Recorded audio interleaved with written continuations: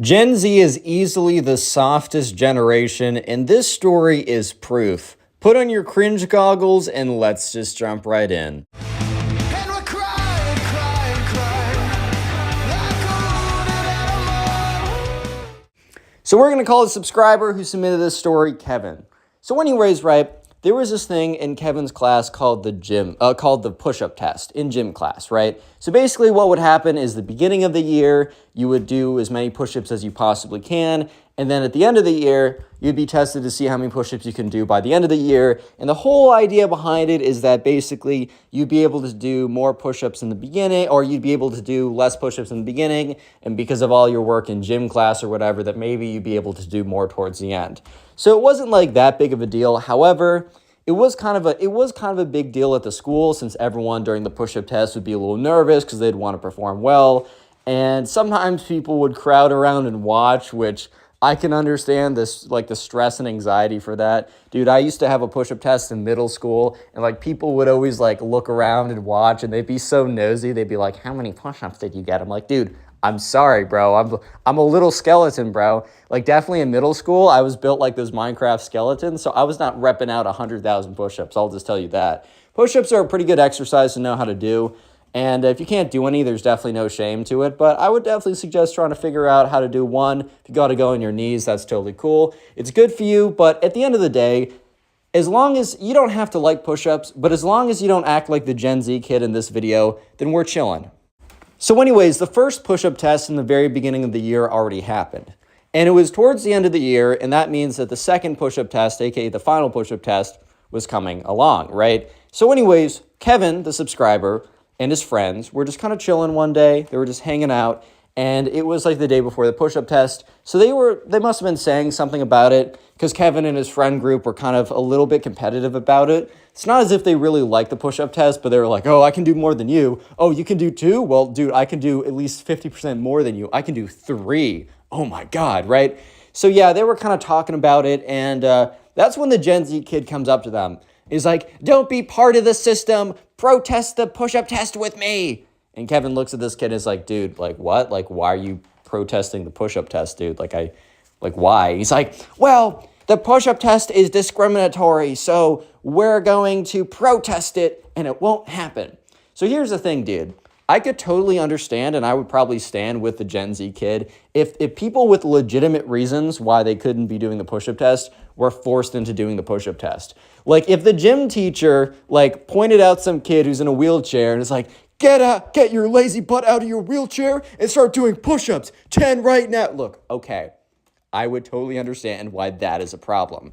However, Kevin asked, "Oh, how's the push-up test discriminatory?" And he's like, "It's discriminatory because I don't like it and it's discriminating against my preferences." And Kevin's like, "Dude, what are you saying right now?" And Kevin goes on to say, "Well, dude, I don't really like doing math. Like, I don't like taking my math exam. It's against my preferences, I guess. It's not in line with my preferences, but bro, like that's just a math exam. Like I know I need to take, like I don't have to do everything just because I don't like something doesn't mean I'm going to protest it."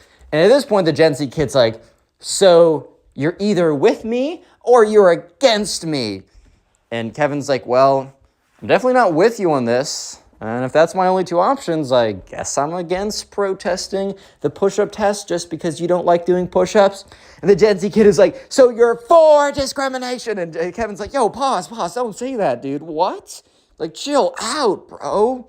Calm down."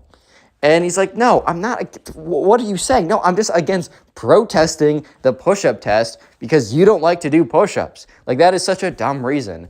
And at this point, the Gen Z kid's like, "You're lucky that I'm not going to protest you as well." And the Gen Z kid says, "You guys will see." And real quick, leave a like and subscribe or you are a Gen Z kid, dude. No joke, no scam. So basically, the Gen Z kid starts running away, like storms off to go talk to other people and try and convince them to join his cause. And Kevin and his friends are basically like, there's not a shot that anyone does what this kid said. Like, there is no chance that the Gen Z kid actually is able to get people together to go and protest with them. He's not going to be able to get anyone together to protest this. And they were actually wrong. So the Gen Z kid must have gotten together enough people that just didn't want to do the push-up test wasn't fun. Like, a lot of people dreaded it. So I think a lot of people were just kind of decided to go along with the kind of faulty logic, kind of like the faulty reasoning of, I don't like the push-up test because it's discriminatory against my preferences because I don't like doing it.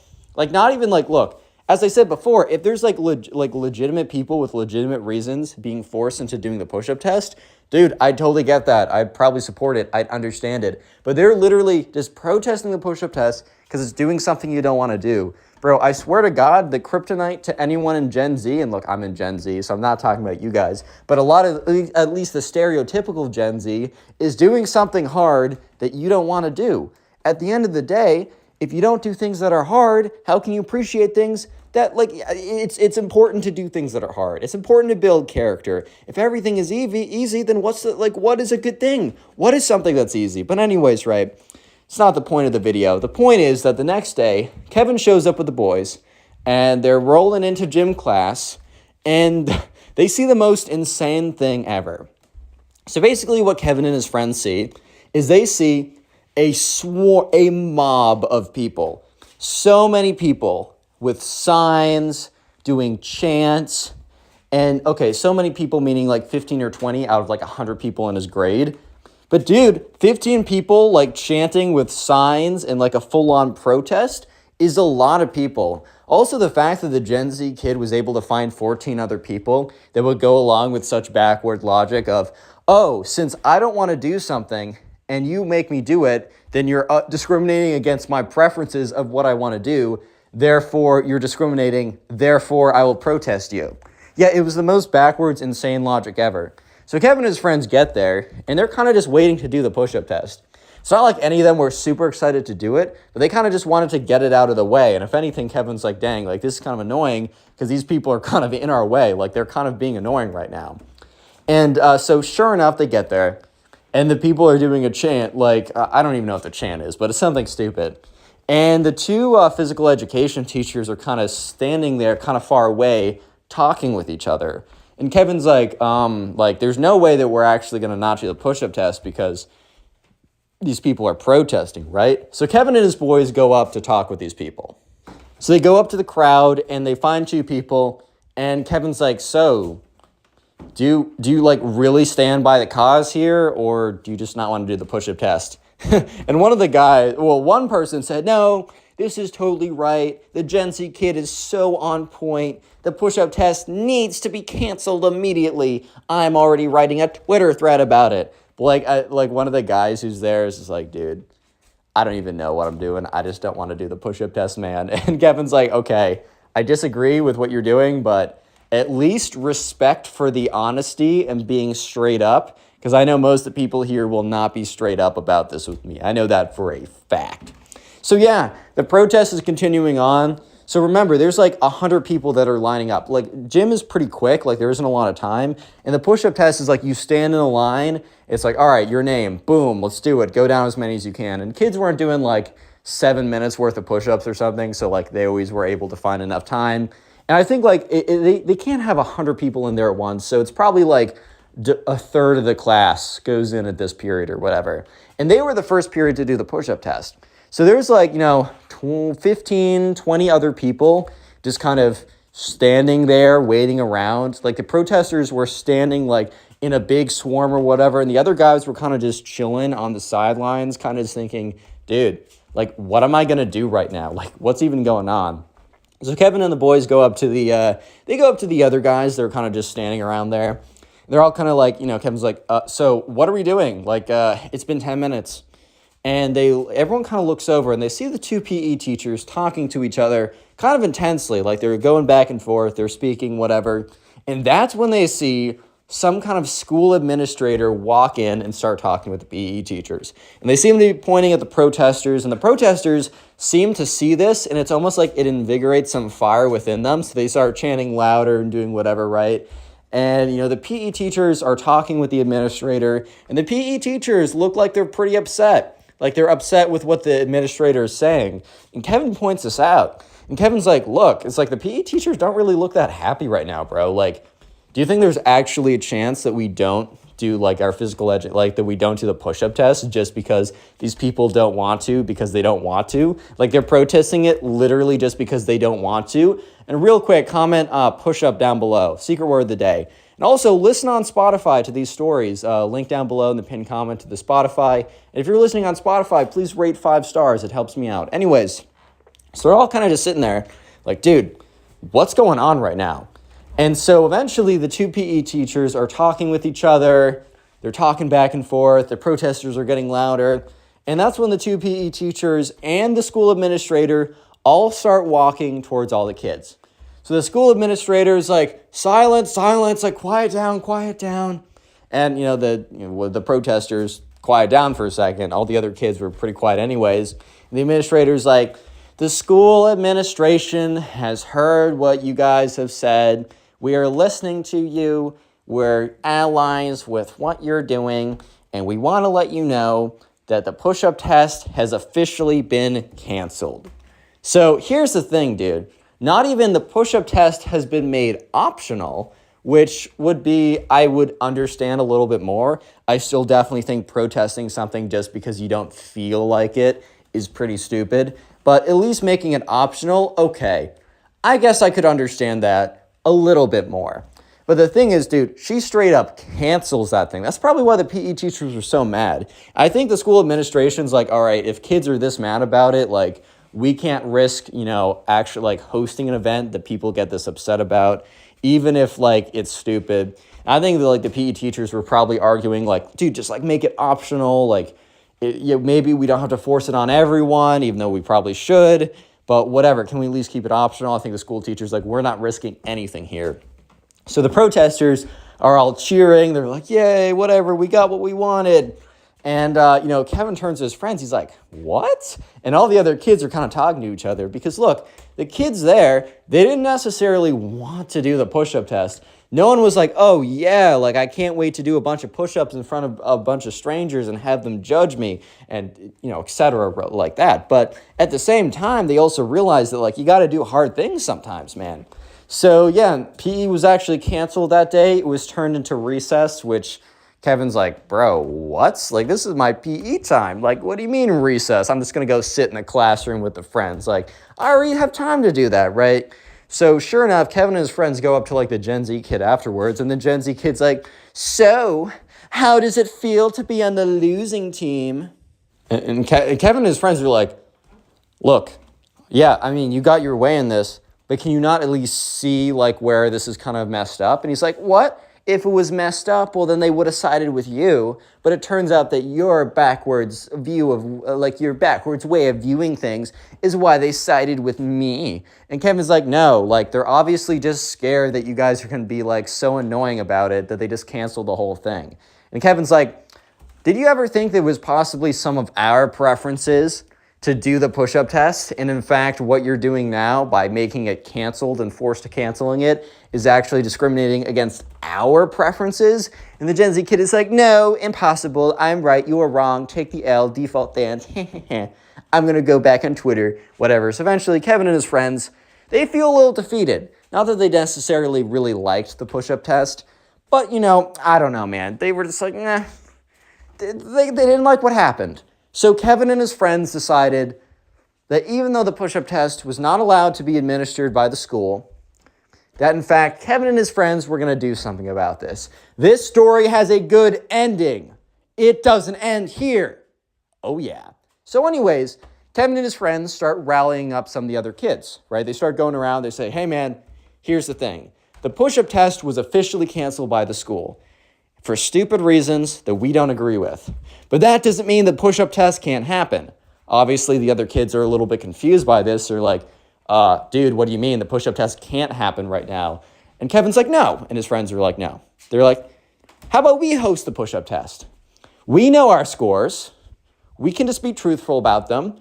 And we'll host a push-up test tomorrow at recess for anyone who wants to do it. And so sure enough, Kevin went around and started telling people that tomorrow at recess, that if they wanted to perform in an unofficial push-up test to see if they improved or just to get their numbers or just to do the push-up test, that they can. And they got, the next day at recess, Kevin and his friends were kind of expecting like, okay, we're asking kids to come in their own free time to voluntarily do push-ups that, they probably didn't want to do in the first place. Kevin and his friends had really low expectations for how this whole thing was going to turn out, right? But what happened was pretty shocking because so many kids showed up. Okay, not as many people as the people who would have showed up if it was mandatory, obviously, right? I think that's pretty obvious. But at the end of the day, quite a good handful, right? If there's 100 kids in his class, and 15 of them were the protesters. And Kevin and his friends were like 5. So out of the 80 remaining kids, they talked to about 60 of them. And out of those 60, 30 showed up. 50% of asking people to come out of their free, so 50% of the people who were asked to come out of their free time, to do push-ups, to do something hard, and 30 of them showed up, 50% of them showed up. That's crazy. That's a really good number. So Kevin and his friends were really excited. They were like, all right, let's do it. And so sure enough, they went through and they did, what the push-up test would have been like. Obviously, they were a little bit less strict about it. So if someone's last push-up was a little bit kind of sus or whatever, they would round it up. It was a really great atmosphere. And the Gen Z kid comes over, is like, no. And he comes over with like 2 of the other protesters. They said, the push-up test is officially canceled. You cannot be doing the push-up test right now. That is unacceptable. And Kevin's like, this is our own private push-up test. We're doing it. We're having fun by ourselves. You don't have to do it. And if you don't want to do it, you don't have to do it. This is not discriminating against your preferences. And so the Gen Z kid's like, oh, I don't think so. So the Gen Z kid immediately runs over to get like one of the staff members or something and brings them down. And the Gen Z kid's like, look at them. They're breaking the rules. And so, dude, you're pointing at a bunch of kids just doing push-ups, right? Is that really against the rules, dude? Like, is that really against the rules? And the staff member looks at the Gen Z kid and says, they're not breaking any rules. Like, they're not forcing you to do anything. And the Gen Z kid's like, what? No. Gen Z kids love attention. And in this story, you'll see how far they will go to get it, as the Gen Z kid literally fakes a medical disorder to get some attention. This is absolutely crazy, so let's just jump right in. So we're going to call the subscriber who submitted this story Gavin. And anyways, in Gavin's class, there's a girl who we're going to call a Gen Z girl. So anyways, something really strange and suspicious happened. Basically, in Gavin's school, there was a no phones policy. And I don't mean like no phones, like you couldn't have your phone out and your teacher would tell you to put your phone away. I mean no phones, like if the teacher saw that you had your phone out, you wouldn't just get your phone taken for the entire day. You would literally be brought up to the front office. It was that severe and strict. So this is why this is super crazy. So he was in class, Gavin was in class, and the Gen Z girl had her phone out. And I don't mean have your phone out like had the phone on the lap. I don't mean was checking the phone sneakily under the desk. I mean legitimately had both hands on the desk, holding the phone, looking down into it, so incredibly obvious that she was on her phone. And so when Gavin saw this, he immediately turned to look at the teacher and was like, okay, what is the teacher going to react? Because whenever, like literally 2 weeks ago, this kid that he knows, Ben, took out his phone for one like small millisecond to see if his parents were calling him because he was awaiting some really serious news or whatever. And the teacher caught him. And even though he explained it, she said, no excuses, and literally sent him to the front office and took his phone for the entire day. So the fact that the Gen Z kid had her phone out the entire time was completely baffling to Gavin. But it wasn't just baffling to Gavin. Literally everyone else in the class, like at one point would turn, look at the Gen Z kid and be like, oh my God, they're like blatantly on their phone right now. And then immediately after realizing this, they would turn to the front of the class to look at the teacher. And the teacher would do nothing about it. And here's the thing, the teacher wasn't like tucked away at the very front, facing the board the entire time. And the Gen Z girl wasn't hidden in the back. The Gen Z girl was in the middle of the classroom, very obvious, right? And the teacher was facing the class the entire time. So it was 100%, with 100% certainty, Gavin knew that the teacher knew that the Gen Z girl was on her phone. So you guys might be thinking, okay, well, how is this even possible? Maybe the teacher didn't notice the Gen Z girl being on her phone. Maybe it's a new school rule where you can actually be on your phone and nobody cares and no one was told. Well, let me just say that those two things are not true. Because let me tell you the truth about this situation. The Gen Z girl had recently submitted a fake doctor's note for a disease that the name was so rare, it was like so complex and so unheard of that if you typed into Google, nothing would come up. And you know why nothing would come up? Because it wasn't real. She had made up a fake illness, and she had made up a fake doctor's note. And there was a long list of demands on that list. For example, one of them is that she must have access to her phone at all times for hyperstimulation or whatever, or X or Y will happen, right? A long list of demands that if the teacher doesn't follow, that the teacher can be sued, that the school can be sued, long list of stuff like that, right? And I don't know exactly how the Gen Z girl was able to come up with a fake doctor's note. Maybe she just found a template online. Maybe she paid some sketchy kid $20 in the back alley to make a fake doctor's note. But either way, she had made a fake doctor's note and nobody knew, no one was the wiser, right? Because this was really suspicious. But this could be, I don't know, someone could say that the teacher didn't notice or something like that. But it was the next day where people realized that something was seriously up. Because the next day they had a quiz, and they would have random pop quizzes. They weren't ever that difficult, but a quiz is a quiz. It's not something you want to do. Like, I don't know, if a teacher tells me I have a pop quiz, I'm not necessarily super excited to hear that. So anyways, the teacher announces to the class that they have a pop quiz. And while the teacher is handing out the quizzes, the Gen Z girl says, "Hey teacher, I don't want to take this. Can I go?" And the teacher says, "Yes, go ahead." So everyone in the class is like, what? Like, are you serious right now? We can just say, I don't feel like doing it. So as the Gen Z girl is packing up her stuff and leaving, another classmate is like, "Oh, shoot, does this work?" He's like, "Hey, teacher, I don't feel like taking this quiz." And the teacher says, "Tough, you got to take it." And the classmate's like, "Huh?" Because everyone is just so confused at this moment. However, the teacher's because some kids were starting to talk to each other. When something crazy happens and there's a little murmur in the crowd, the teacher basically didn't want this to happen. So she's like, "Silence, you're taking a quiz, be quiet." So they're all taking their quizzes. And they all take 20 minutes longer to take the quiz than usual, just because they were all just thinking about what on earth just freaking happened, bro. How did that even happen? So yeah, at this point, it was a little bit confusing. It was a little bit strange. So after they get out of class, all the kids, including the subscriber who we're calling Gavin, they kind of a lot of kids in the class, Gavin and his friends in the class kind of got together. And as they were walking out, they were like, "Dude, did you just see that?" The Gen Z girl literally asked and said, "I don't want to do this." And the teacher was like, "That's cool, you can leave." And someone else asked and she said, "Tough, that's definitely unfair. That makes literally no sense."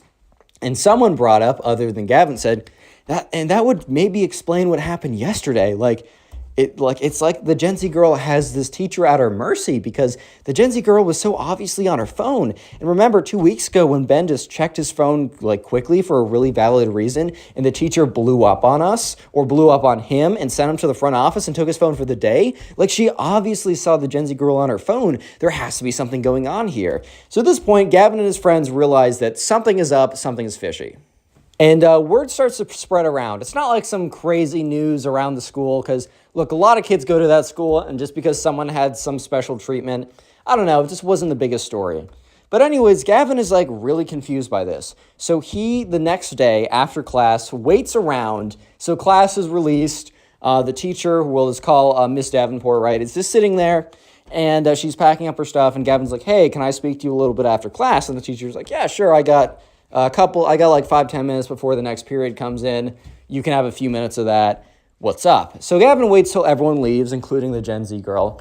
And he's like, "Hey, so I was wondering, yesterday, you gave the Gen Z girl, she asked, can I just not take the quiz? And you said, sure. And then another guy asked and you said, no. Is there something I can apply for to get that? Is that some kind of something I can do that I just don't know about?" And the teacher's like, "Well, just for your information, sometimes kids have medical conditions or something that allow them to get out of certain things. but no, like you would need like medical documentation to have those certain privileges. And trust me, having the disease that girl has is not a privilege at all. I'm just here to make her life easier, right? Because it's already so difficult. Like, you got to think about other people when you ask these things. And like all this kind of stuff. And Gavin was kind of taken aback, like, whoa, chill out, dude. Like, I just wanted to know what was going on. So Gavin left that conversation, kind of had this kind of like, he just had this weird sense. He was like, something is totally up. So he goes and meets the other friends, and he explains that the teacher says, oh, she's like a medical condition or something. And the friends are like, oh, a medical condition for what? Like to go on her phone and to not do stuff she doesn't want to do? Like, I think that's just called, I don't know, freeloading syndrome. Like, I think that's just called doing whatever you want syndrome. Like, bro, what are we talking about right now? So Gavin's like, I don't know, guys. Like, if she has a medical condition, I don't want to like poke the bear or something. Like, I think that'd be pretty disrespectful if we went in and we're like, what's a medical condition or whatever. But then one of his friends was just kept on harping on the fact of like, well, what would the medical condition be in the first place? Like, it literally makes no sense what you're saying. And Gavin's like, yeah, I mean, I guess, but I don't know. I just don't want to be that guy. And the friend's like, dude, like, we'll let it go. Like, we don't need to like stick on this, but it just seems a little weird. So for the next week, this girl just gets special treatment after special treatment. She would randomly ask to go in the middle of class, and the teacher would say, yes, of course. She would pack up and leave. This girl would like decide, like when the teacher would come around collecting homework, she'd say, I didn't do it. And the teacher says, that's totally okay. You'll get an A. Like the most ridiculous stuff ever. And like kids were like starting to like be like, dude, what? So apparently it was more than just Gavin that went to the teacher after class to be like, hey, how can I get special privileges too? That on that Thursday, she makes an announcement in class. And it's like, guys, since enough of you can't seem to figure out what's going on, I thought I'd make a very general announcement. Just so you know, some people in our class have certain medical conditions that allow them to certain privileges. Like, just so you know, you would not want to live in their footsteps or in their shoes or whatever. And the privileges they get are just to make up for the difficulties of their life. Which is, here's the thing. There are legitimate medical conditions that students have, and for that reason, they're able to get whatever, right? I think the most common one that probably a lot of you guys know, and I have a lot of friends who have it, and I know I've been in school with a lot of people with it, is this ADD, ADHD. Like, that's the most common one. And the most common thing that happens is you just get accommodations such as more time when taking exams because you can't focus as well, just medically, like you're behind because of that. It's not your fault, right? So there are very legitimate reasons, but it's just so messed up to make up a medical condition, taking away from people who legitimately suffer just because you're lazy and want attention, which is a total Gen Z move. But anyways, at this point, the teacher is like, you guys need to be more sensitive. You need to realize your surroundings. You got to realize that this is messed up. And like, you know what? You guys are better off without like, or just kind of like scolding them. The whole class is kind of like, what? I think some of them realized that she was talking about the Gen Z girl. And here's the funniest thing ever. The Gen Z girl had no idea this was going on because she was legitimately on her phone texting. Like, wasn't even paying attention for a second. Was actually probably on TikTok, if I'm being real. She is a Gen Z girl. She's definitely on Twitter trying to cancel someone because bread is offensive. I don't even know. Yeah, but basically, right, the teacher kind of scolds them and then goes back to teaching what they're teaching. So here is the thing. This is where things get really juicy. So the Gen Z girl has a friend.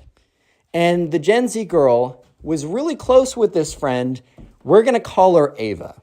So Gen Z girl and Ava got along really well.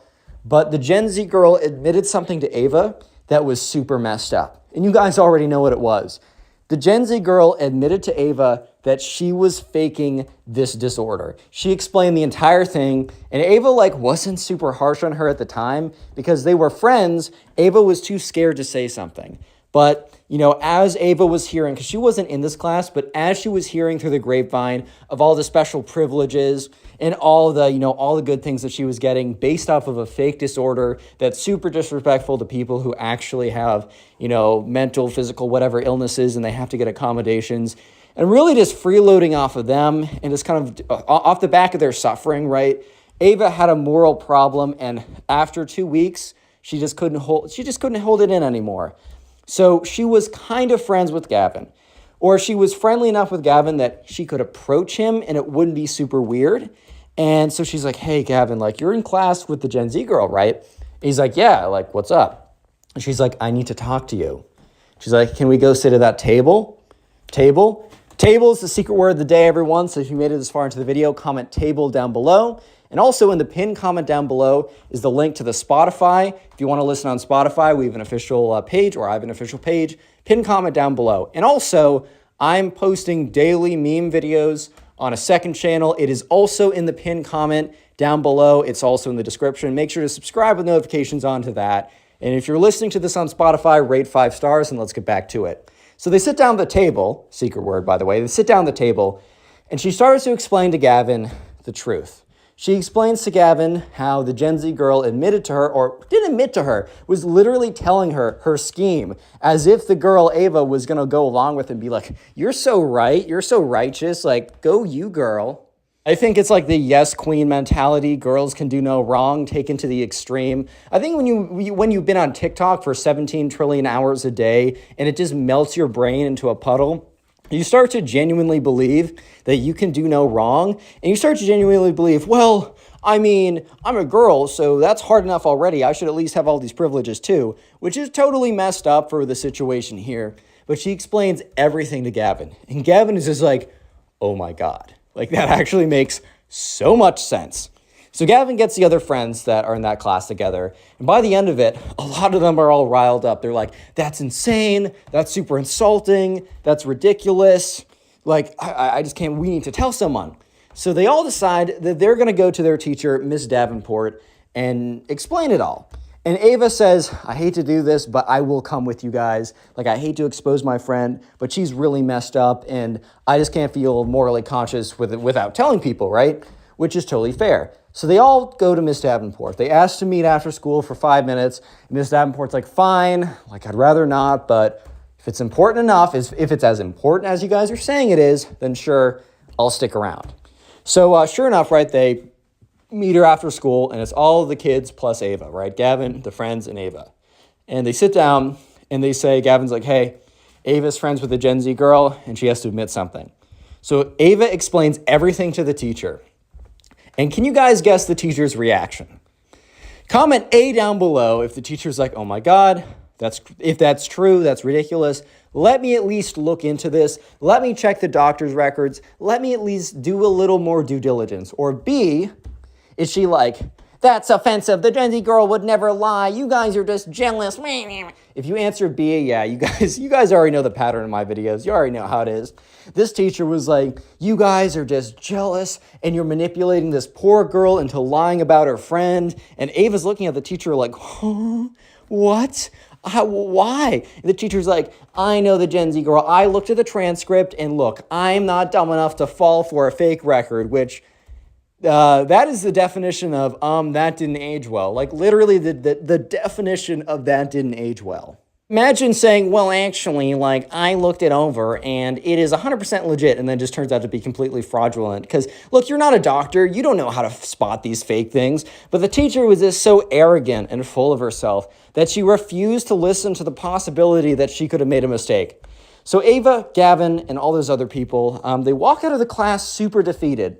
And they're just like, this girl's going to get away with it. We literally brought her best friend to confess on her behalf to the teacher, and the teacher doesn't believe it. Like, we would literally have to have the Gen Z girl herself confess, and then the teacher would probably at this point blame us and say that we used special hypnosis tactics to make her say what we wanted. At this point, bro, like, seriously. And so, sure enough, they're all like, all right, whatever. We're not done. We can't let this go. And Ava's like, guys, we can't let this go. There has to be a way. And most of the guys are like, it's a lost cause. We already went to the teacher, and she's obviously not having any of it. And that's when Gavin's like, wait a minute. What if we go straight to the administration? Because if anything, the teacher would have probably passed this news along to the administration, and then they would have done something about it. So why not just go straight to the root? So sure enough, they're like, all right, let's run up to the front office. They run up to the front office, they get there before it closes, and they actually book a little spot with the principal because they're about to close, but the principal's like, yeah, I got 5 minutes or whatever. Or the assistant's like, just go in there quickly.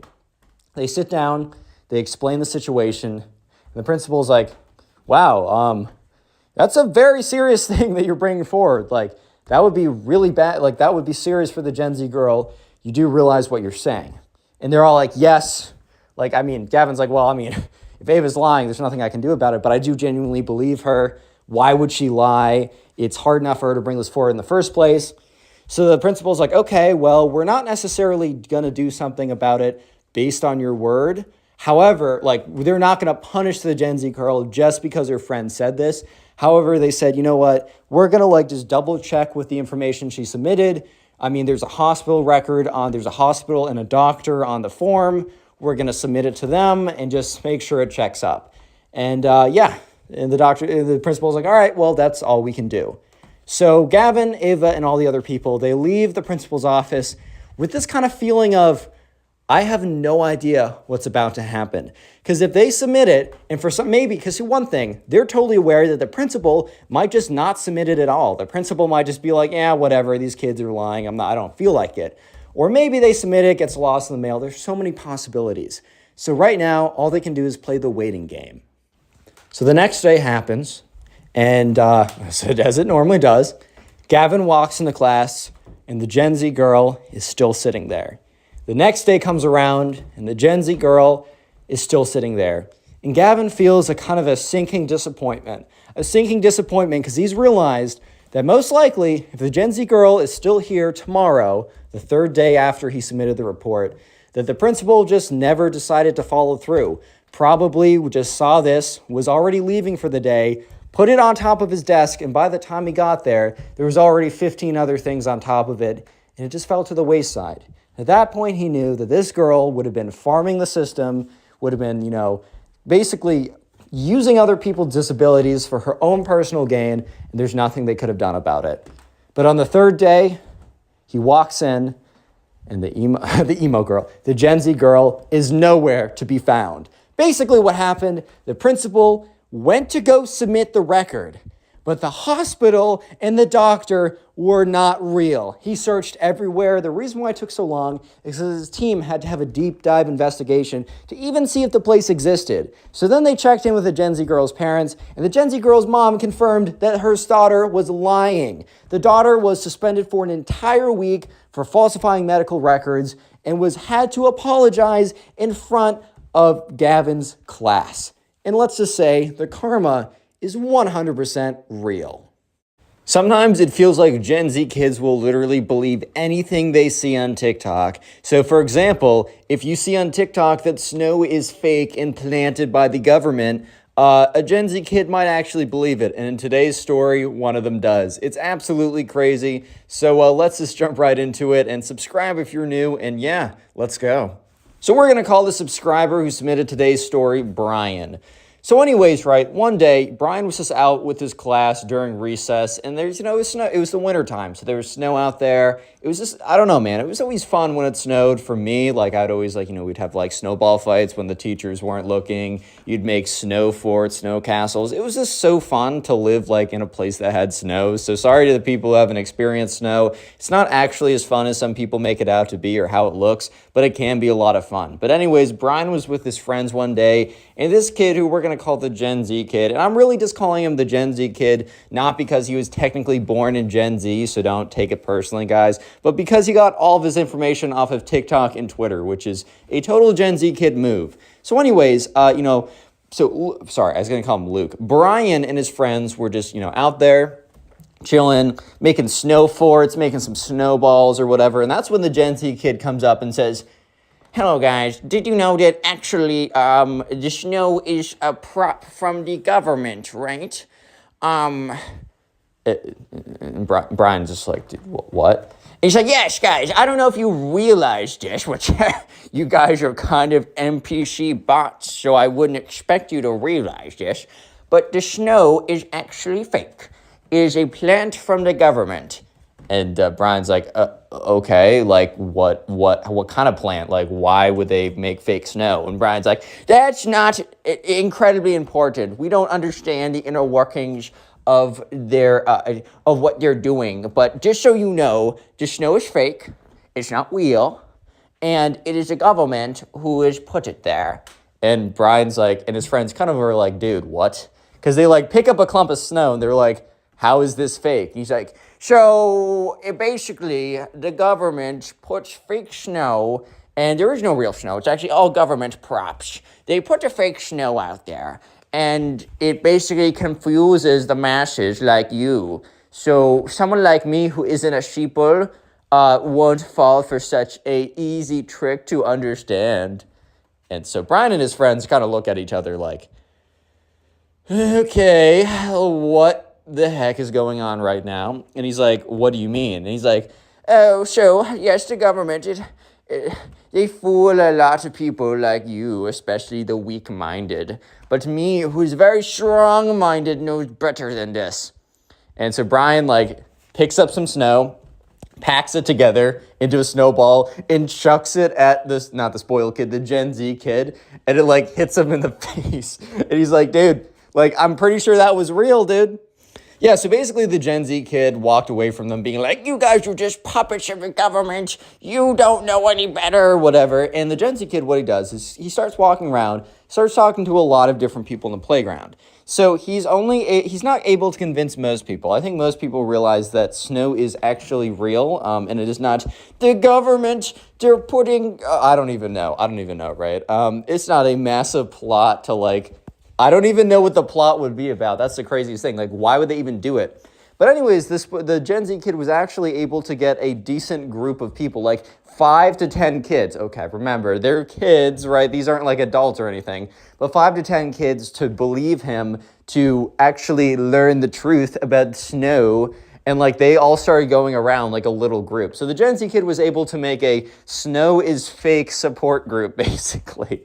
And they would go around starting to talk to people, right? So Brian and his friends see this, and they hear about this. And Brian turns to his friend. He's like, bro, this kid needs to be stopped. Like, why is he telling it? Why is he convincing people? How is he convincing people that snow is, like, not real? Like, why would they actually believe this? And, yeah. So, the next day, the snow melts because if you don't know, snow comes and snow goes, but I don't know, man, like that happens. And Brian walks over, or not Brian, sorry, the Gen Z kid walks over to Brian and his friends. And it's the next day at recess. And the Gen Z kid is like, so Brian, where did all your precious snow go? And this time, the Gen Z kid was not alone. He was with the 5 to 6 or so other members of the Snow is Fake group or whatever that he made. And everyone in the group starts laughing and pointing at Brian. And Brian's like, what? Like, dude, snow melts. And the Gen Z kid's like, oh, so that's your excuse? That's such a poor excuse, Brian. Oh, it just melted? OMG, like, it definitely wasn't, like, undeployed by the government. That makes a lot more sense, bro. Like, you're so stupid. And everyone in, like, the group is pointing and laughing at Brian like, oh my God, this guy actually believes snow is real. Oh my God, how did he come up with something so crazy? Wow. And so Brian's just looking at him like, dude, like, why? Like, why do you even think this? Like, this is literally the stupidest thing I've ever, like, heard. Like, why? And Brian's like, or no, sorry, the Gen Z kid is like, well, actually, if you did research like I did my own research, and I wasn't a sheeple like you. And I found many, many sources telling me that it's actually a psyop operation in the government is putting snow down to have complete control over the population. That's how they do it, Brian. I've broken free of their grasp, but you are still a sheeple. And Brian's like, dude, what? Like, okay, man, can you explain to me why they would fake snow? Like, it just doesn't make any sense. And the kid's like, well, no, but, well, they are, Brian. I saw it on TikTok. It's real, guys. And everyone else in the Snow is Fake group is like, yeah, Brian, he's just trying to educate you, and you're being not very nice right now, because he's just trying to help you break free right now, Brian, and you're not listening. I kind of feel bad for you, Brian, because I was once like you. The government once had complete control over me, making me think that snow is real as well, but then I saw the truth, Brian. And Brian's just like, dude, I don't freaking know you. So anyways, that group kind of walks away, and Brian's friends turn to him and they're like, dang, these guys are weird. Like, why? Anyways, though, Brian had a class with the Gen Z kid. And in this class, they had to do a presentation. And the presentation, they were in a science class. And what unit of science were they doing? They were doing like natural science and environment right now. So they had to choose a location and do a presentation on the environment. So I don't know if you guys can guess, but can you guess which one the Gen Z kid chose? Yes, the Gen Z kid chose Antarctica, which in the Gen Z kids' world was the base, because like Antarctica is very, I'm pretty sure it's like very cold, snowy. It's basically like snow caps at the poles, right?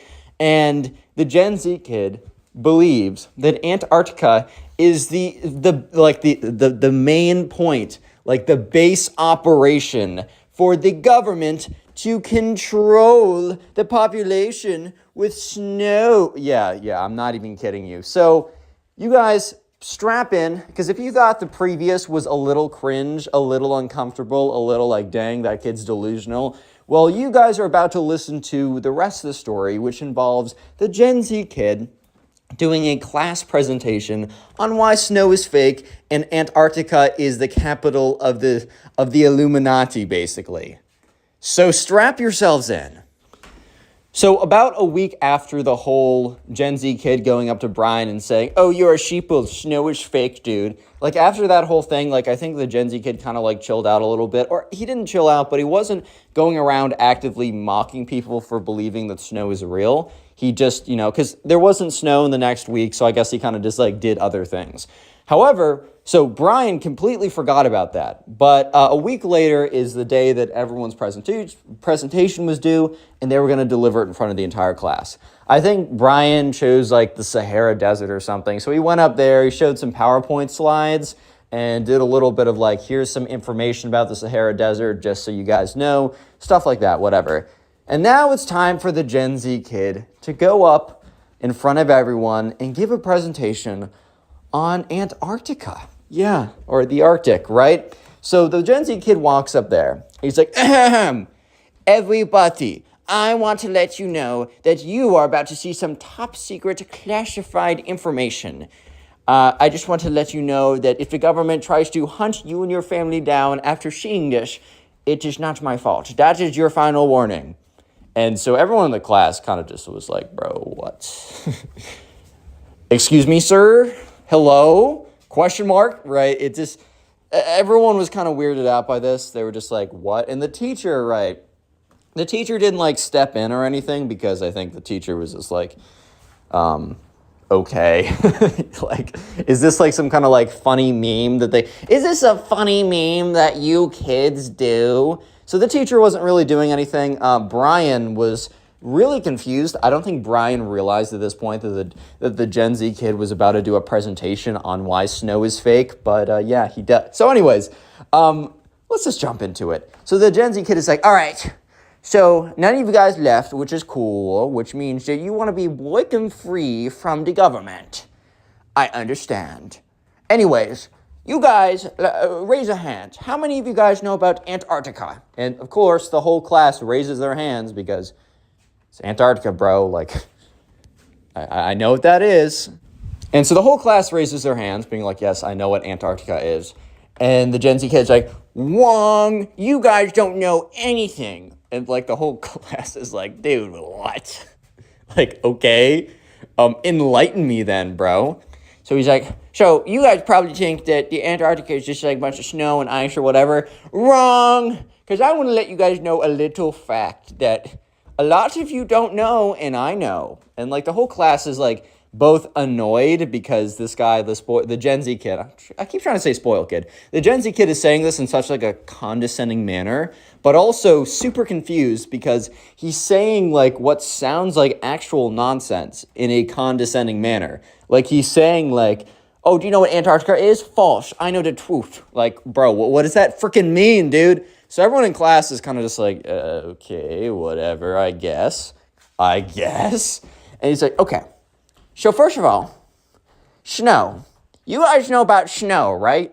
And the teacher is kind of looking at this kid because the teacher is starting to realize that this presentation is completely going off the rails.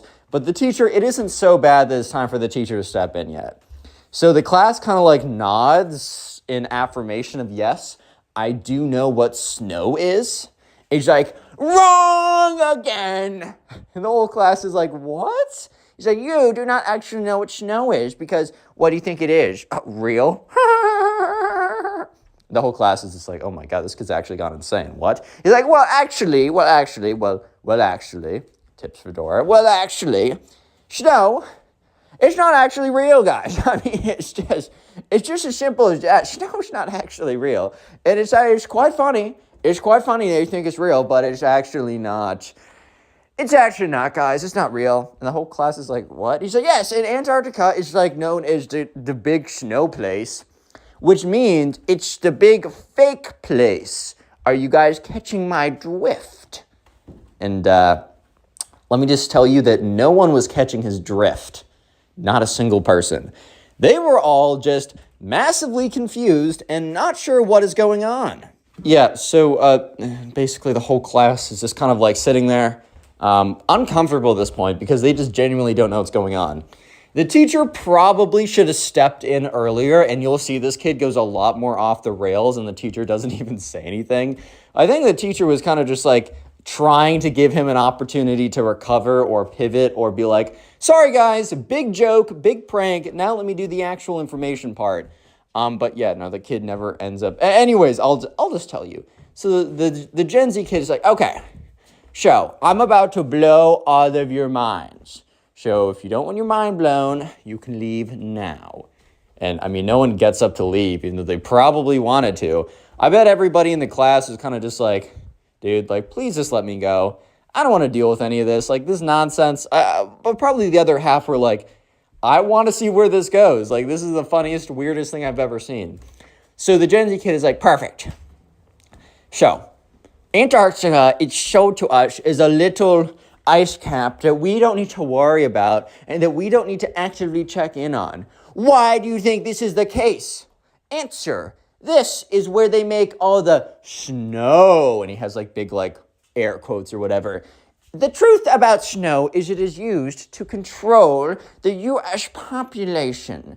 This is a fact. And everyone kind of looks at each other like, this is a fact? How? How is this a fact, dude? He's like, this is a undisputable fact. Snow's not real. I know your parents have been lying to you, being like, oh, snow's real or something. Snow's not real, okay? It's not real. And it is used by the government to control the population. And the Brian is just kind of like, what? Dude. So some kid raises his hand. And the Gen Z kid is like, yes, Steven, have I not been clear enough for you? And this kid named Steven will say, raises his hand and is just like, yeah, like, how do they control the population with snow? And the Gen Z kid just doesn't respond for a second. He's like, silence! I'm telling you information. Stop interrupting me. And the whole class is kind of like, dude, what? Dude, because he asked a genuinely decent question. Like, what do you mean snow is fake? Like, what? Also, how does it control the population? Like, how would that control people? People is the secret word of the day, so comment people down below if you made it this far into the video. And while you're down in the comment section, make sure to check out the pinned comment, because in the pinned comment is a link to my Spotify account in which all these stories are uploaded as podcasts. I'd love it for you to listen on there if you like that. And also in the pinned comment are 2 YouTube channels that I'm also working on. Please make sure to go ahead and subscribe to those and watch some of the videos, as I think you will enjoy them. Anyways, yeah, the Gen Z kid continues to go on about how snow is fake. So he moves to the next presentation, the next slideshow, not the presentation. And it's just a bunch of letters saying, snow is fake, wake up, sheeple. And he's like, guys, I want you to do me a favor. I want you to repeat after me. Snow is fake. And he waits a second, and literally no one in the class says anything. This is dead silent. He's like, guys, you're not paying attention. I mean, I get it. You're sheeple, and you're just like, beep, boop, bop. I'm a bot. I'm a robot. I'm an NPC. I do whatever government says. Snow is real. But, guys, is it really that hard to follow orders? And the whole class is like, dude, what is this kid going on about? And so at this point, the teacher steps up. He's like, hey, man, buddy, old pal, where did you get this information, by the way, that that snow isn't real? And the Gen Z kid's like, well, I got it from really reliable sources. And the teacher's like, can you show me those sources? The first time anyone's actually asked to see the sources, not even the people in the Snow is Fake group that he created earlier asked to see the sources. And he's like, oh, yeah, sure. And he pulls out, like, his phone. He's like, wait a minute, I have to go find it. And he's, like, going on TikTok, going through his saved or whatever. He's like, here, this is undeniable proof that Snow is fake. Prove me wrong, Mr. Teacher. And so the teacher looks at it. And is like, son, like this. Because the teacher, I guess, has TikTok or whatever. And he's at least, I think the teacher's a little bit more with it when it comes to the internet or something. Or, okay, basically the teacher looks at the account and says, oh, like Gen Z kid, like this is a parody account. Like, it's like, huh? He's like, yeah, this account is like, it's like a comedy account. It's like, it'll say something satirical or obviously fake and make it portray it as true, but it's even says in the account, like, clicks on the account and it says like parody in the account, satire, like, and he's like, yeah, no, this account is just satire, man. Like, this is just a joke. And the Gen Z kid's like, whoa, what? No, the government got to him. The government got to him. Yes. The government got to him and made him change the account. Oh, you thought I was going to fall for this, man. The government got to his account and made him change it to satire so that he could, like, protect himself. He's trying to avoid being captured by the FBI right now. And the teacher's like, no, I'm pretty sure this is just satire. Because if you actually watched the video, apparently it was, like, very obviously, like, for comedic effect. Like, it was literally done mocking people that, like, would come to these crazy conclusions about stuff. But the Gen Z kid must have seen it and been like, this is real! Oh my god, guys! Yeah, so eventually I think the Gen Z kid starts to realize that he fell for an obvious joke. And yeah, he starts to be like, well, actually, I'm going to do some more research on the topic and I will get back to you guys later. And the Gen Z kid sits down in his seat and just doesn't say anything. Yeah, so for the rest of class, the other presentations are pretty normal. But yeah, a week later, it snows again. And Brian goes up to the Gen Z kid and is like, hey, man. And the Gen Z kid's like, what's up? He's like, is this real? And the Gen Z kid's like, yes, it is real. It is real, Brian. You happy now? How's it going, everyone? Today we have a story of a crazy furry who tries to eat this kid in class. I know, no. You heard that right. No. Don't double check your hearing. You heard that 100% correctly. So sit back, relax, subscribe to the channel if you're new. We're going to call the subscriber who submitted the story Sammy. Real quick, I do want to say that if you are a furry or like to dress up as animals, look, I don't personally get it, but I have no hate for you. All love, trust me. As long as you don't do what the people in this video do, you're totally cool in my book. Same thing when I made the video on like the crazy dream stand. I don't hate dream stands. I have all the love for you guys, but as long as you don't act like the crazy people in these stories, I like you. So anyways, this all started when one day Sammy was innocently walking down the school hallway. He didn't really think anything of it. I mean, bro was just walking to his hallway in school. Like, it doesn't matter, man. But at the end of the day, Sammy made a huge mistake, apparently. Because Sammy was walking, he wasn't really paying attention, and he bumped into this kid. And this kid, after he bumped into him, turns around. And Sammy was kind of expecting, like, by the aggression on this kid's face and by the way he whipped around, that this kid was going to be like, watch where you're going, bro. Or he's going to be like, you want to fight, bro? Or I don't know, something like that. But instead, the kid growls at him. Like, freaking growls like an animal. And all of a sudden, like, Sammy's just so taken aback. He's like, what?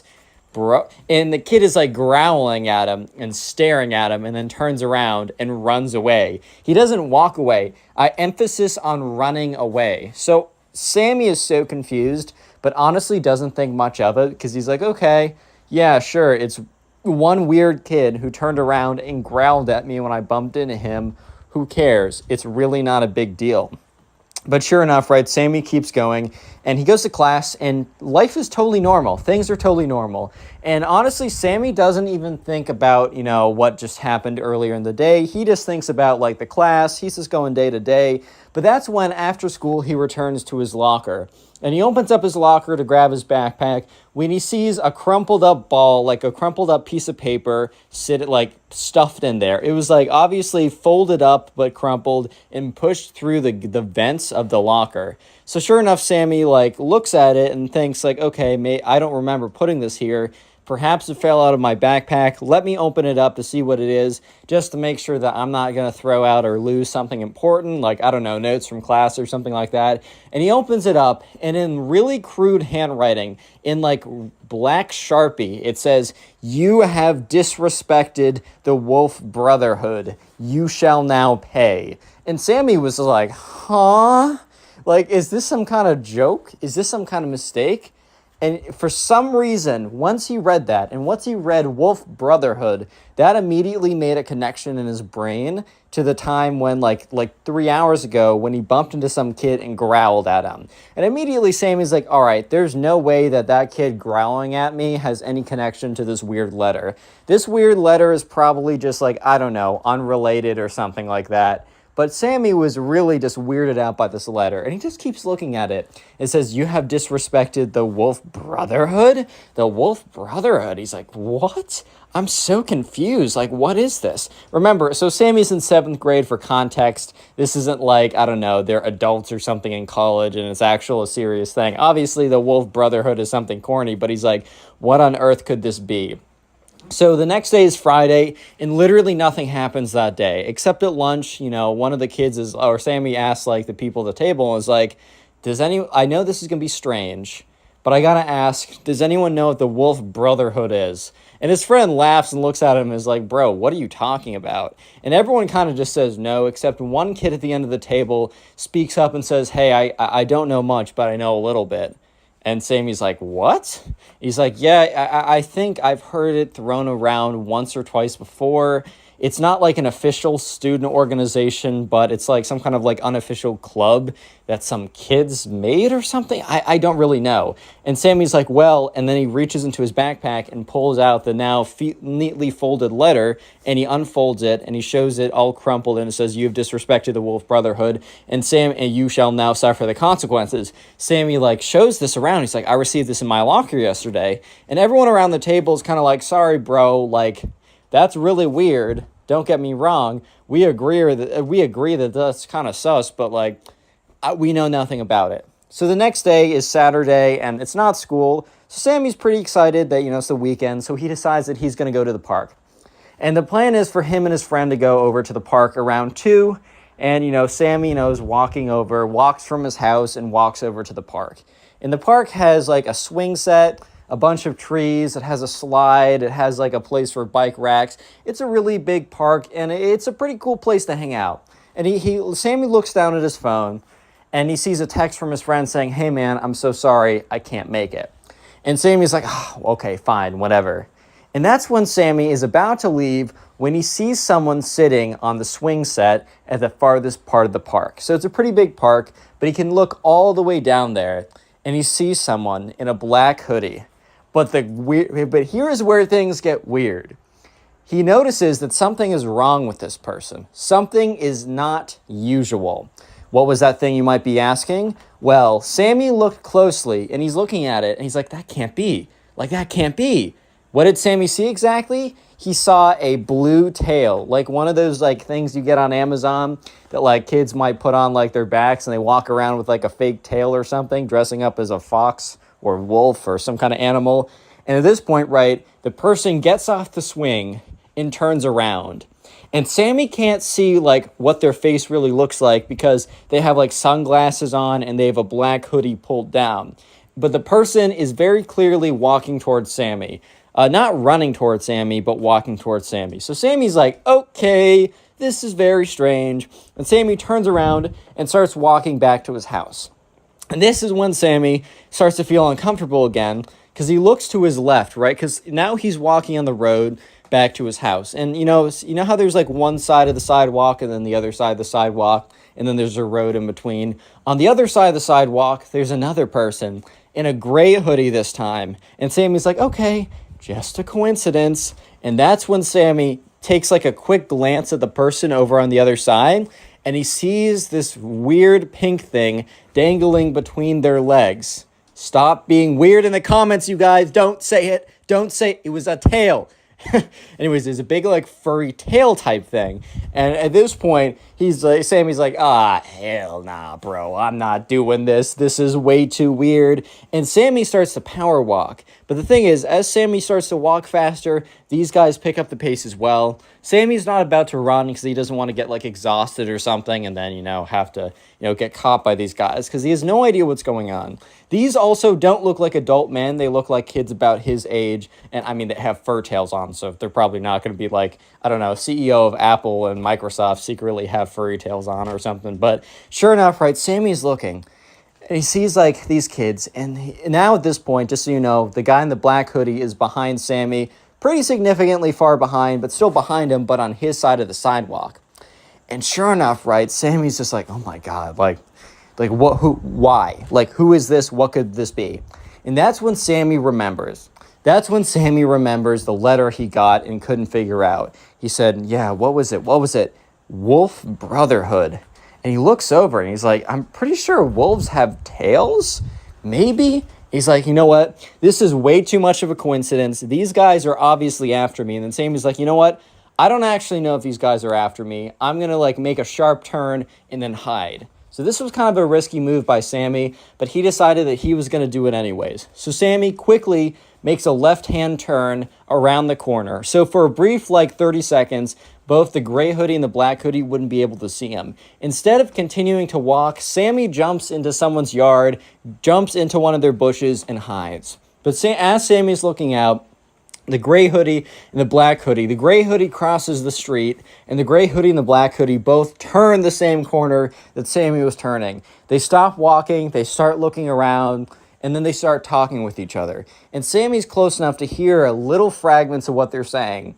They're saying, blah, blah, blah, blah, Sammy, blah, blah, blah, blah, can't find him, blah, blah, blah, blah, Wolf Brotherhood. So at this point, right, Sammy knows the two things. That one, these kids were following him, and they were after him. And second of all, that they have some relation if they are not, the Wolf Brotherhood themselves, right? So Sammy is just like, this is so freaking weird, I don't know what to do. And he waits there, and he's just waiting there until, the guys, eventually they get up and they leave because they can't find Sammy anymore. So Sammy eventually gets out and just walks home as quickly as possible, completely freaked out at this point. Completely freaked out. So he walks on home, he gets back home, and he calls up his friend. His friend's like, yo, dude, sorry I couldn't make it out of the park. And Sammy's like, probably a good thing. You're not going to believe what I just witnessed. So Sammy tells the story to this kid. And yeah, sure enough, this, Sammy's friend's like, oh my God, dude, that's insane. That's not normal. And Sammy's like, bro, I don't know what to do about this. And Sammy's friend's like, man, I don't know what to tell you, advice-wise. But just be careful, man. Just be careful is all I'm trying to say. And he's like, you know what, man? I'm going to start asking around for my friends and see if any of them happen to know anything about, I don't know, this fox or wolf cult thing you were telling me about. I don't totally, I don't think it's something, but, I don't know. I'll ask around. So sure enough, Sammy's friend's now in the case, and he's going to ask around. And Sammy's like, you know what? I'm just going to get my mind off of this. Tomorrow, I'm going to go to the mall and just hang out there. And Sammy felt a little bit safer at the mall than, at a random park with no one there, just because, other people were there. So the next day, Sammy walks over to the mall, and he's very paranoid walking over. And he's, looking over his shoulder. He's kind of looking around, but he plans to meet up with someone at the mall. So Sammy walks over about 5 minutes, and he gets to the mall. He sees his friend out there. They link up, and they start walking around. They walk to different stores or whatever, and they do what you do in the mall. And after a while, Sammy's friend's like, all right, man, I got to go. My mom's here. She's coming to pick me up. And Sammy's like, okay, well, I think I'm going to stay here a little bit longer. So Sammy's friend leaves, gets picked up by his mom, and Sammy walks into a clothing store. In this clothing store, it's really big, it's really wide, and there's a lot of, shelves. There's a lot of, racks and racks and racks of clothing, and it goes really far back. So Sammy is just, sifting through the clothes. He's kind of just looking around.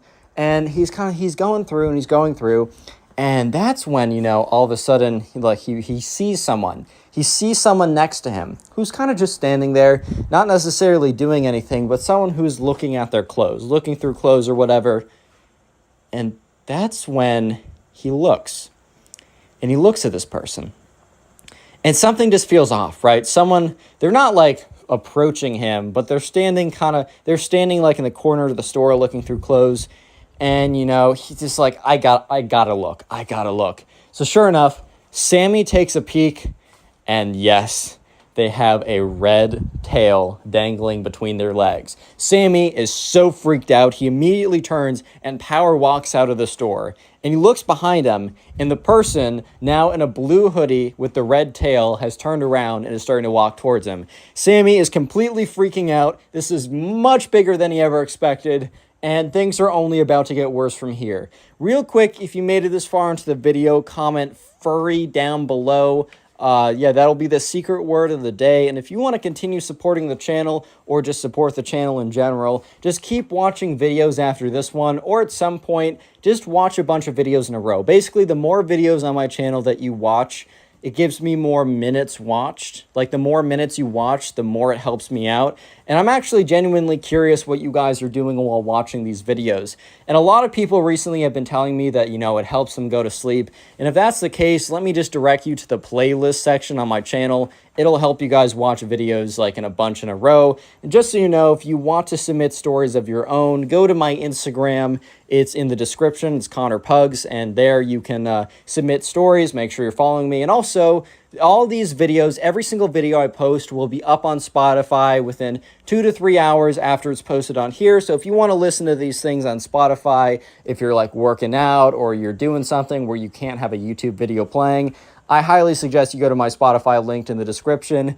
Make sure you're subscribed, leave a like, and let's just get back into the story as it's about to get crazy. So Sammy is power walking out of the store, and he's walking as quickly as he can to the mall exit. And that's when, he passes by a store and he catches a glimpse of someone standing, and sure enough, they have a blue thing dangling. And sure enough, it is a blue tail. So as Sammy passes by someone, he immediately sees someone walk out of a store and starts following him too. And that happens with another and another and another. Now there are 5 whole people that have come out, and they're stalking Sammy at this point. 5 people are walking after Sammy with, these blue or red or whatever tails, in between their legs, and they're walking faster and faster, and they're gaining ground, and it's not looking good for Sammy. Sammy starts dodging around, and he goes into a store, which kind of sounds like a death trap. You're like, why would you go into one exit? But the thing is, he knew that the store was big and complicated, but also there was an exit that didn't turn on the fire alarm. Because a lot of times, if you go into one of these stores and you go out their exit or whatever, it's going to have a fire alarm. But Sammy knew in the way back there's an exit where the fire alarm is disabled, and you could leave it without setting anything off. So Sammy walks into a store, and 30 seconds later, the 5 furry people walk in as well, trying to chase him down. And so sure enough, right after a little while of doing this, Sammy's going through, he's looking around, he finds the exit, he bursts out of it. At this point, he can't keep on, he knows that he has a little window of probably about a minute before they figure out that he left through this exit, or maybe they don't, but maybe they do, right? So Sammy's like, all right, I know what I gotta do. Anyways, right, so at this point, Sammy is gaining some ground or whatever. He's actually getting some distance, and he just starts running. And, he runs and runs. He runs all the way back home, and he gets to his house. His mom is gone for the day or something, so he gets in there, locks the door, runs up to it, make sure it, goes around to make sure that everything on the first floor is locked, runs all the way up to his room, and just, looks out the window. And it's like, okay, there's no way that those kids saw, I outran them. They're probably still in the mall. They probably have no idea where I am.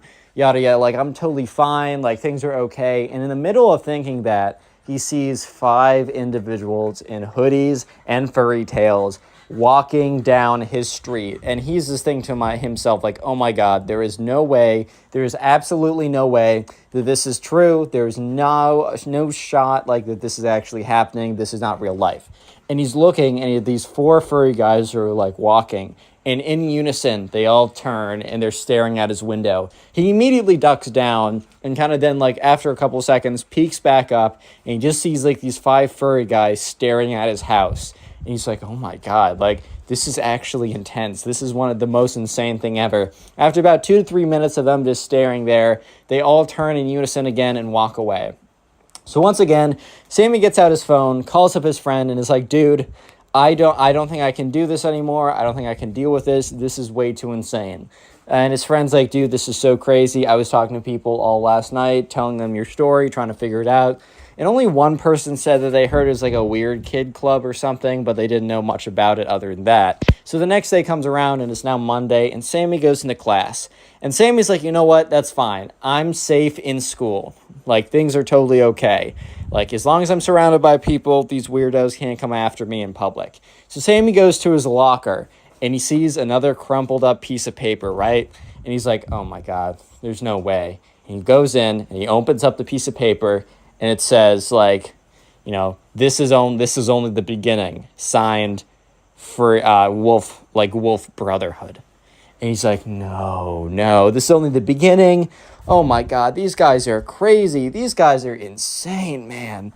And right, sure enough, you know, he's just like, okay. Folds up the letter, puts it in his backpack. He's trying to collect some evidence just in case. And, you know, he goes to his first period class. He is totally tweaking out. He's feeling super weird. He is just stressed out beyond belief. And oh my God, this is where it gets weird. And he's watching, and he sees someone, you know, he sees one of these kids walking to class that he's not really friends with and normally sits in the back. And the kid is wearing a hoodie, right? And this kid is now the first time ever coming into class with a red furry foxtail. And Sammy freezes up because he's like, oh my God, that's one of the kids that was stalking me. Like, this is one of the kids that was stalking me. Like, this is crazy. And the kid sits, like, literally takes the seat right behind Sammy. And Sammy is so uncomfortable right now. He is so weirded out. He's like, oh my God, like, this is so scary, like, this is so crazy. And the teacher starts teaching class. And that's when he feels the furry kid behind him, like, scoot up a little closer. And then he feels the furry kid. He just, like, feels the vibrations of the kid getting out of his seat and going onto all fours. And he's like, what? Bro, what are you doing? And he turns around, and the furry kid grabs his hand and puts his entire hand into his mouth and bites down. At this point, like, Sammy's like, oh my God. And the teacher, like, kind of yells it out. The teacher looks over, and he sees this kid on all fours chewing on Sammy's hand. Thankfully, he didn't break any skin, because Lord knows this kid has, like, 3,000 diseases in his mouth or whatever, and his saliva would basically be as toxic as a king cobra. But sure enough, right, the teacher's like, Xavier, stop that right now. Let's just call the kid Xavier. And the teacher goes over and basically pulls Xavier off of Sammy. And he's like, what's going on? And Sammy's like, I don't know. This kid just bit me. And, you know, she's like, Sammy, go to the school nurse. And Xavier, like, go to the principal's office. I will be sending up a note to make sure that you make it there and to tell him what you did. And sure enough, right, you know, Sammy goes over to the nurse's office. And they look at his hand and they're like, wow, what happened here? Did, like what's going on? And Sammy had to explain that a crazy furry in class tried to devour him. And the nurse was like, you know what? I'm not going to ask any more clarifying questions.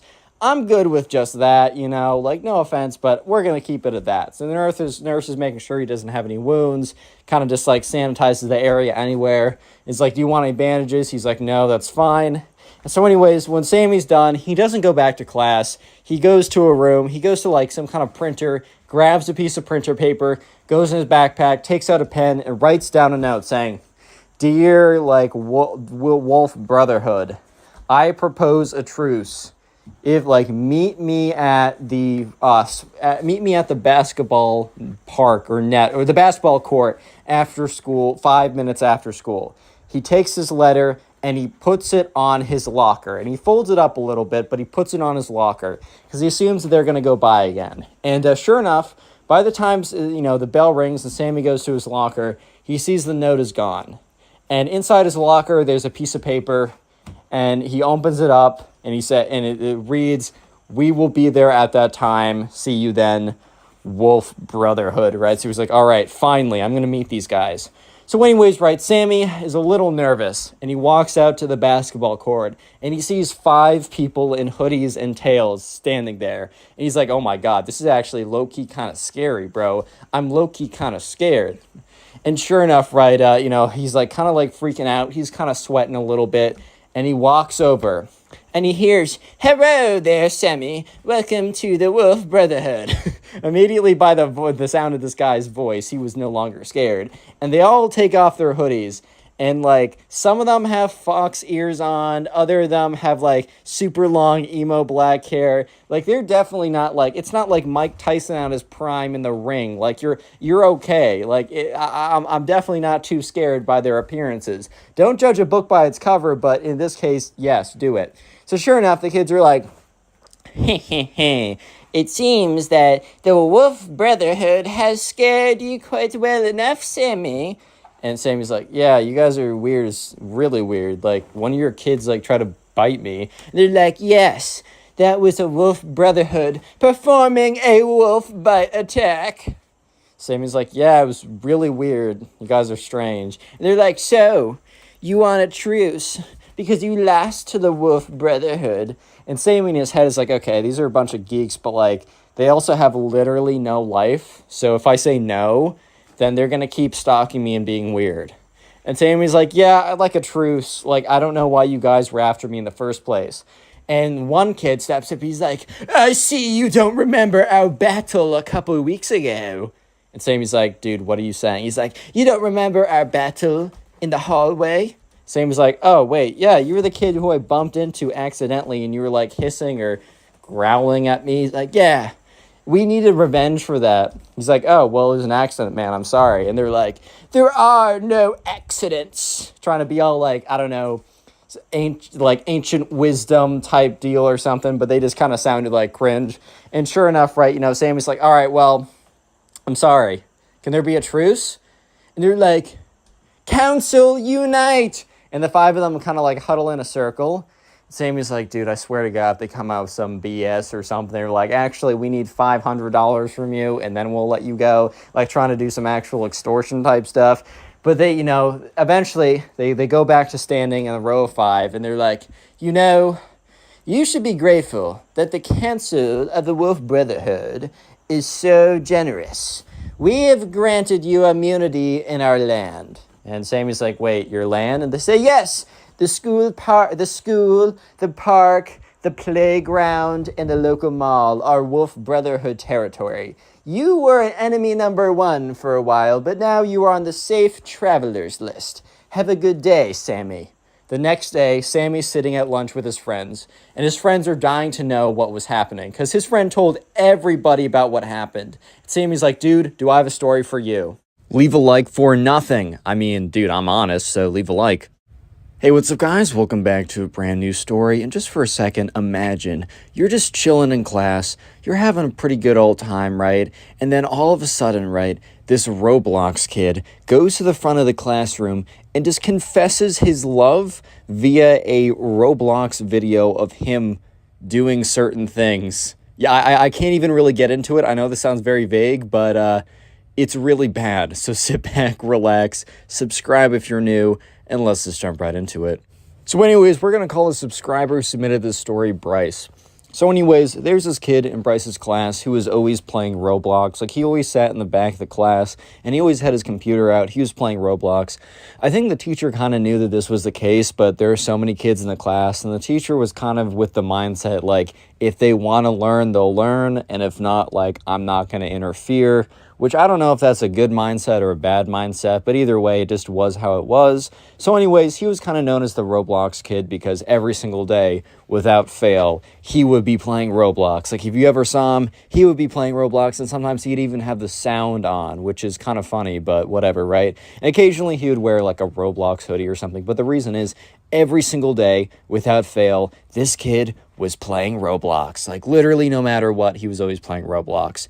So we're literally skipping right towards the juicy part. I mean, the whole thing's the juicy part, but we're getting to it right away. they had a presentation this Thursday, and we're actually going to jump to Thursday. This was a history class, and they were studying, the Civil War, and each of them was supposed to go up and present a slideshow of just like something that happened in the Civil War. It could be a battle, it could be a general overview, it could be a character piece, like you could do one about the life of Abraham Lincoln. These kids were given weeks to do it, right? So anyways, the subscriber Bryce goes up and he speaks about the Battle of Gettysburg or whatever. A little fun fact, in 8th grade, I actually went to go to see the Gettysburg and the battlefields and all that cool stuff with my class. It was a really cool time. But anyways, right, Bryce goes up there, he does a good job with his presentation, and the next person to be called up is the Roblox kid. And normally I save very interesting stuff like this for later on. I'm blessing you guys because we're jumping straight into the cringe. Actually, I don't know if I'm blessing you guys or if I'm cursing you guys because we're jumping straight into the cringe. And when I say straight into the cringe, I mean legitimately straight into the cringe. This is bad. So just prepare yourself mentally, physically, and spiritually because this is going to be quite the experience to say the least. So anyways, the Roblox kid goes up to the front of the classroom. And everyone's kind of just looking at him, right? And he flips on his presentation, and from the very start, actually no, in the very start it looked normal because it was an image with text on it that says, the life of Abraham Lincoln by Roblox kid. He obviously said his real name, but for the sake of this, the life of Abraham Lincoln by Roblox kid. Immediately, the first slide is the goofiest thing ever. So Bryce is looking at it, and on the first slide, it is a Roblox character with a top hat on, and there's an arrow pointing to him, and then text that says Lincoln. And then there's more text that says, Lincoln was a good guy. Lincoln was a president. And then, and the Roblox kid went up there and is literally just reading out, Lincoln is a good guy. Lincoln was a president. And then he goes to the next slide, and it is, dude, this is the funniest thing ever. It is the Roblox character of Lincoln, but his head is on the ground. It's decapitated from his body. And the next slide says, Lincoln died. It literally just said, Lincoln died. Okay, at least he didn't say Lincoln took the ratio, young boys better than Lincoln. At least he wasn't going like that, right? But he was Lincoln died. Literally, no context. Who was he shot by? He was shot after the Revolutionary War. Did it happen in a movie theater or not a movie theater? You know what I mean? In a theater. Well, was who was the name of it? No, just Lincoln died. And then it was a photo of a Roblox character with his head on the ground decapitated and an arrow pointing to him saying, it literally an arrow pointed to it and said died. Not here lies Lincoln from whatever, right? It just says died. So the entire class is holding back laughter because this is the worst presentation on planet Earth. Because oh look, these kids are in 6th or 7th grade or something, so it's not like they're coming out with college PhD thesis type things. These are not dissertations that are being dissected by other professors, right? Sure, whatever. It's a little slideshow presentation. However, most people had pictures and a lot of text, and the pictures were not Roblox characters with arrows pointing to them saying Lincoln or not Lincoln. But here's the thing. It gets so much worse. So much worse that you guys probably won't even be able to comprehend how bad it is, right? So the next slide, I don't even know if I comprehend how bad this is. The next slide is just text. So just a little recap. We've had 3 slides so far. The first one saying the life of Abraham Lincoln. The second one being a Roblox character with a top hat saying this is Lincoln. He was cool. He was chill. He was a chiller, right? The next slide was the Roblox character with his head on the floor saying he died, lol. And then the next slide says, okay, let's talk about something much more important. So at this point, Bryce was sitting in the classroom. He's like, bro, much more important. This is your presentation, dude. What are you talking about? Are you trying to sabotage yourself here? Because it definitely feels like it. And, everyone in the class was kind of confused. And for some reason, the teacher wasn't stopping the Roblox kid. I think the teacher was kind of hoping that the Roblox kid, the first couple of slides were a joke. And while the teacher didn't find it very funny, the teacher was hoping that the Roblox kid was going to make a bit of a recovery. So I bet the teacher at this point thought, oh, okay, well, the Roblox kid was obviously kidding. He's saying, let's talk about something more important. He's probably going to, go over to talking about, the life of Abraham Lincoln. No, the teacher and everyone else was unfortunately wrong because the Roblox kid goes on to just do the most insane thing I've ever seen. And you guys, look, I told you before to buckle in for the cringe. You guys got to strap in for the cringe. Like, this is an atomic blast of the cringe. So you have to lay straight down on the floor. Make sure it doesn't destroy your lungs and eyes and everything. All your internal organs don't turn inside out with this. So just prepare yourselves. So anyways, the Roblox kid clicks onto the next slide. And it is a video. So you know how in like Google Slides you can click onto a video? It is an unlisted YouTube link. So he clicks into it and it goes over to YouTube. And all of a sudden, oh my God, I don't know if I can do it. Guys, I think I'm gonna pass away from the cringe, guys. Leave a like and subscribe to the channel to help me survive. Anyways, so all of a sudden, you know the song like What Makes You Beautiful by One Direction? Yeah, that starts playing. And everyone is super confused because Bryce knows for a fact that this was definitely not music to fit the timepiece. Yeah, I don't think this is like Civil War, Abraham Lincoln music. I don't know, man. This just doesn't really seem like it. And all of a sudden, while that song, What Makes You Beautiful by One Direction is playing, a video appears on screen of the Roblox kid Roblox character.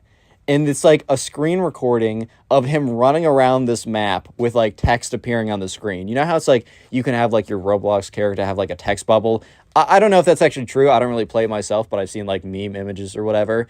So at first, the Roblox character is just like saying the words of the lyrics. So he's like, "You're insecure, not sure what's for." Dude, I'm not looking at the lyrics right now. Like turning heads when you walk through the door or something like that. Okay, you know the song I'm talking about. I butchered the lyrics, but in all fairness, I'm trying to get them from the top of my head, and I haven't heard that song in like a year or last night, either one. But yeah, so everyone is super confused. Bryce kind of turns to his friends. The teacher's just like, okay, like, I'm going to let this play because, like, I don't know where this is going. But everyone is realizing that this is going downhill extremely quickly. And no one realizes, like, why this, like, where this is actually going. Until, like, after, like, a little bit of the Roblox characters, like, dancing on screen and, like, singing the lyrics to the One Direction song, eventually, right? Eventually, like, the Roblox character, like, it zooms in on him, and the music's still playing in the background, but the text is no longer, like, the text of the song. It is, so there's a girl who we're gonna call Eve in this class, and she's sitting in the front row. Rest in peace, Eve, bro, because she's about to get slammed by the Roblox kid, completely embarrassed in front of everyone.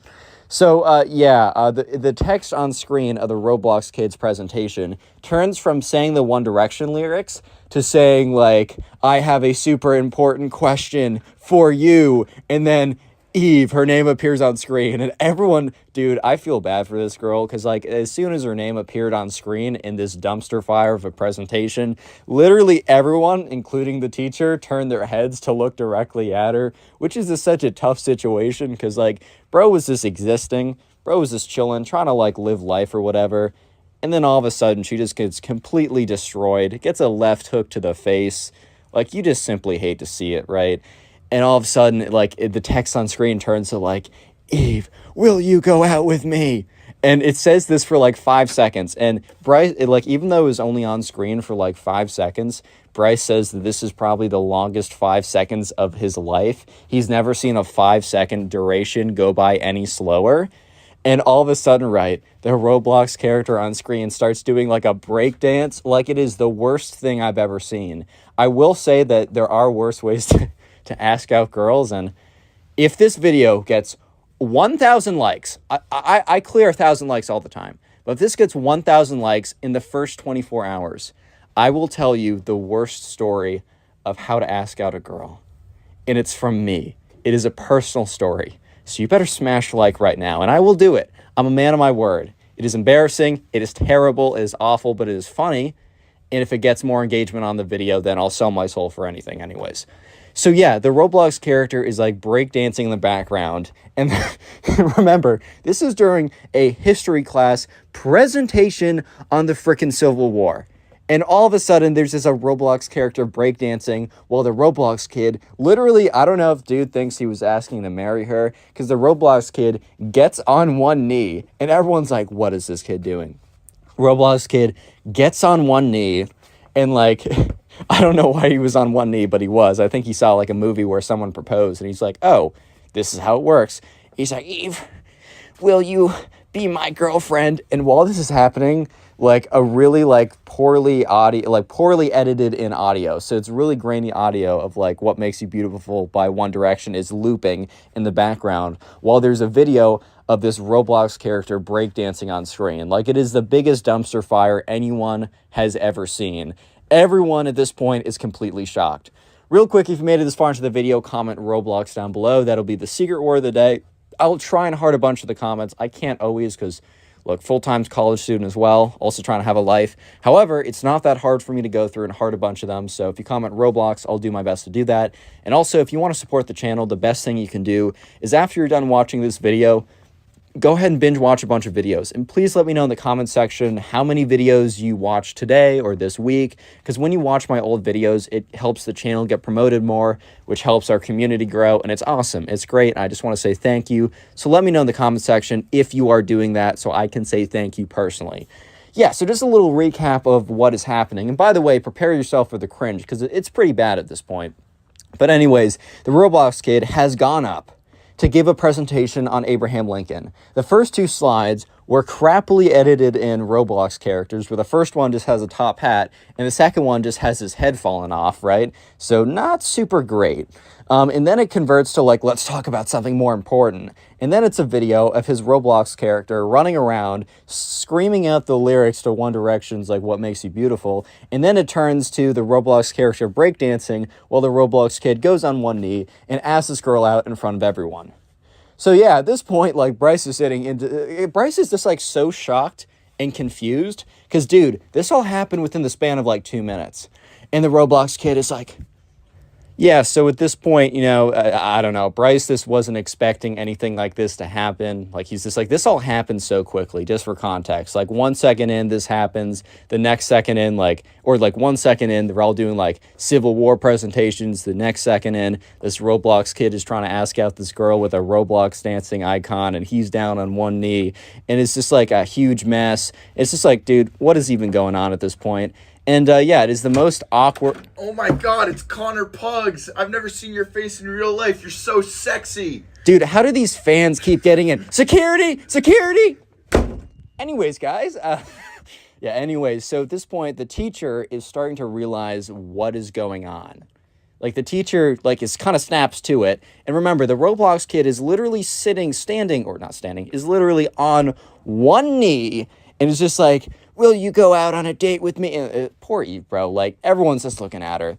And the teacher goes up to him, is just like, what is wrong with you? Like, the teacher full on says, what is wrong with you? Which, like, the teacher's not wrong, dude. Like, what is wrong with this kid, bro? Like, can't be going up to people in class and just, like, asking them out when you're supposed to be doing the life of Abraham Lincoln. Like, it's a little bit different. And the Roblox kid is like, you're a hater of my love. You're a hater like John Wilkes Booth or whichever one shot Lincoln. You're a hater just like him. I'm like Lincoln. You're like John Wilkes Booth, and you're shooting me in the head metaphorically. And the teacher's like, why didn't you say that in your thing? It's like, because the teacher started to like freak out because the Roblox kid actually knew the history. He actually knew who shot Abraham Lincoln. He knew the context, but bro decided not to put it in his presentation because he was too busy doing like, dude, he was too busy doing Roblox dances to ask out this girl. So at this point, the Roblox kid is like, you can't stop me. You can't stop me and my love. And at this point, Eve just has her head down on the desk like, oh my God, dude. Oh my God. And everyone feels so bad for her, but they're also just so curious, like, what is going on with the Roblox kid, right? So at this point, the Roblox kid, like, the teacher starts walking towards the Roblox kid because the teacher's going to escort him to the front office. But the Roblox kid says, no, I must have an answer. You can't take me away. So the Roblox kid starts to run around the classroom. So the desks are kind of in a, just imagine a normal classroom. So the Roblox kid starts weaving in and out between the desks. He's just kind of like dodging in between the desks, sliding under chairs, knocking stuff over. And while he's doing this, right, because like the teacher's starting to close in on him, but the teacher's not gonna slide tackle him, dude. He knows better. But while he's doing this, he's shouting like, Eve, do you hear me? Eve, will you be my Roblox girlfriend? Eve, Eve, will you be my Roblox girlfriend? And at this point, Bryce is like, oh my God. What is going on right now, dude? What is going on? And the Roblox kid is just kind of like jumping around, jumping. And at this point, right, you know, I think Eve is starting to realize that if she doesn't say, like, this is a terrible position, and I feel really bad for her, because, like, dude, you definitely don't want to. Ball, thing. Oh, are you recording right now? Yeah, my balls are actually, I got my set of balls in on Amazon. Wait, they can't hear this. No! We've had a lot of lore in today's video, like a lot of, anyways, though. So at this point, the teacher is just like, he's running after the Roblox kid. The Roblox kid is running back and forth. And I think Evie at this point kind of just knows that she needs to say something. So she kind of like stands up, which is tough for her because like this is obviously super embarrassing. She stands up and says, I'm sorry, like, I don't think we should like go on a date or something, or like I have to decline. However, she said it very politely. She said it very nicely. And, the Roblox kid stops running. And that's when the teacher catches up to him and kind of grabs him. And the Roblox kid literally slumps on the floor. Almost like he was shot with, like, a tranquilizer dart, dude. Like, he just slumps on the frickin' floor. Like, he's just down for the count. And, everyone is kind of looking around because it's like, what do we do about this? And the teacher is like, come on, get up. And the Roblox kid's like, no. When my heart is broken, my legs are broken too. Like, kid is being super melodramatic. Apparently, he's never even talked to this girl, the one that he asked out in front of the whole class. He's never spoken to her once. He just saw her once and was like, oh, this girl's pretty. Let me ask her out during my Abraham Lincoln presentation, because that makes a lot of sense, right? And the kid's literally slumped on the floor. He's like, no, my broken heart has paralyzed my entire body. Meh. And the teacher's like, dude, get up.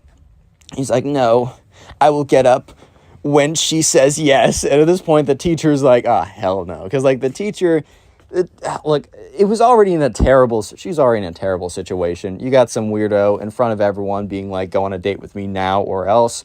And then all of a sudden, this kid decides that he is also going to pull if she doesn't go on a date with me, I'm just going to be collapsed on the floor forever. Feel bad for me, guys. Like, no, that's definitely, like, he's drawing the line there. We're not letting this one slide. Yeah, basically, right? So the teacher pulls him up, because the teacher, he can't be too physical with this kid, because he can get in trouble and lawsuits and whatever. But he grabs the kid by the scruff of his collar and, like, yanks him up and is like, you've been distracting enough today. Like, you caused enough drama. You caused enough trouble. You're going to the front office with me. So he drags him out to the front office. And afterwards, the classroom is just dead silent. Until one guy who's sitting next to Eve kind of speaks up and says, I'm so sorry. And literally after that kid says, I'm so sorry, the whole classroom, dude, including Bryce, chimes in to say, yeah, that's so that's so tough.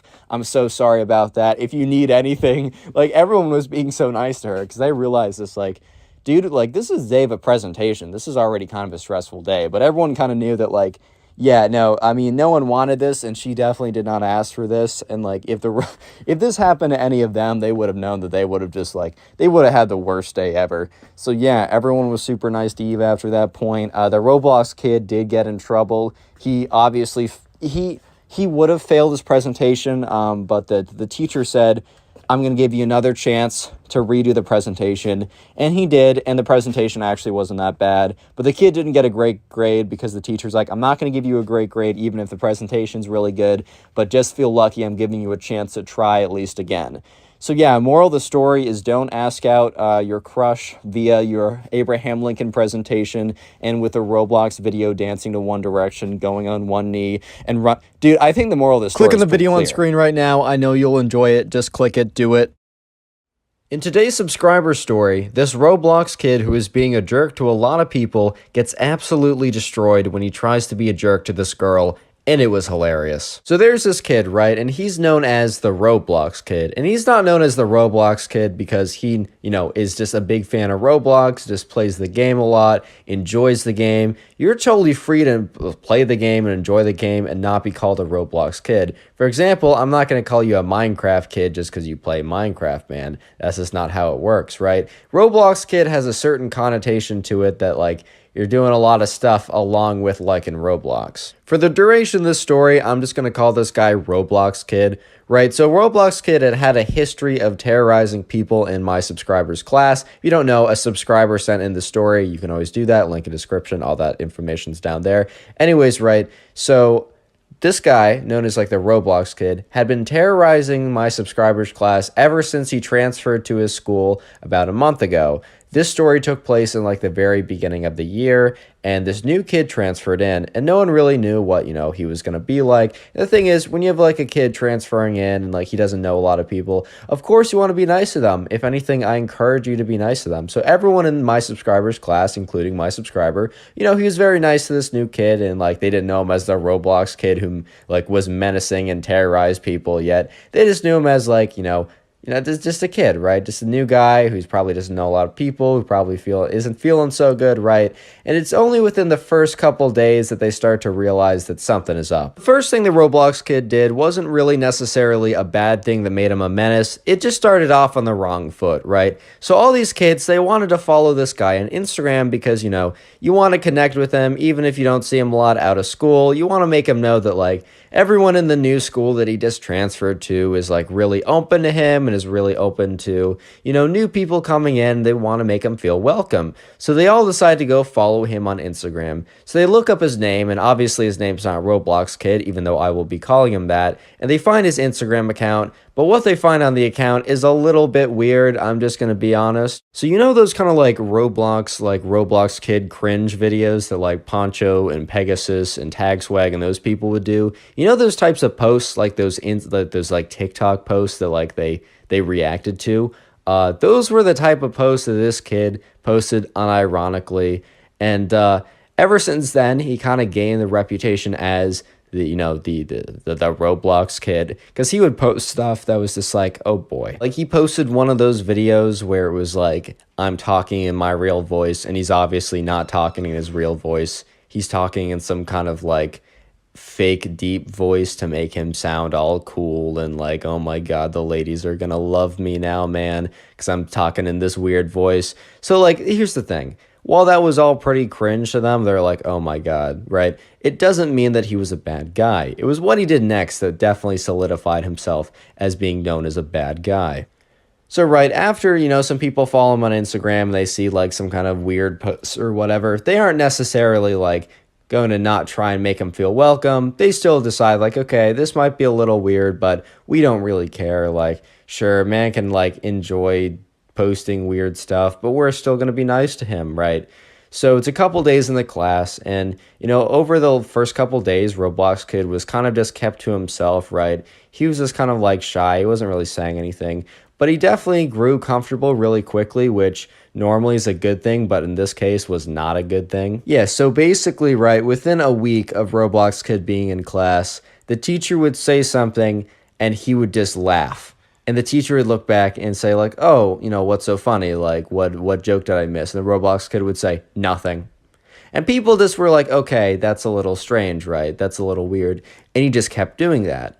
But then he started to do it when like someone would like say an answer, like the teacher would be like, does anyone know what whatever is, right? And someone would answer and the answer would be wrong. And he would let out a little laugh, right? And the teacher would be like, what's so funny? He's like, nothing. And he would just keep doing that, right? And he especially did it when people were like somehow a little bit vulnerable. Like, you said an answer and it was wrong. And he would make sure to just sneak a little laugh in there. Quickly, if you enjoy Storytime videos, make sure you're subscribed to the channel. That's it, back to the story. The level of snarkiness coming from Roblox Kid only increased every single day he was there.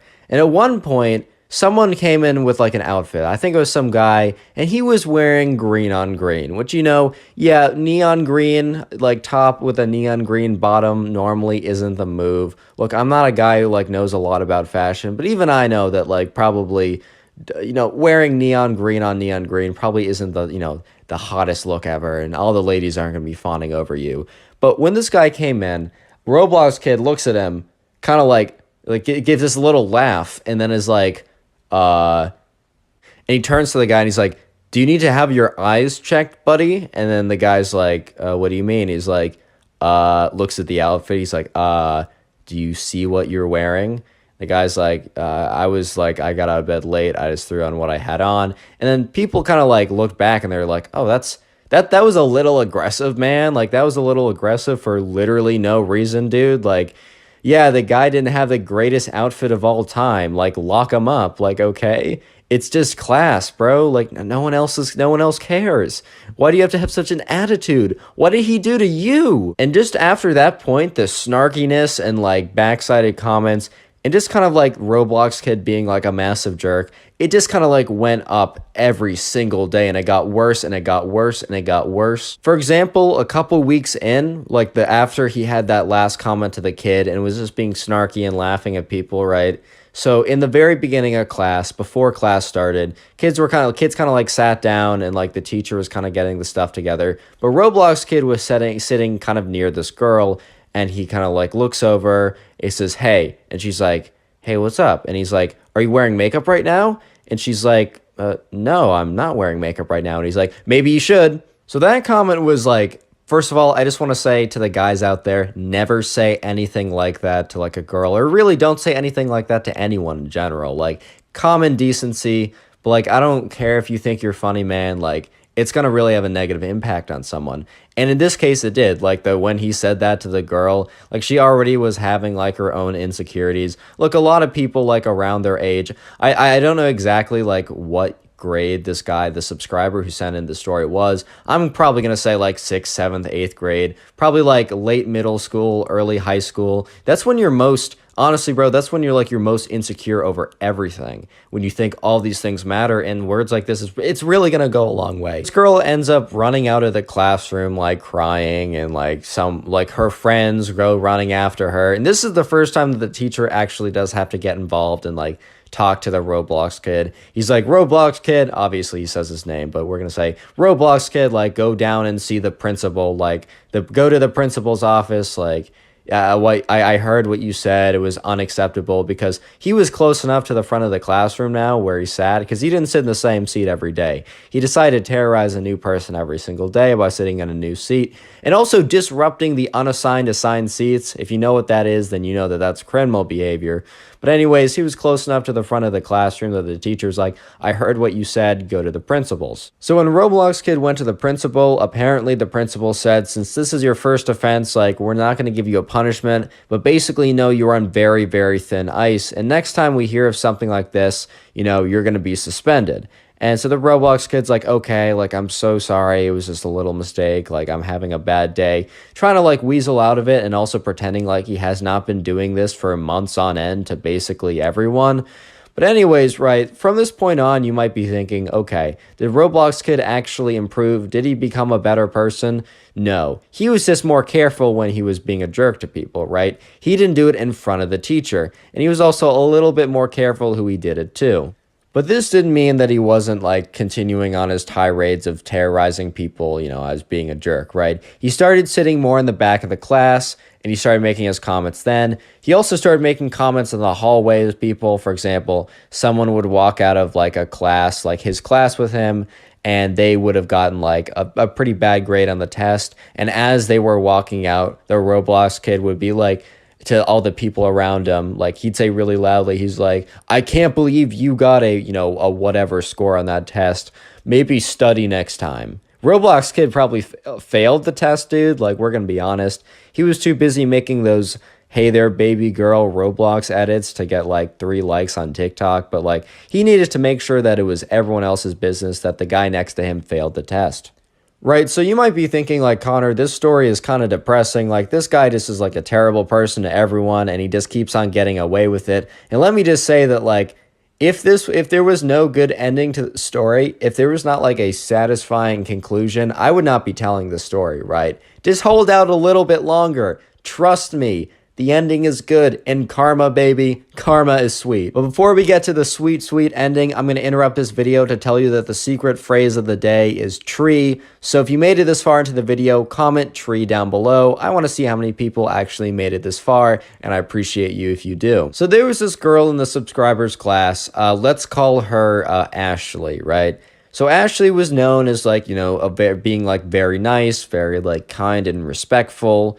At least when you were being kind and respectful to her. But she was also known for like standing up to herself and standing up to herself firmly and like really well. Like if you tried to come and like roast her, man, you were going to come out scorched. That is not a flame fight you want to enter into. That's all I'm trying to say, bro. Ashley was something else, but she was also very kind and respectful and was a good, very solid friend that like, she was just an overall very good person, as long as you were a good person to her. She really had a whole eye for eye mentality when it came to stuff. And let me just say that Roblox Kid, since he was still kind of new to the school, he didn't know Ashley's reputation. But he also kind of like got a sense that she was had a little bit tougher skin. So he decided that she would be the next victim of like his like, you know, his basically his being a jerk, right? His trolling, right? She was going to be the next victim because she probably wouldn't break down crying and get him in trouble and get him suspended. But she would also be like, you know, she would be a perfect target. Little did he know this was a huge mistake. So one day, the Roblox Kid went up to Ashley when they're leaving class, and he just like kind of looked at her, and he's like, "Hey, ugly," and she didn't respond, and he's like, "Oh, I'm talking to you." Oh, it's just like something really stupid and lame, but like just like really just trying to come for her. And she kind of looked at him, and she kind of like smirked and said, "You're gonna regret that, buddy." And he kind of like was like taken aback a little bit because like people had either been like go away, or like they'd start crying, or they'd just be like, bro. They never like smirked and said, "You're gonna regret that." He didn't think much of it after that, at least for a while. But let me just say that like that was the beginning of his downfall. He should not have messed with Ashley, bro. So coincidentally, wink wink, nod nod, right? The Roblox Kid starts talking about his new girlfriend, right, that he meets on Roblox. And he's talking about how, like, oh, man, I met someone who's perfect for me. Like, you guys suck. You're all single. LL plus ratio plus young boy better. Like, saying that in real life, like something you would actually do, right? Like, was this every single day, was telling everyone he possibly could about the girlfriend he met on Roblox and how he's so much better now than them because he's in a relationship and they're not. So one day, right, he comes into class and just like, he's just going off on someone. He is calling someone ugly. He's calling someone stupid, right? And then he's also bragging about not being single. And then Ashley comes up to him, right? Out of nowhere, after about 3 weeks since their last encounter. So Roblox Kid has not thought for a second about about Ashley. And he's like, oh, what's up, ugly? Because he remembered his joke. And she said, "What's up?" and then said something very specific, and his face just went super cold. And the subscriber doesn't remember exactly what she said, but apparently, right, what she had said was word for word what his Roblox girlfriend said to him like the night before. And he's like, "Oh, what?" And then before he could say anything, Ashley kind of turned to the class before the teacher was there, because they got there a little bit earlier before the teacher some days, and this was one of those days. And she turns to everyone and she's like, "You know this girlfriend that he's been talking about for the last like week? Well, that was me. Get trolled, get roasted." And the Roblox Kid is like, "That's not true." And she said, "All right, open up Roblox." He boots it up. He's like, right? And then he boots it up. She opens up her like laptop, or I don't know if you can have an app for Roblox. Let's just say she opens up her laptop. I think that's what she did, right? This is what I'm told. And basically, she just sends him a message. And he receives it. He's like, packs up his stuff, just walks out of the class. He's not back for the entire day.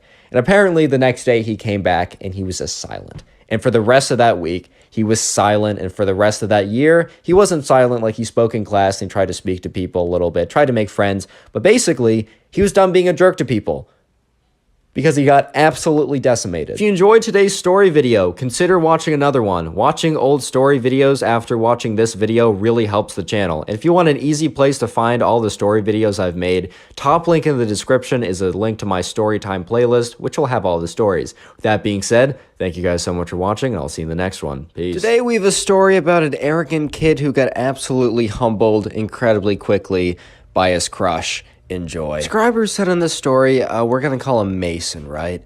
So Mason was in class, and there's this kid in his class.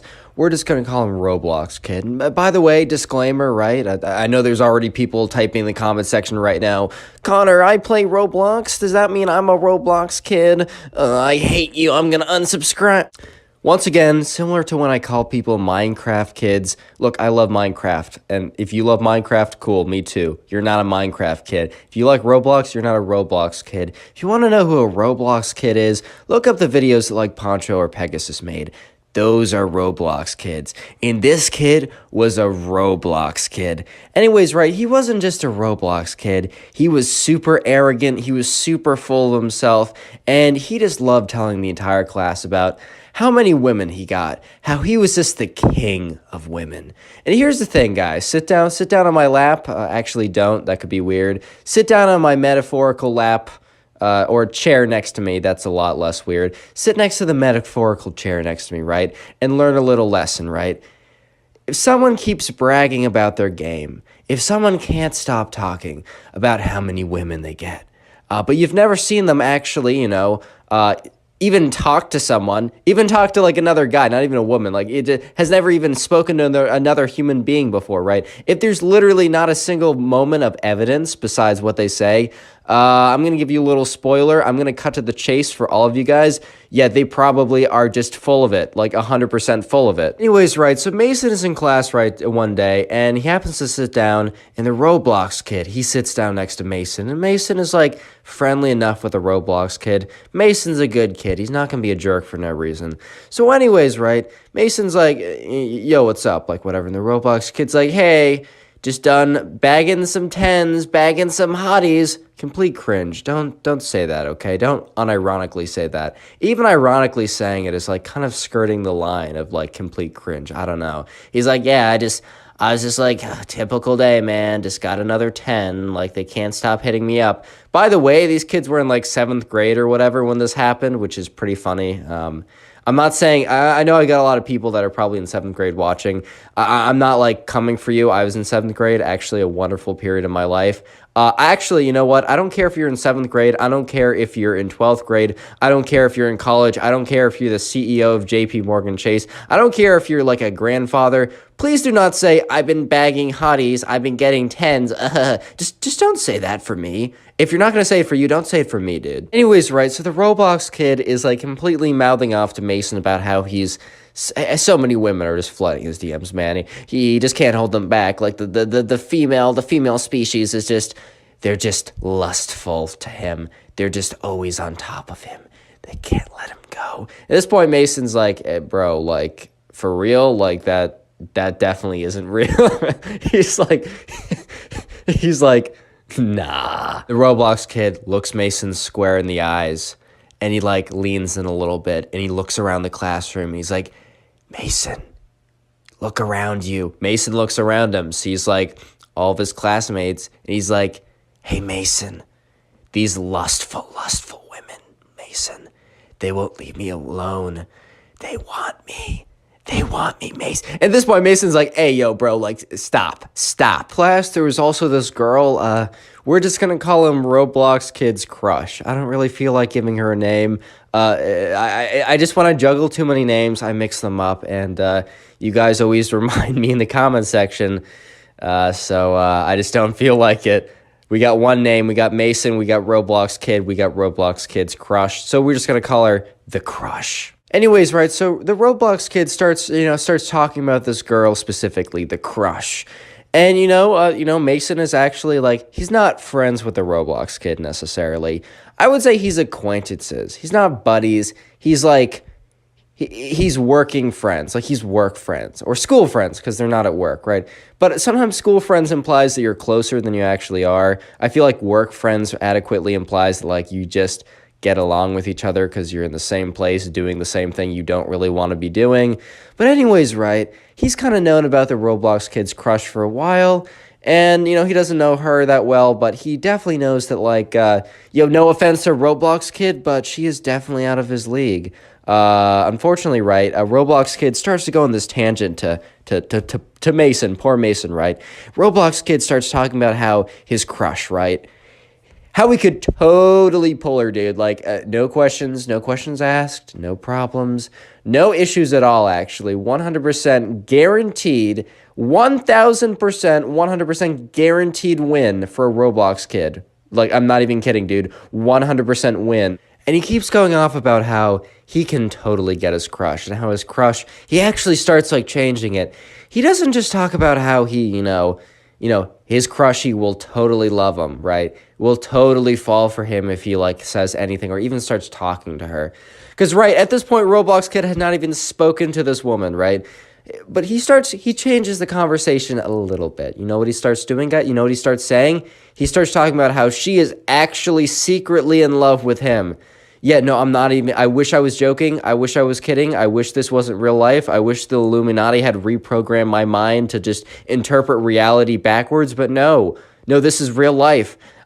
He actually started going off about how his crush, someone who's completely out of his league, who he's never spoken to, etc., right, is actually in love with him. At this point, right, Mason isn't about to correct this kid, right? Mason's not about to correct this kid because, he needs to be humbled, man. And Mason kind of believes at this point that reality will catch up with him and will humble him. Mason doesn't need to have any blood on his hands. He doesn't need to do any of the dirty work. He doesn't need Roblox Kid plotting against him because he hurt his feelings. Reality will take all of that. We'll take care of all of that for him. Anyways, right, so the Roblox Kid starts to explain to Mason about his master plan, about not the Technoblade master plan, not one that's actually going to work, right? But the master plan to get this girl to fall in love with him, which, like, why does he need a master plan when she's already in love with him? Don't ask me, dude. Anyways, right, so what you need to know is in this class, they had a very, not a very large, but they had a project due the next day. In that project, they had to present in front of the entire class. And so basically, right, the Roblox Kid, he explains to Mason, the subscriber who sent in the story, you can send in stories too to my Instagram in the description. He explained to Mason that he was going to basically ask his crush out via his class presentation. And Mason was like, dude, you're going to fail the presentation if you do that. He's like, yeah, totally worth it though. Like, I already have 100% in this class.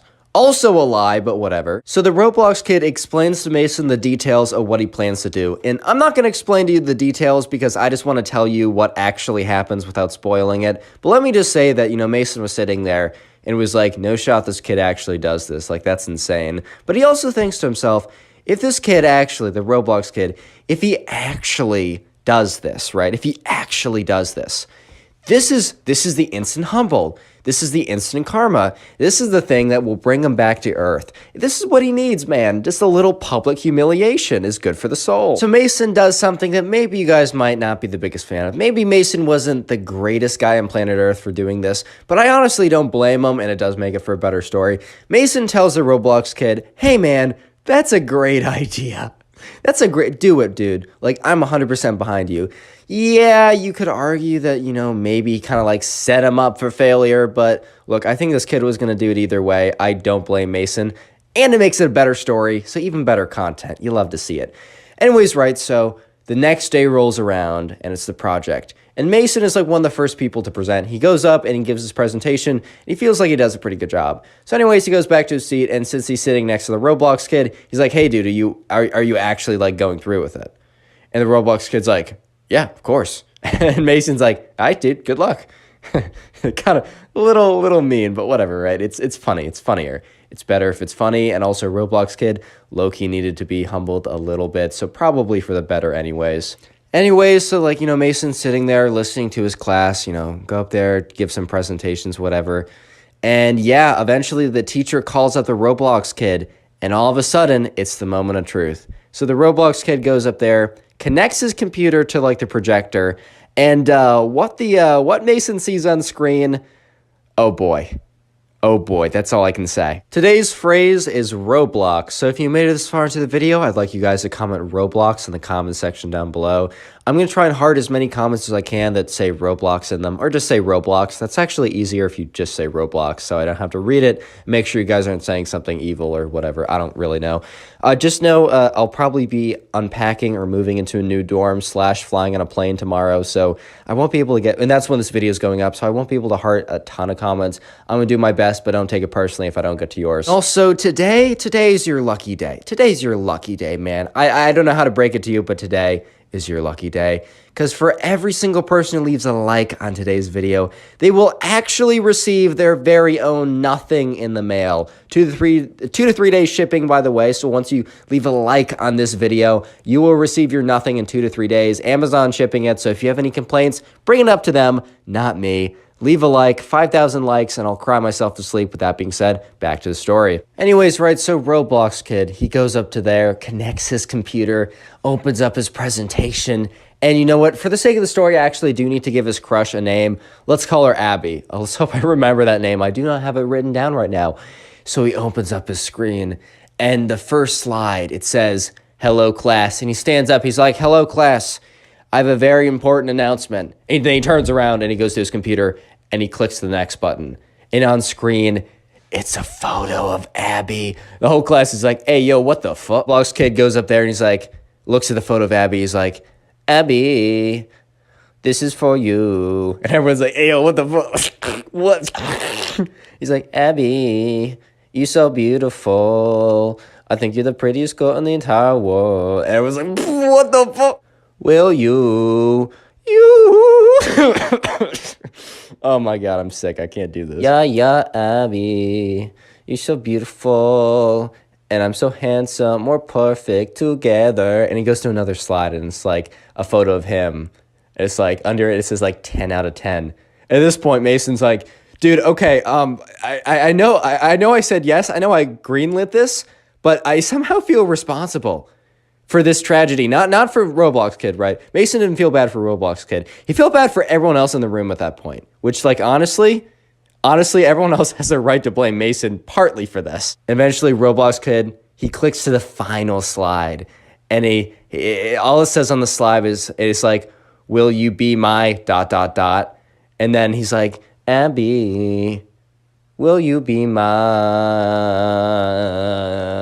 And then he clicks onto like another, okay, it wasn't final slide. Sorry, I lied. And he clicks on the final slide and it says like girlfriend, but it's in this like really weird like fire font, like something that'd be like, "Haha, so lit, guys." Like something you'd say in like, I don't know, 4th grade or something with like one of like the emojis with like the sunglasses and something. It's like, it says girlfriend. He's like, "Girlfriend." And he's like, "So Abby, you want to go out with me?" And look, Abby, here's the thing.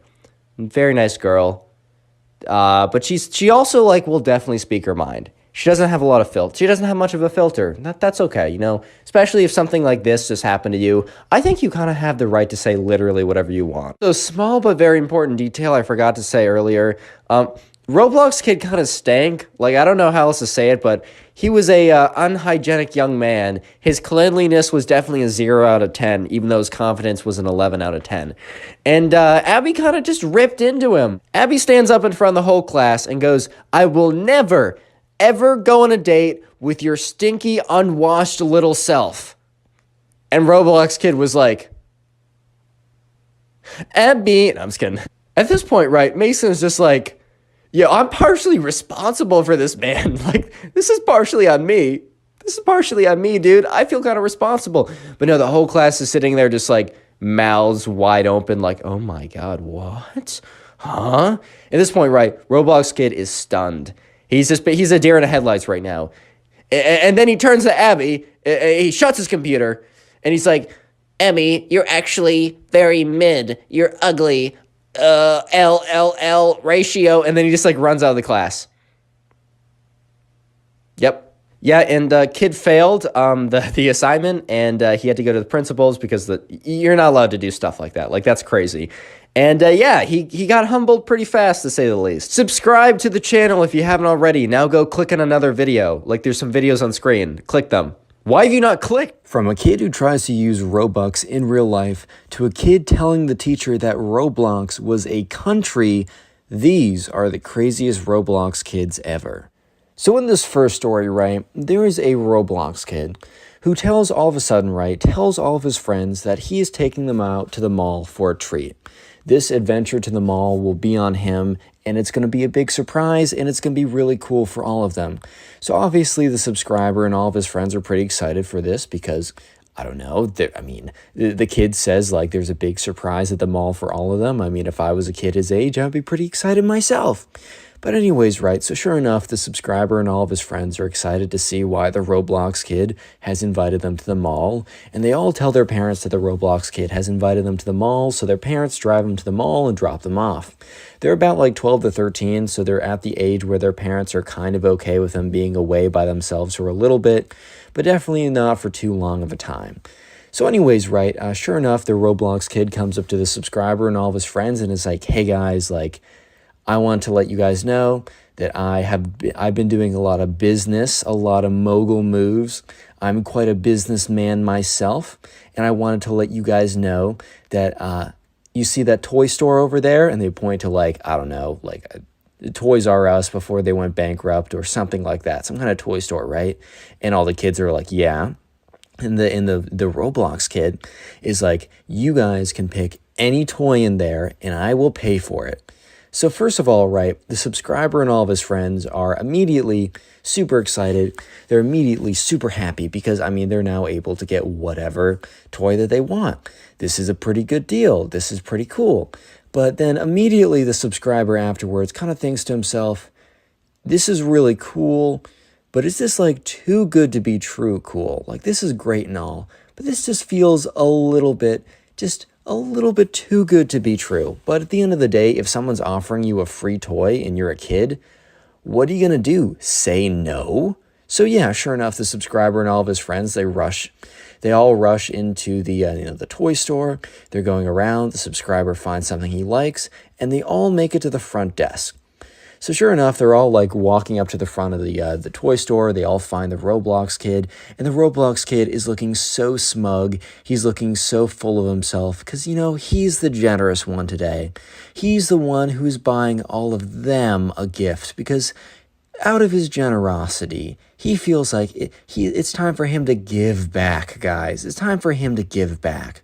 When in reality, he is, you'll see. So sure enough, they all get to the register, and they start ringing it up. And the subscriber watches as like 15 kids ring up toys. And they're not ringing up like a pack of Pokemon cards, which is like $5, which is still $5 is a lot for a pack of cards. They're ringing up like legit $20, $30, $40, $50, $100 toys. Like they find the craziest toys that their parents would never buy them. And if I don't know, man, if the Roblox kid says, hey man, I'm going to buy them, then they're like, okay, dude, then here we go. So sure enough, they all go to the front and they ring up all these toys. The total is like legitimately $1,500. I don't think there's ever been a case at this store that a single person has rung up this much money, this many items. So sure enough, like the guy behind the cash register is kind of looking at them very suspiciously. Because I don't know about you, but I would definitely be suspicious if a bunch of like 12-year-olds came up to the front of a toy shop and rung up $1,500 worth of items. Like, I don't know about you, but I would be at least a little bit suspicious. So yeah, sure enough, right? The cash register, the cashier is like, okay, that's going to be $1,500. And he says it with kind of a confused look because it is $1,500. And he looks at the kids and he's like, okay, so are your parents here to pay for it? And all the kids, including the subscriber, they all turn over and they look at the kid, the Roblox kid, who promised that, he would be paying for all of this. And sure enough, the Roblox kid is like, no, that will be no problem. I will be paying for this. And the cashier kind of looks at the Roblox kid, looking at him like, bro, are you really going to be paying like $1,500? Are you sure? Are you positive that you will be paying $1,500 for these toys? Like, are you 100% certain that you will be paying $1,500? And the kid looks at him. He's like, yep, this will be me. And he goes in and he pulls out an iPad. And on the iPad, he brought his backpack to the store. On his iPad, he has Roblox. And he opens up Roblox. And everyone is so confused right now because they're like, okay, this kid literally just told us that we can have whatever item we wanted. And when he goes to pay, instead of paying, he pulls out his Roblox game. Like, bro, this might not be the time to be playing video games. This might be the time to, I don't know, pay for the thing you said you'd pay for. But sure enough, right, the Roblox kid, what he ends up doing is he pulls up his Roblox account and it says that he has 2,000 Robux. And he goes and shows the cashier and he's like, hey man, so I have 2,000 Robux. Well, this should be more than enough to cover it. And everyone is looking, all the kids are looking at the Roblox kid and they're just assuming, oh, this is a joke, right? Like he doesn't actually expect the cashier to accept Robux as a legal tendency, as legal tender.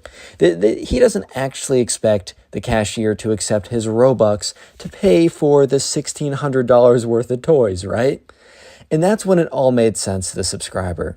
This kid didn't have $1,500. He had 1,500 Robux. And I think the kid must have assumed that there was a one-to-one conversion between this fake virtual currency that you can buy stuff on Roblox on and the actual US dollar.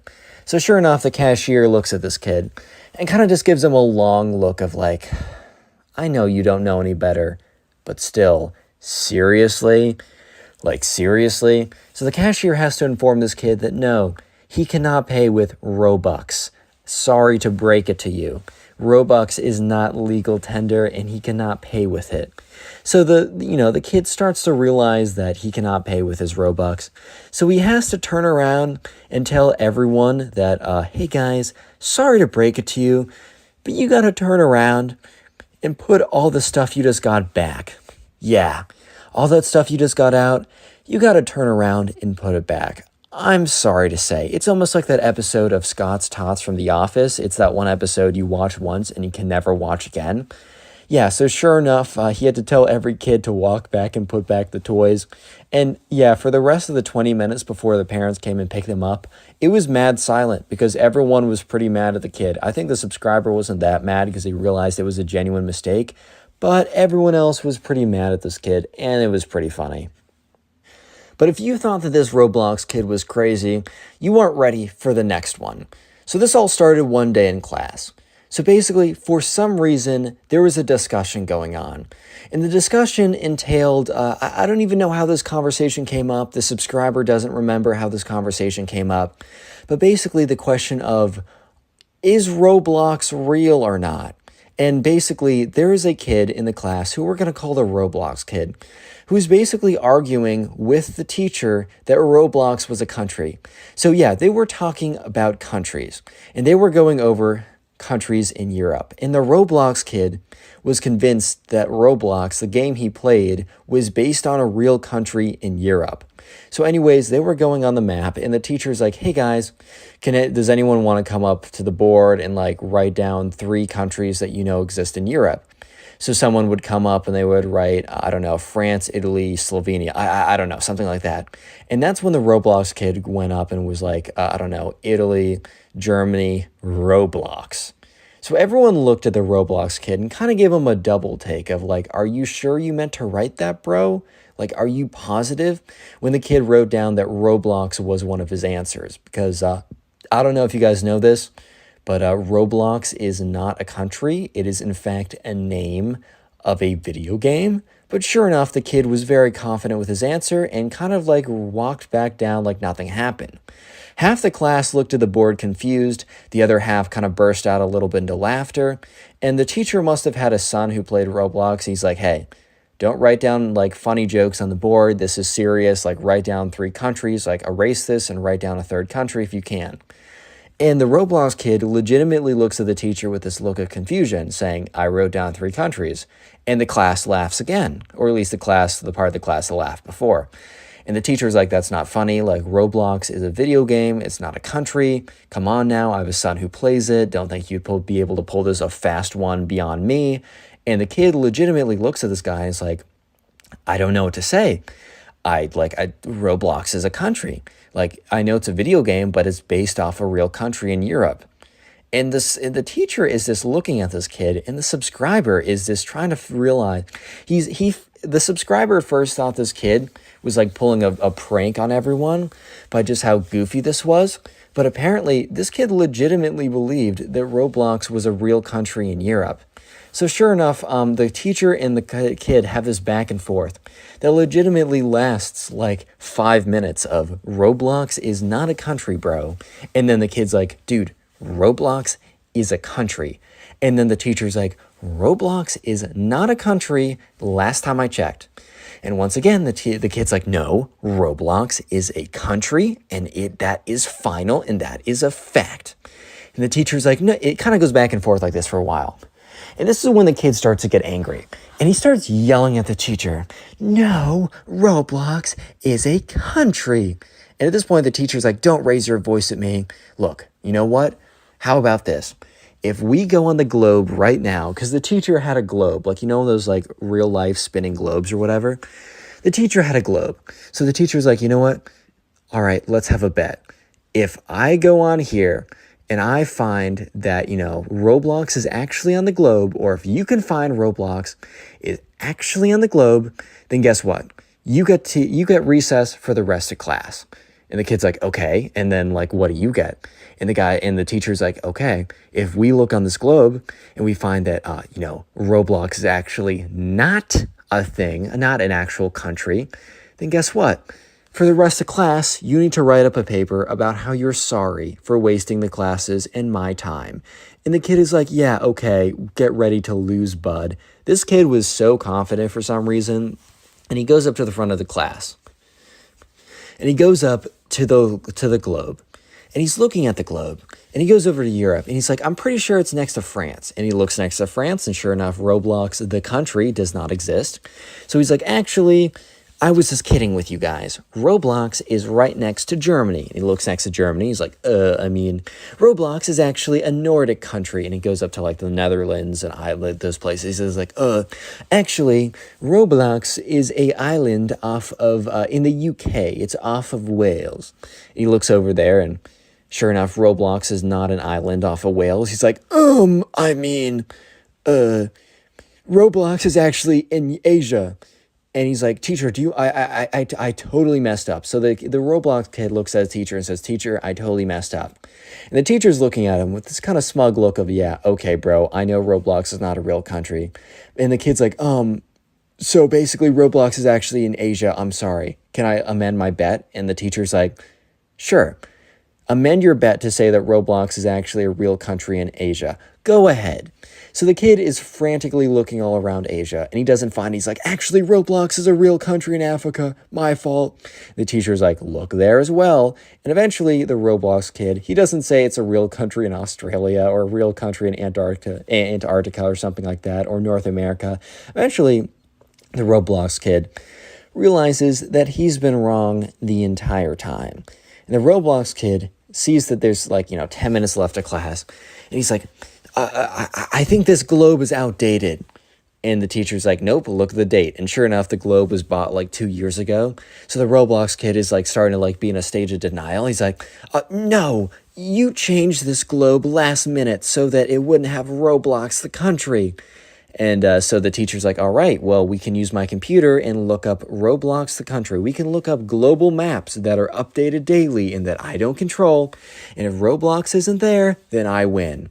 And at this point, I think the Roblox kid realized that Roblox was not actually a real country, but he was just super stubborn. So he said, you probably just hacked the internet. And the teacher's looking at him. He's like, really? I hacked the internet? And this kid was just looking at the teacher. And this teacher was just looking at the kid, and they were just looking at each other. And the kid literally bursts out crying and runs out of the class. Click on the video on screen right now. I know you'll enjoy it. Just click it. Do it.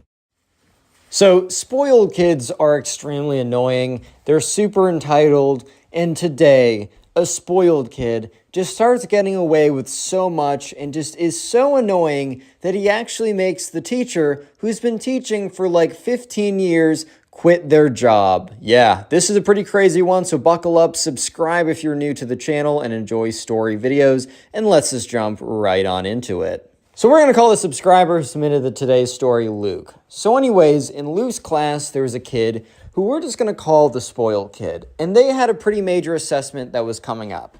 So the teacher decides to put Luke and all the other classmates, including the spoiled kid, into small groups to review. So basically, they've had an entire week to study for this test, It's like one of the major tests that will have a pretty big impact on the grade. So they're put into small groups to kind of just go over material, just kind of like go over stuff that they need to do. And so they're in the small groups, and Luke happens to be put into a group with the spoiled kid. And the spoiled kid almost immediately starts, I don't know if it's bragging or just, I don't know what this is. I think it's bragging, but I'm not sure. He starts telling everyone in a bragging tone that he has not studied at all. So all the kids, including Luke, look at him a little bit confused and also a little bit concerned. Because this wasn't some easy class that you could kind of figure out. I think this was like biology or something. It's one of those classes where it is really memorization based. And in maybe some, I don't know, other types of classes, you can kind of wing it. However, in memorization, like heavy classes, it's a lot harder to wing it because it's less about common sense and more about information recall, which you can't really wing information recall unless you're literally attached to the internet through like Elon Musk's Neuralink or whatever, right? So yeah, the kids in Luke's group with the spoiled kid kind of looked at the spoiled kid with this look of concern, and like genuinely just concerned about him because they're like, bro, how are you actually going to make it through this exam? Because like Luke and all the other kids in the class had actually been studying for this for a while. Because I think this was actually an AP class. I think this was AP high school biology, which is known for being a very difficult class. I mean, different classes, different schools can teach it at different levels of difficulty, but it is overall a very difficult class. So Luke pipes up and says, bro, like, you should probably start studying, like, for your own good and your own, like, success. You should really consider, like, studying, bro. Like, you really should consider studying. And the spoiled kid looks at them and says, no, not have I only not studied, but I don't plan to study at all. And guess what, guys? I'm going to get an A, and I guarantee it. So all of them look at the kid like he's completely delusional, which, I mean, he is a little bit, but also he knows the thing that they don't know. His daddy's a big shot freaking lawyer, bro. Yeah, so basically the spoiled kid had a father who was a lawyer and was like one of the most successful lawyers in like their state. Like he was always like representing he was doing all these things, right? And he also ended up owning his own law firm. Like he was very powerful, very successful.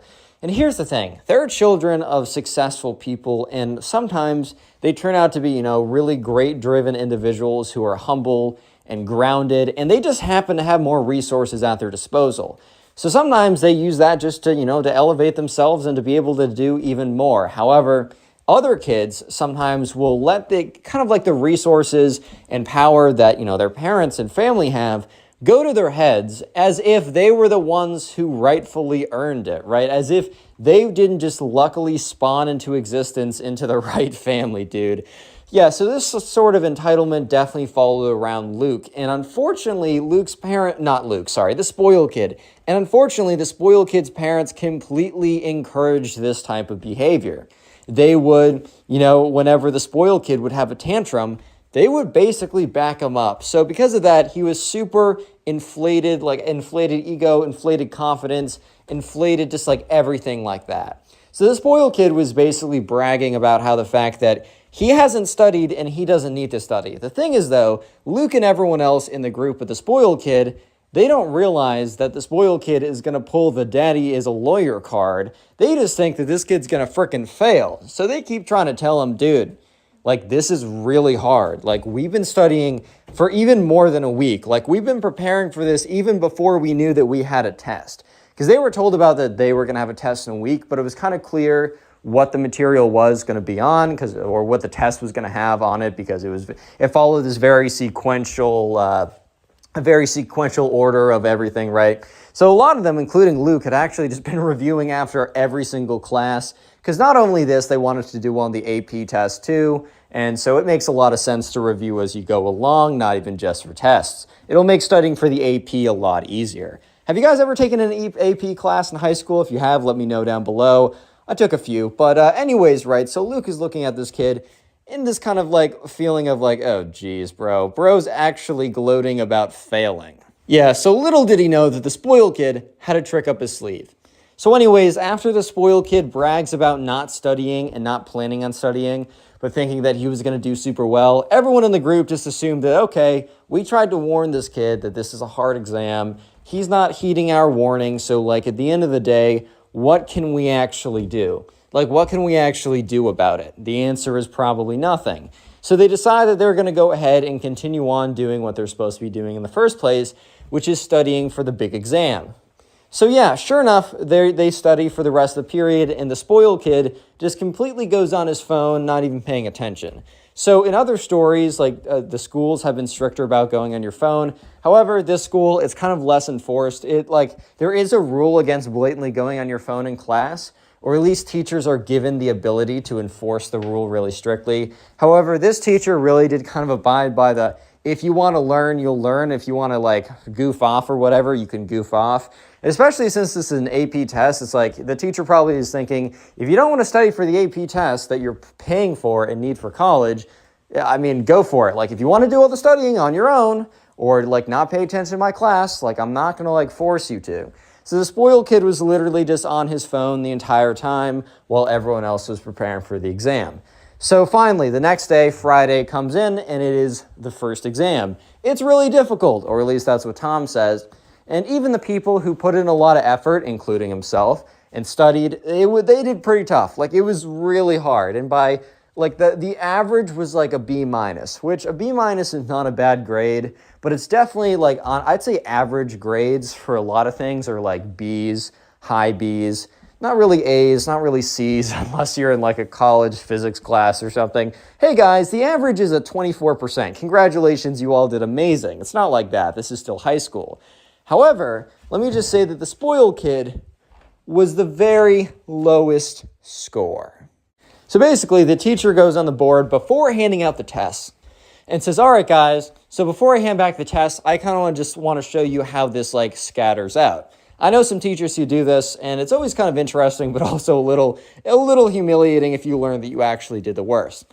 So he says, all right, so he goes on the board and he says, the high on this test was a 90, and the lowest score was a 12. And he said, and then he kind of like drew a kind of like, one of those like bell curves, but he didn't do it like a standard distribution. He kind of like had the curve go way up around the 70 to 80 range. He said, okay, the majority of the test scores were in the 70 to 80 range. We had a few in the 50s, a few in the 60s, majority in the 70s, and a few and a lot in the low 80s. And 190, which was not 190, but 190%. He says that was the highest. So the teacher then goes ahead and walks around handing out the tests. And as soon as the spoiled kid gets his test, he looks at it, but he doesn't have a look of like shock. Like sometimes when spoiled kids are really arrogant and think that they'll just be a genius and be able to pass their test because of their sheer genius ability and epic mind, because they were always told by their parents that they were geniuses. No. So, and not in this case. The spoiled kid in this case knew that he wasn't going to do well. So instead of having a shocked reaction, he looks at it and simply, very calmly raises his hand. So the teacher, expecting like a little bit of commenting from the kid who got an 11%, right?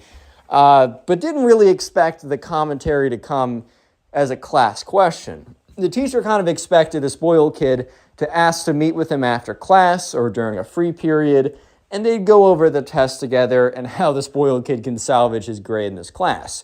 However, it looks like the spoiled kid wanted to get attention for this in front of the entire class, so, the teacher's like, however, whatever, right? So the teacher looks up and says, yes, spoiled kid, what is it? So the spoiled kid looks at him and says, we're going to call it Mr. Davenport. Some of you guys have been asking, why is every teacher name Mr. or Mrs. Davenport? I used the name once, and then similar to me using Ben as the secondary character, I'm just not creative, and I like routine, so I've just been using it every time. So we're going to call the teacher Mr. Davenport. And Mr. Davenport looks at the spoiled kid and is like, yes. And the spoiled kid, stands up and looks at Mr. Davenport and says this in a forceful yet calm manner. This spoiled kid is a lot more, I don't want to say competent, but a lot more confident and a lot more tactical when he goes about being a spoiled brat. He looks at this teacher and says, if you do not change my grade to an A, I will sue you and the school. So the entire class was not quiet, not speaking super loud. They weren't all talking, but what the light hum of kind of a little bit of talking, a little bit of movement that was present before this kid said that cuts out immediately, and it is dead, empty silence. So everyone is just kind of like, oh, damn.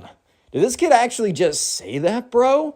So yeah, the teacher Mr. Davenport has a very stunned look on his face because I don't know about you, but if I was a teacher and some kid very calmly stood up and said, hey, if you don't change my grade from a fail to an A, I'm going to, I don't know, sue you and the entire school. Yeah.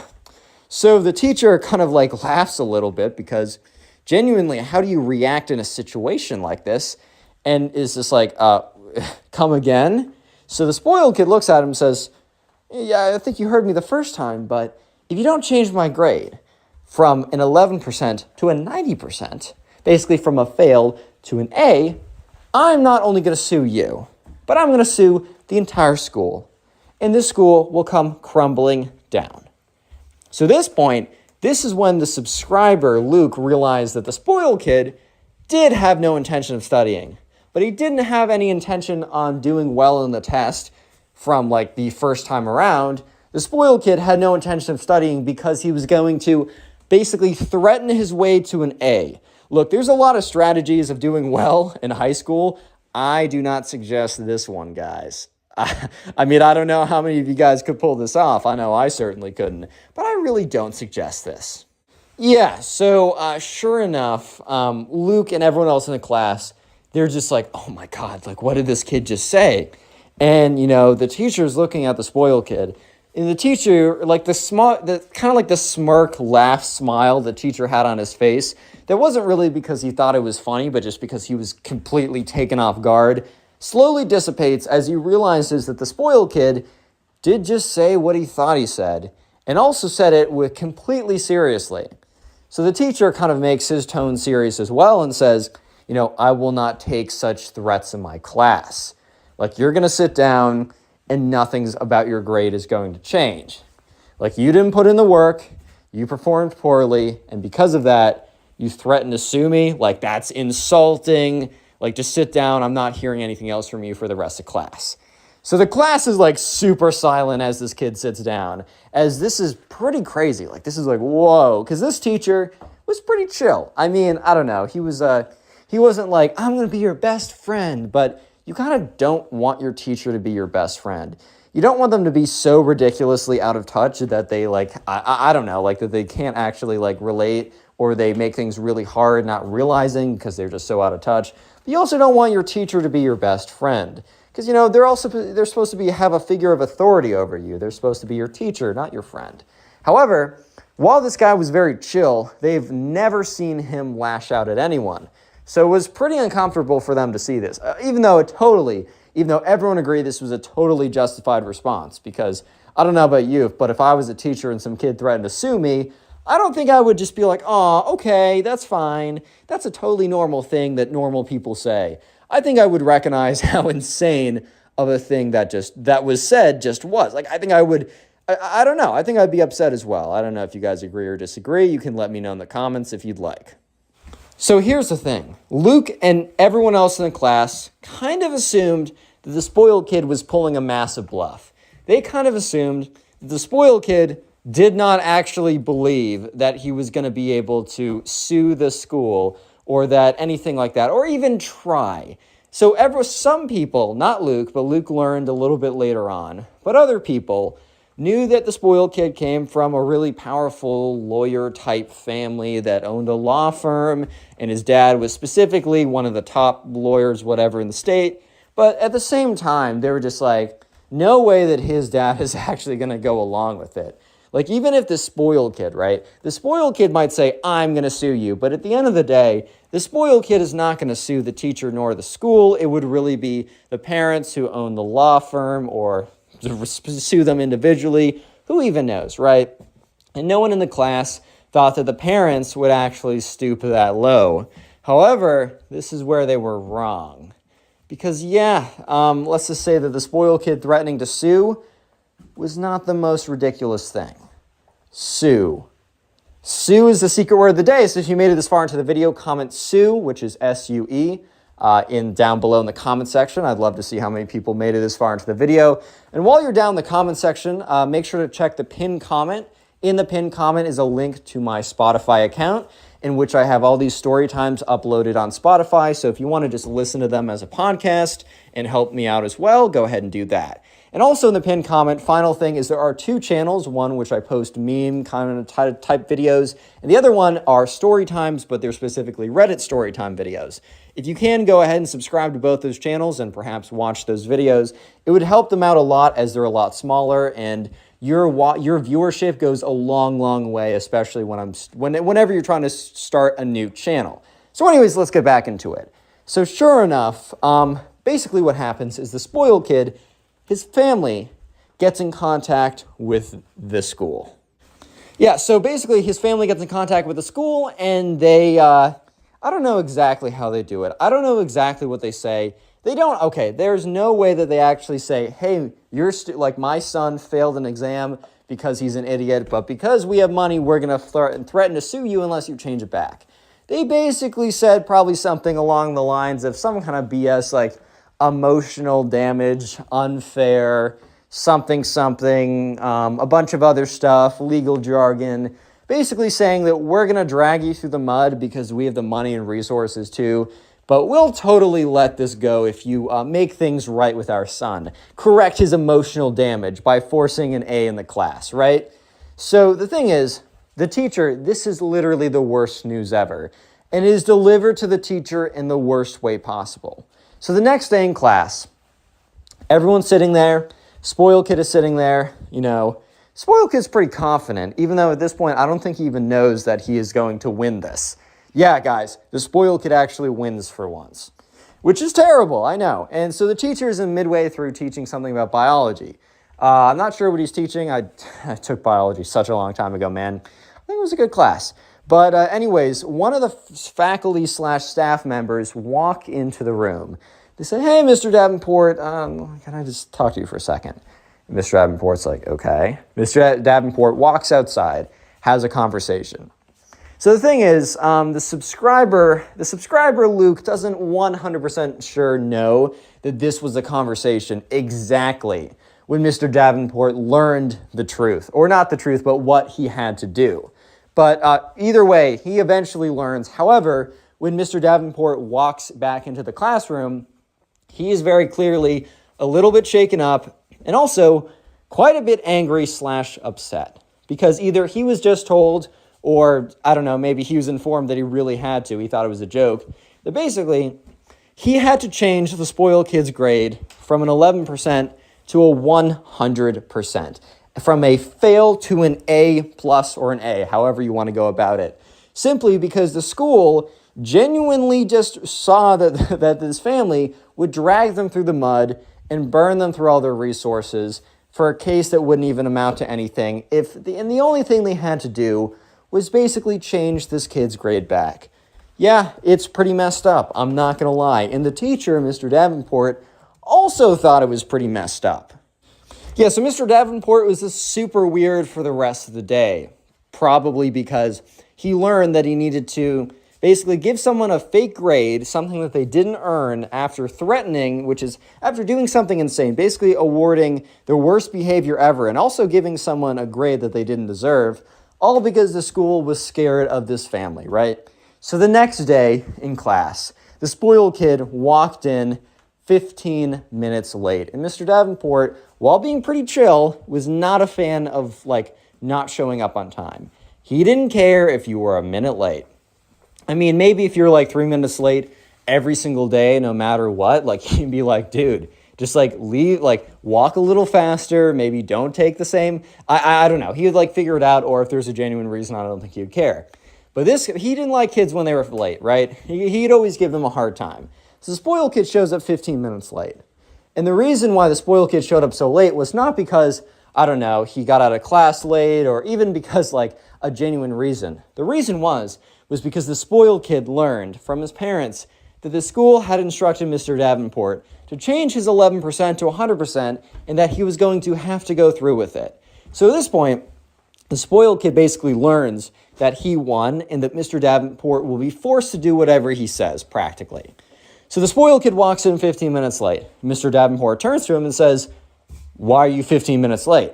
The spoiled kid says, I didn't feel like coming here on time. I come on my own schedule. And Mr. Davenport's like, no, that'll be deducted from your grade. Like, you got to be, like, showing up on time. You can't be, like, showing up 15 minutes late. And the spoiled kid's like, I don't know, Mr. Davenport. I kind of think I can do whatever I want. So, yeah, he sits down, and Mr. Davenport is very, very obviously very angry and steaming. However, he also seems a little reserved, a little bit held back. And Luke has no idea that the school has told Mr. Davenport that he needs to change his grade. So at this point, Luke is like massively confused because he's like, wait a minute, this kid just blatantly disrespected Mr. Davenport, and he looks and sounds extremely angry, but he didn't pursue this. This makes literally no sense. So Mr. Davenport just starts teaching, tries to get through it, and that's when the spoiled kid basically just keeps taunting him. Spoiled kid raises his hand because Mr. Davenport asks a question. The spoiled kid raises his hand and says, doesn't really matter for me, might matter for those guys. I don't know the answer and I don't really care. And everyone in the class is just so confused by this answer. They turn around and they look at him. They're just like, what? And then after turning around and looking at the spoiled kid, they immediately turn to Mr. Davenport because they're like, oh my God, Mr. Davenport's going to chew him out again. Like, some of them are rooting on for Mr. Davenport to just rip him a new one because they're like, this kid is literally the worst. He sucks, and I really like seeing a spoiled kid getting owned by their teacher, right? However, Mr. Davenport looked at him, and Mr. Davenport gave a long, cold stare, but he didn't say anything. And Luke was so confused. Luke was going to learn the truth in a couple of minutes. Stick around, as Mr. Davenport does kind of blow up on him in class. It's very entertaining. But anyways, Luke is just really confused at this point. He doesn't know what's going on, and he's like, what? Like, why is he putting up with this? So finally, the spoiled kid, after Mr. Davenport goes back to teaching again, the spoiled kid basically breaks the last straw. It's the last straw that broke the camel's back at this point. So the spoiled kid just starts playing a video on his computer. So kids weren't even really supposed to have their computers out, but, for some classes, you bring a computer in, and for other classes, the teacher would be like, hey, can you not have your computers out? And biology was one of the classes where the teacher asked very nicely, like, don't have your computer out. We don't have any need for it, and I know it's just going to be a distraction. Because let's be real, guys. If you have your computer out in class, if you're not playing Jump or the Dinosaur Jump game or Slither.io, or if you're not just like doing stuff on it, bro, what are you doing on that computer? I guarantee you, bro, I sometimes sit in the back and I have a full perspective of everyone's computers. No one is doing what they're supposed to be doing, which in most cases is just paying attention. They're not paying attention, bro. If I'm a teacher, those computers are shut. Because I know for a fact, no one's paying attention to me if their computers are open. That's kind of how it goes. But the spoiled kid not only takes out his computer, but he starts really loudly watching a movie. Like, you hear the 21st Century Fox thing, like the da-da-da-da, like very loudly. It's very clearly a movie. So the whole class turns around again and sees the spoiled kid put his feet up on his desk, recline back, and literally opens up his backpack and pulls out a thing of popcorn. Yeah, the spoiled kid was planning his moves to be as disrespectful as possible. He literally popped popcorn in advance just so that he could be disrespectful to Mr. Davenport. Yeah, I'm not even kidding here. So at this point, Mr. Davenport stops what he's doing, and he asks nicely, like, spoiled kid, could you please not play a movie in class? And once again, Luke and everyone else in the class is like, huh? Like, why is Mr. Davenport not going in? Like, he would go in on anyone else, and some of the kids were probably getting a little bit mad. Like, what is this special treatment to such a jerk of a kid, right? And the kid's like, nah, I don't think so. And he literally just continues to watch, and he pops more popcorn. And that's when Mr. Davenport just freezes. He doesn't say anything for literally 60 seconds. I think Mr. Davenport was really thinking, and what I'm about to do, is it really worth it? And eventually, Mr. Davenport came to the conclusion, yes, what I'm about to say is worth it. So Mr. Davenport takes walks over to his desk, has all these papers on it, and literally swipes all the papers off angrily and forcefully. Papers go flying, and as he does it, he says, I'm done. And the whole class is like, oh my God. He's like, that's it. I quit. Mr. Davenport has been a teacher for over 10 years. And one thing that the kids don't know about Mr. Davenport is that he isn't like a lot of teachers. A lot of teachers, they need their jobs, or not they need their jobs, but they don't get paid a lot as teachers, right? Unfortunately, one of the most important professions gets paid somewhat near the least, especially when you compare it to how important it is, right? So the thing is, Mr. Davenport was not like most teachers. Mr. Davenport wasn't originally a teacher. He actually made a lot of money being like a stock guy before. He was in hedge funds and stuff like that. However, he made enough money and then wanted to pursue something that he felt was more meaningful and where it didn't really matter how much he got paid. And that happened to be, teaching. So Mr. Davenport was actually like a multi-millionaire, right? And he happened to work with the spoiled kid's dad. So he knows all about it, right? So Mr. Davenport, at this point, is really just teaching for fun. However, this recent thing that happened, which having to give a kid a false grade and letting him boss him around was a little bit too much, and Mr. Davenport decided that it wasn't worth it. So the whole class is completely silent, because Mr. Davenport just slammed all the papers off his desk and screamed that he quit, which is pretty crazy. Yeah, so that's when Mr. Davenport decides to go in on the spoiled kid. So the spoiled kid kind of straightens up his back, takes his feet off of his desk, and pauses the movie, because Mr. Davenport has gotten his attention, to say the very least. So Mr. Davenport starts walking in on the spoiled kid. He's like, everyone, I want you to know something. This kid's family threatened to sue the school. That if I threaten to sue the school unless I change his grade from a pitiful 11% to 100%. And guess what? One of the faculty informed me that I needed to do this.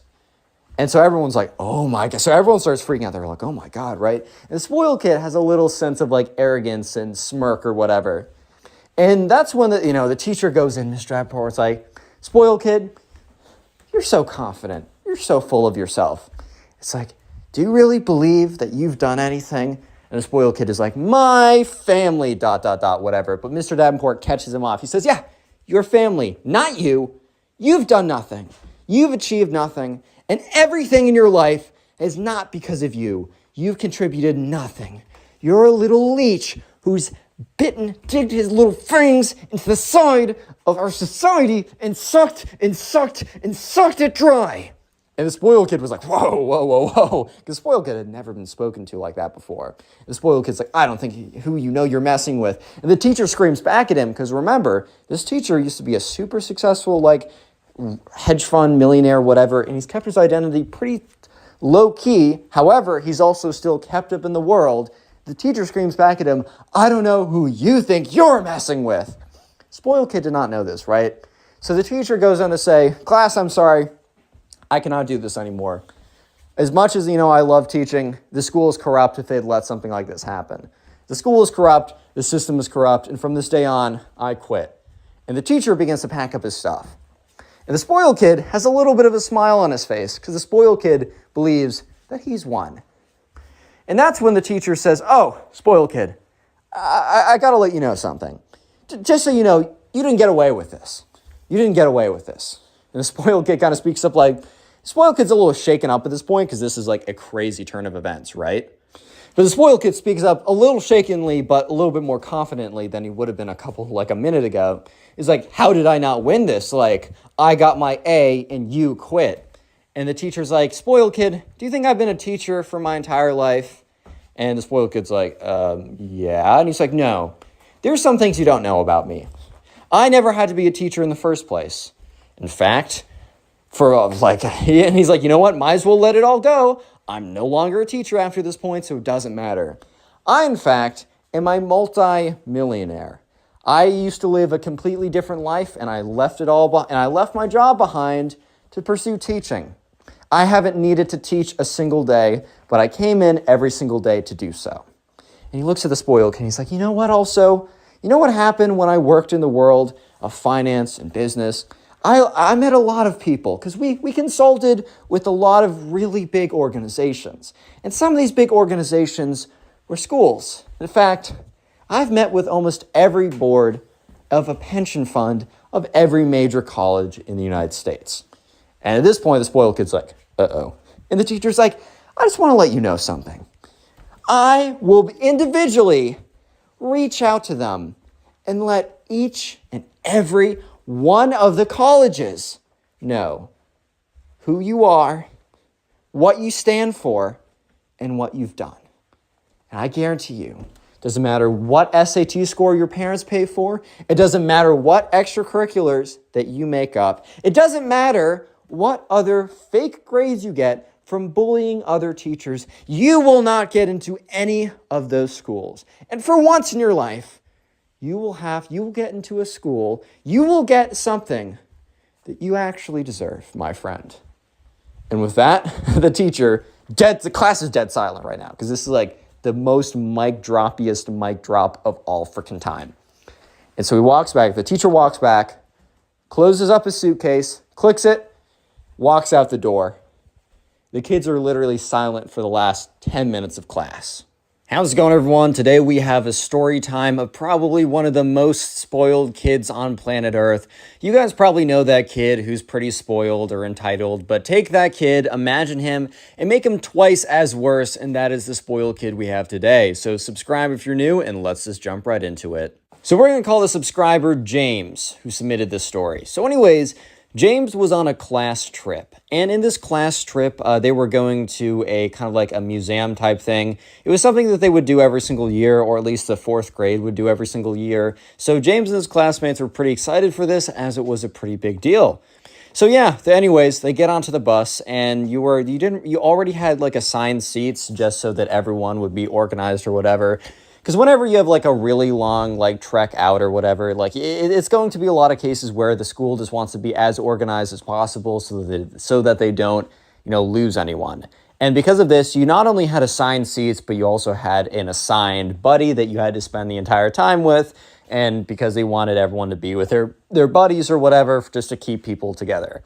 So Jack, the subscriber who submitted this, right, he was really hoping that, because he was really chill with the majority of people in the class. However, there's this one kid who we're going to call the spoiled kid, who is just known as being a really entitled jerk. And Jack was like, oh God, please don't put me with this kid. Whatever you do, put me with someone else and don't put me with this kid specifically. So yeah, Jack was waiting outside the bus as well with everyone else, waiting for the teachers to read out the names. And Jack is like, please don't be spoiled kid, please don't be spoiled kid, please don't be spoiled kid. And the teacher was like, all right, Sam and Ben, Aiden and Steve, whatever, Jack, and it almost felt like there was an intentional pause. There probably wasn't, but I think it was just because Jack was so like in the mode of anticipation, really hoping that it wasn't the spoiled kid, that, it almost felt like there was a pause where there wasn't. And the teacher's like, and spoiled kid. And Jack is like, how? Like, what are the odds that that's actually how it went? Like, genuinely, like, what are the odds that out of everyone possible, that is actually the freaking spoiled kid I get partnered with? Like, that is 100% my luck. Like, how is this even possible? There was like 100 kids in his class, and somehow he got partnered with the one kid that he didn't want to be partnered with. But I'm pretty sure that's like Murphy's Law, where it's like something like that will always happen. And it's the one thing you don't expect to happen will always happen, so be prepared for it. But anyways, eventually they, Jack is told, and everyone else is told to go find your buddy. So Jack finds the spoiled kid, and, the spoiled kid's like, what's up? And Jack's like, yo. And so they go on the bus, and they sit down. And immediately, once they get to their seats, the first of many problems arises. Because the spoiled kid is like, I want window seat. And, the thing was, Jack was in front of him, so it was just easier for Jack to slide in. And it also didn't really matter. And Jack wouldn't have really cared if the spoiled kid was like, hey man, can I have the window seat? Like, that'd be totally fine, right? Who cares? But it's the way that the spoiled kid was like, give me the window seat now! Just so unnecessarily rude and aggressive, really for just a 20-minute bus ride for who has the window versus aisle seat. Like, it was so dumb. So anyways, Jack's like, whatever. So he steps aside, and the spoiled kid, pushes him on his way to get to the seat. Like, he literally pushes him, bro. So Jack immediately already knows that this is about to be quite something, to say the least. Jack already knows that this is about to be quite the adventure he's about to go on, or the experience, I should say, because the spoiled kid is continuing to be a spoiled kid, right? He's continuing to do what spoiled kids always do. And so the kid is sitting there, and he takes out his phone. And the one thing, a pretty strong rule, was no one was allowed to have their phones.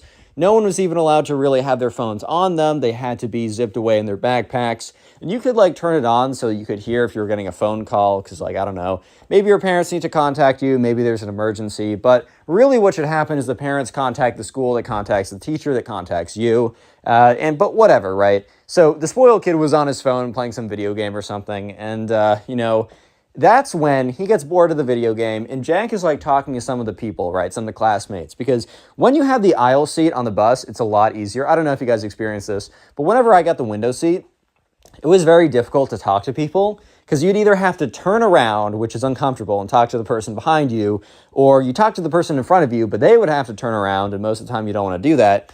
And the people that are like across from you, you're kind of like blocked by the person sitting on the aisle. So when you sit on the aisle seat when you're taking a bus, it's just so much easier to talk to a lot of people. So remember, the spoiled kid demanded that he had the window seat. Like he demanded that he got the window seat.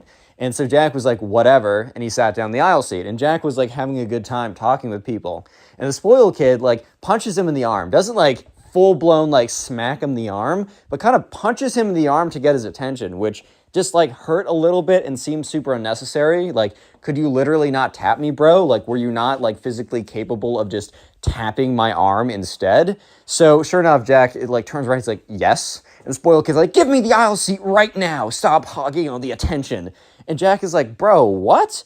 Like, what do you mean I'm hogging all the... Because Jack is so confused because he remembers how intense the spoiled kid was acting and how like intent he was on getting the window seat, that he was like super rude earlier and still left a bad taste in Jack's mouth. And now 10 minutes later, when the spoiled kid gets bored of his video games that he wasn't even supposed to be playing, he now demands to have like the seat where he can talk to other people. So at this point, Jack kind of just doesn't want to like switch seats. He's like, bro, it would be such a hassle to switch seats, and I'm not trying to stand up. They don't want us to stand up on the bus. And the spoiled kid starts punching Jack in the arm. He's like, give it to me, give it to me, give it to me, give it to me. And, he's like, stop, Jack's like, stop. What are you doing right now? And the spoiled kid's like, I'm going to make your life a living hell unless you switch seats right now. So at this point, Jack is like, oh, okay, whatever, bro. Like, I really don't care. Like, fine, dude. Sure, whatever. So Jack stands up and immediately hears Jack sit back down. So Jack sits back down because one of the teachers in the front, because you can't be standing up while the bus is moving just in case it has to stop abruptly. You would go like, you'd fall over, maybe you'd hurt yourself, just for reliability's sake. So he sits back down and the spoiled kid starts punching him in the arm. He's like, bro, why'd you sit down? Like, I'm trying to sit in that seat. And Jack's like, dude, I was just told by the teachers that I need to sit down right now. Like, I'm sorry. Like, you're going to have to climb over me. So the spoiled kid is like, fine. So Jack starts sliding in towards the window and the spoiled kid starts climbing over Jack. And the spoiled kid legitimately like falls. Like he's trying to climb over and he loses his balance and then just falls on top of Jack. And Jack's like, dude, get off of me. And the spoiled kid's like, you get off of me, bro. Which is like, did you really just say you get off of me, bro, when you're literally sprawled on top of Jack? Like, you are on top of Jack right now. You are sprawled on top of this guy. How is he supposed to get off of you when you have him pinned down? So eventually the spoiled kid gets the aisle seat. And here's the thing. I think the spoiled kid just imagined that anybody, literally anybody, if you sit in the aisle seat, you will have people to talk to. But the thing was, most people didn't like the spoiled kid because, I don't know, he's pretty clearly a big, massive jerk, right? And it feels pretty obvious right now. So the spoiled kid, when he actually got the aisle seat, people like weren't talking with him. So the spoiled kid starts to get mad and turns over to Jack, because Jack is now just looking out the window. Jack is not talking with anyone because he's not in the aisle seat. He's looking out the window and he hears bump, bump, bump, or he doesn't hear. He feels up like a punching against his arm. He's like, I swear to God, this kid is going to get KO'd from me if he doesn't stop it. So he turns around. He's like, what? And the spoiled kid's like, you tricked me into giving you your like window seat. Like, I want it back now. And Jack looks at him and is like, dude, can you please just choose? It's literally, we have 5 minutes left. in our drive. Like, can you not chill out for one freaking second, dude? And the spoiled kid's like, you tricked me. Like, you were making it seem so fun in the aisle seat so that you could have my window seat. Like, I want it back. And Jack's like, dude, okay, if I give this back to you, we're not going to switch again. Like, I'm not going to switch with you again. If we switch, we're never going to switch again, okay? And the spoiled kid's like, yeah, fine, whatever. So when Jack and the spoiled kid finally switch seats, Jack gets back to sitting, right? And he sits there, and remember, now the people that are sitting in the aisle, they see that Jack is sitting there, so they're like, oh, we like this guy. So they start talking to him again, and the spoiled kid starts to get super angry, and he taps Jack again. He's like, dude, why did you trick me again? And Jack turns around and is trying to keep his rage together, because I don't know about you, but I would be pretty angry myself as well. But Jack is like, what do you mean now? And he's like, dude, like, you tricked me again. Like, we gotta switch. And Jack's like, no, I'm not gonna switch. And so the spoiled kid's like, starts punching him. He's like, like, we gotta switch now. And Jack literally just clocks him in the arm as hard as possible. And the spoiled kid's like, and Jack's like, oh my God. So sure enough, the bus stops, and as the teacher gets up to take attendance, the teacher sees the spoiled kid just having a complete fit or whatever. So yeah, eventually the teacher comes over. Jack is asked like what happened, and the spoiled kid's like, Jack hit me in the arm. And the teacher's like, Jack? And so Jack was like he was beating me in the arm again and again and again. I just did it back to make him stop. And the teacher's like, well, obviously he wasn't doing it super hard to you, and you played way too hard back. No roughhousing. Apologize to the spoiled kid. And Jack is like, oh my God, I need to apologize to this kid? Dude, like, I don't think I can stomach apologizing to this kid. I just hate him so much, bro. Like, I just hate this so much, bro. Like, I can't take this anymore, dude. And so, yeah, the spoiled kid, Jack is like, sorry. The spoiled kid's like, it's okay. That's fine. I'll recover eventually. Maybe I'll have to amputate this arm, but I don't know. We'll see. And Jack is like, oh my God, I just want to beat this kid. Oh my God.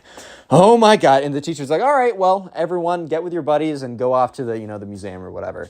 So they get up, and Jack notices the spoiled kid stops crying immediately. Like, he doesn't kind of like, sometimes a kid will cry and they'll mean it. They'll actually be truly upset, but they'll slowly like stop crying. They'll cry less and less and less until they basically stop, right? This was not that. The spoiled kid was putting on an act, and Jack realized it because he literally shut off his tears and any emotion the second they got up. The second the teacher walked away, he was a totally different kid.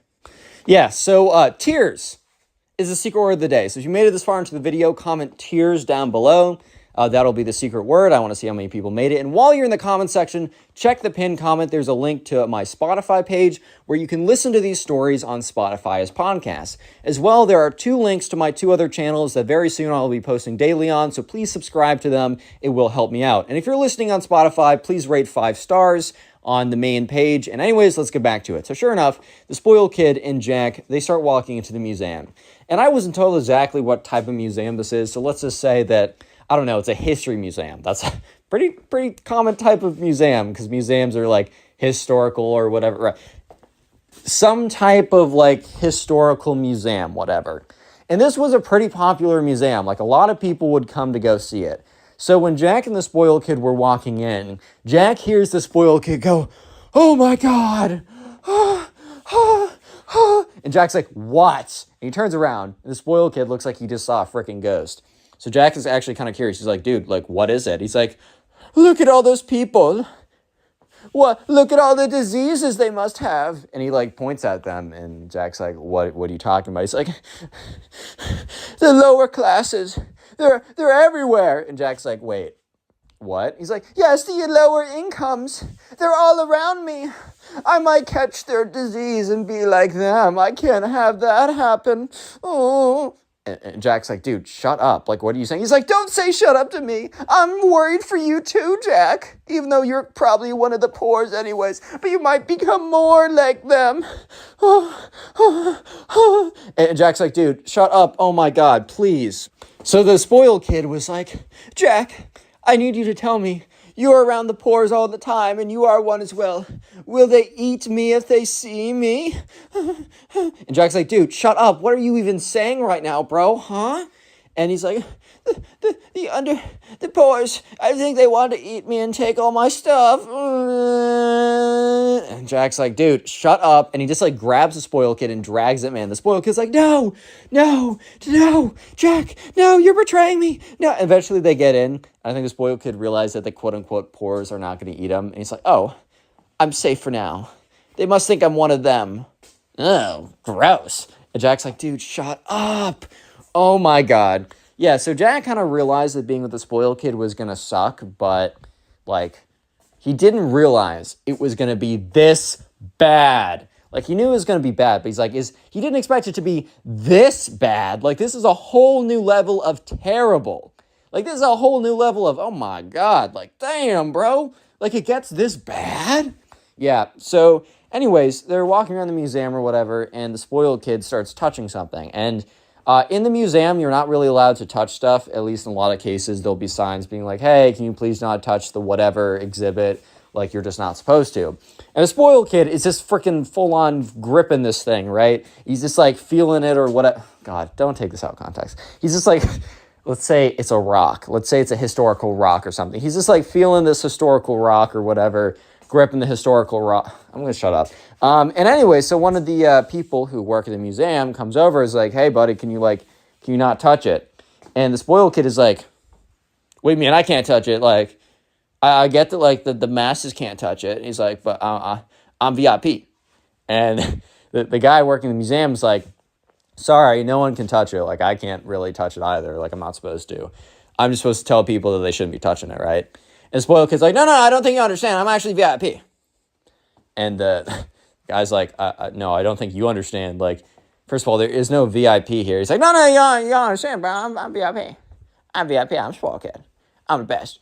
And the guy's like, sorry, there's no VIP. That's not a thing. And also, even if you were, you would not be allowed to touch the historical things. Like, that's just not a thing. Like, we don't let anyone do that. It's like it's kind of the protect the integrity of it. If too many people touch it, it'll kind of like rub down. It won't be as like nice as it was. And also, like, if one person, like, touches it too hard and breaks it, like, we want to make sure that everyone can enjoy it, so please don't touch it, right? Yeah, so the spoiled kid doesn't, like most spoiled kids, he doesn't take no for an answer very well. So the spoiled kid is like, what are you saying right now? You're saying, I can't, you're saying no? He says, you know what? Well, then, mister, I'm actually gonna take it. So the spoiled kid literally picks up the rock out of, like, the exhibit thing or, like, the museum thing and grabs onto it. Okay, so that's when the security guard's like, all right, we got to take this seriously. So basically the security guard takes the thing out of his hand, puts it back, and says where, like, your, like, parental figures or whatever. So Jack is like, okay. So Jack, like, calls over one of the teachers. The security guard explains that, you know, the spoiled kid can no longer be in the museum anymore. Like, he's caused too much of a ruckus. He needs to be removed. And says, like, as long as he isn't in the parts of the museum where there's actual exhibits, it's fine. So, yeah, the teachers are like, oh, geez, because they can't drive him back personally. So they're like, hey, can we just plop him in the gift store? And the guy's like, yeah, that's fine. And so Jack is like, okay, well, that sucks for him, haha. And Jack's about to walk away. And the teacher's like, Jack, where are you going? And Jack's like, wait, what? And the teacher's like, yeah, Jack, I mean, you're his buddy. I'm sorry to say, but you have to stick with him at all times. And Jack's like, no, dude, what? Yeah, so, yeah, unfortunately, Jack now has to stay with the spoiled kid in the gift store for, like, the next hour because the spoiled kid is just an idiot and can't keep his hands to himself. So Jack is walking to the store with the spoiled kid, and it's, like, dead silent for a second because Jack is, like, really upset. And the spoiled kid's, like, after, like, a little bit, tries to break the silence. He's like, dude, can you believe them, bro? Like, that's actually so crazy, dude. Like, I can't believe that they would, like, so unrightfully throw me out. Like, that's crazy, dude. Like, that's unheard of, bro. And, like, Jack just kind of looks at him. Just kind of gives him this look. Because he's like, of course the spoiled kid would refuse to take accountability for his actions. Of course the spoiled kid would believe that actually everyone else is in the wrong and he's in the right here. Because, oh, yeah, it makes a lot of sense that he would be allowed to literally pick up the things that are like on display that no one is allowed to touch and they're only allowed to see. Yeah, it makes a lot of sense for him to be allowed to pick it up and mess with it and be totally fine. And Jack just kind of looks at him and gives him this look and then keeps going. The spoiled kid's like, bro, do you not agree? Like, do you not agree with me? Like, bro, what? And Jack looks at him and is like, dude, you're going to go in one side of the store and I'm going to go in the other side of the store. Just because I have to be in the same room with you doesn't mean I have to be next to you. Doesn't mean I have to deal with you any longer. He says, you go to that side of the gift store. I will be on the other side at all times. We're in the same place, but I don't want to deal with you anymore. So Jack basically storms off, which I totally understand. I feel like if I was in this position, I'd be pretty angry too. I might just like, I don't know, I might just suck it up because I'm not the most confrontational person ever. So I might just be like, or whatever, and like just deal with it. But I totally understand why Jack wants to kind of distance himself from the spoiled kid because, yeah, I can't really blame him. The spoiled kid is not being the best right now, right? So here's the thing. I guess the spoiled kid, I mean, we all kind of know the spoiled kid's worldview is pretty messed up and it's really weird. And it's like, the spoiled kid's insane. But apparently, he also believes that paying for stuff is for poor people. Which, yeah, I'm going to repeat myself. Paying for items is for poor people. So, yeah, I think the spoiled kid for some reason believed that he was like, it would be totally big chillin' if he was to steal stuff from the store. That he could just pick stuff up, and since he was so VIP and like exclusive and like the best guy ever, the smartest, wealthiest, most handsome, whatever, that he would just be allowed to like just steal from the stuff from the store practically. Yeah, because basically Jack is trying to stay on the other side of the gift shop as the spoiled kid. But occasionally he'll look over to see where the spoiled kid is, just to see like where he is so he can keep the most distance. And he watches as the spoiled kid picks up something and puts it in his pocket. Like, you know, when you see someone, I don't know if you've seen this, but like someone, if they want to like steal something from like a, I don't know, a thrift store or a convenience store or just like a store with a lot of like little things or whatever at the mall, they'll find something small and they'll normally just put it into their pocket, put it into their purse, whatever, right? And yeah, so the spoiled kid is doing this, but he's not, okay, so some people are kind of like, will be sneaky about it. They'll take one thing, they'll take the tag off, it won't get caught, whatever, right? I mean, still, that's not a thing you should do. The repercussions could be really bad, and it's not worth it, guys. Don't do that. But the spoiled kid was literally just filling all of his pockets with all the toys and random stuff he could see. His pockets were literally bulging with merchandise and apparel. It was like it was like top 10 dumbest criminals ever. He would be number one at this point. He basically was just filling his pockets to the brim. Like they were probably toys and merchandise flying out of his pockets, just falling out of his pockets, right? And like, bro was not being nonchalant at all about it. So yeah. I guess maybe someone in the store would have assumed that he was just filling his pockets to come to the front and then pay for it, and he just didn't want to hold on to it all.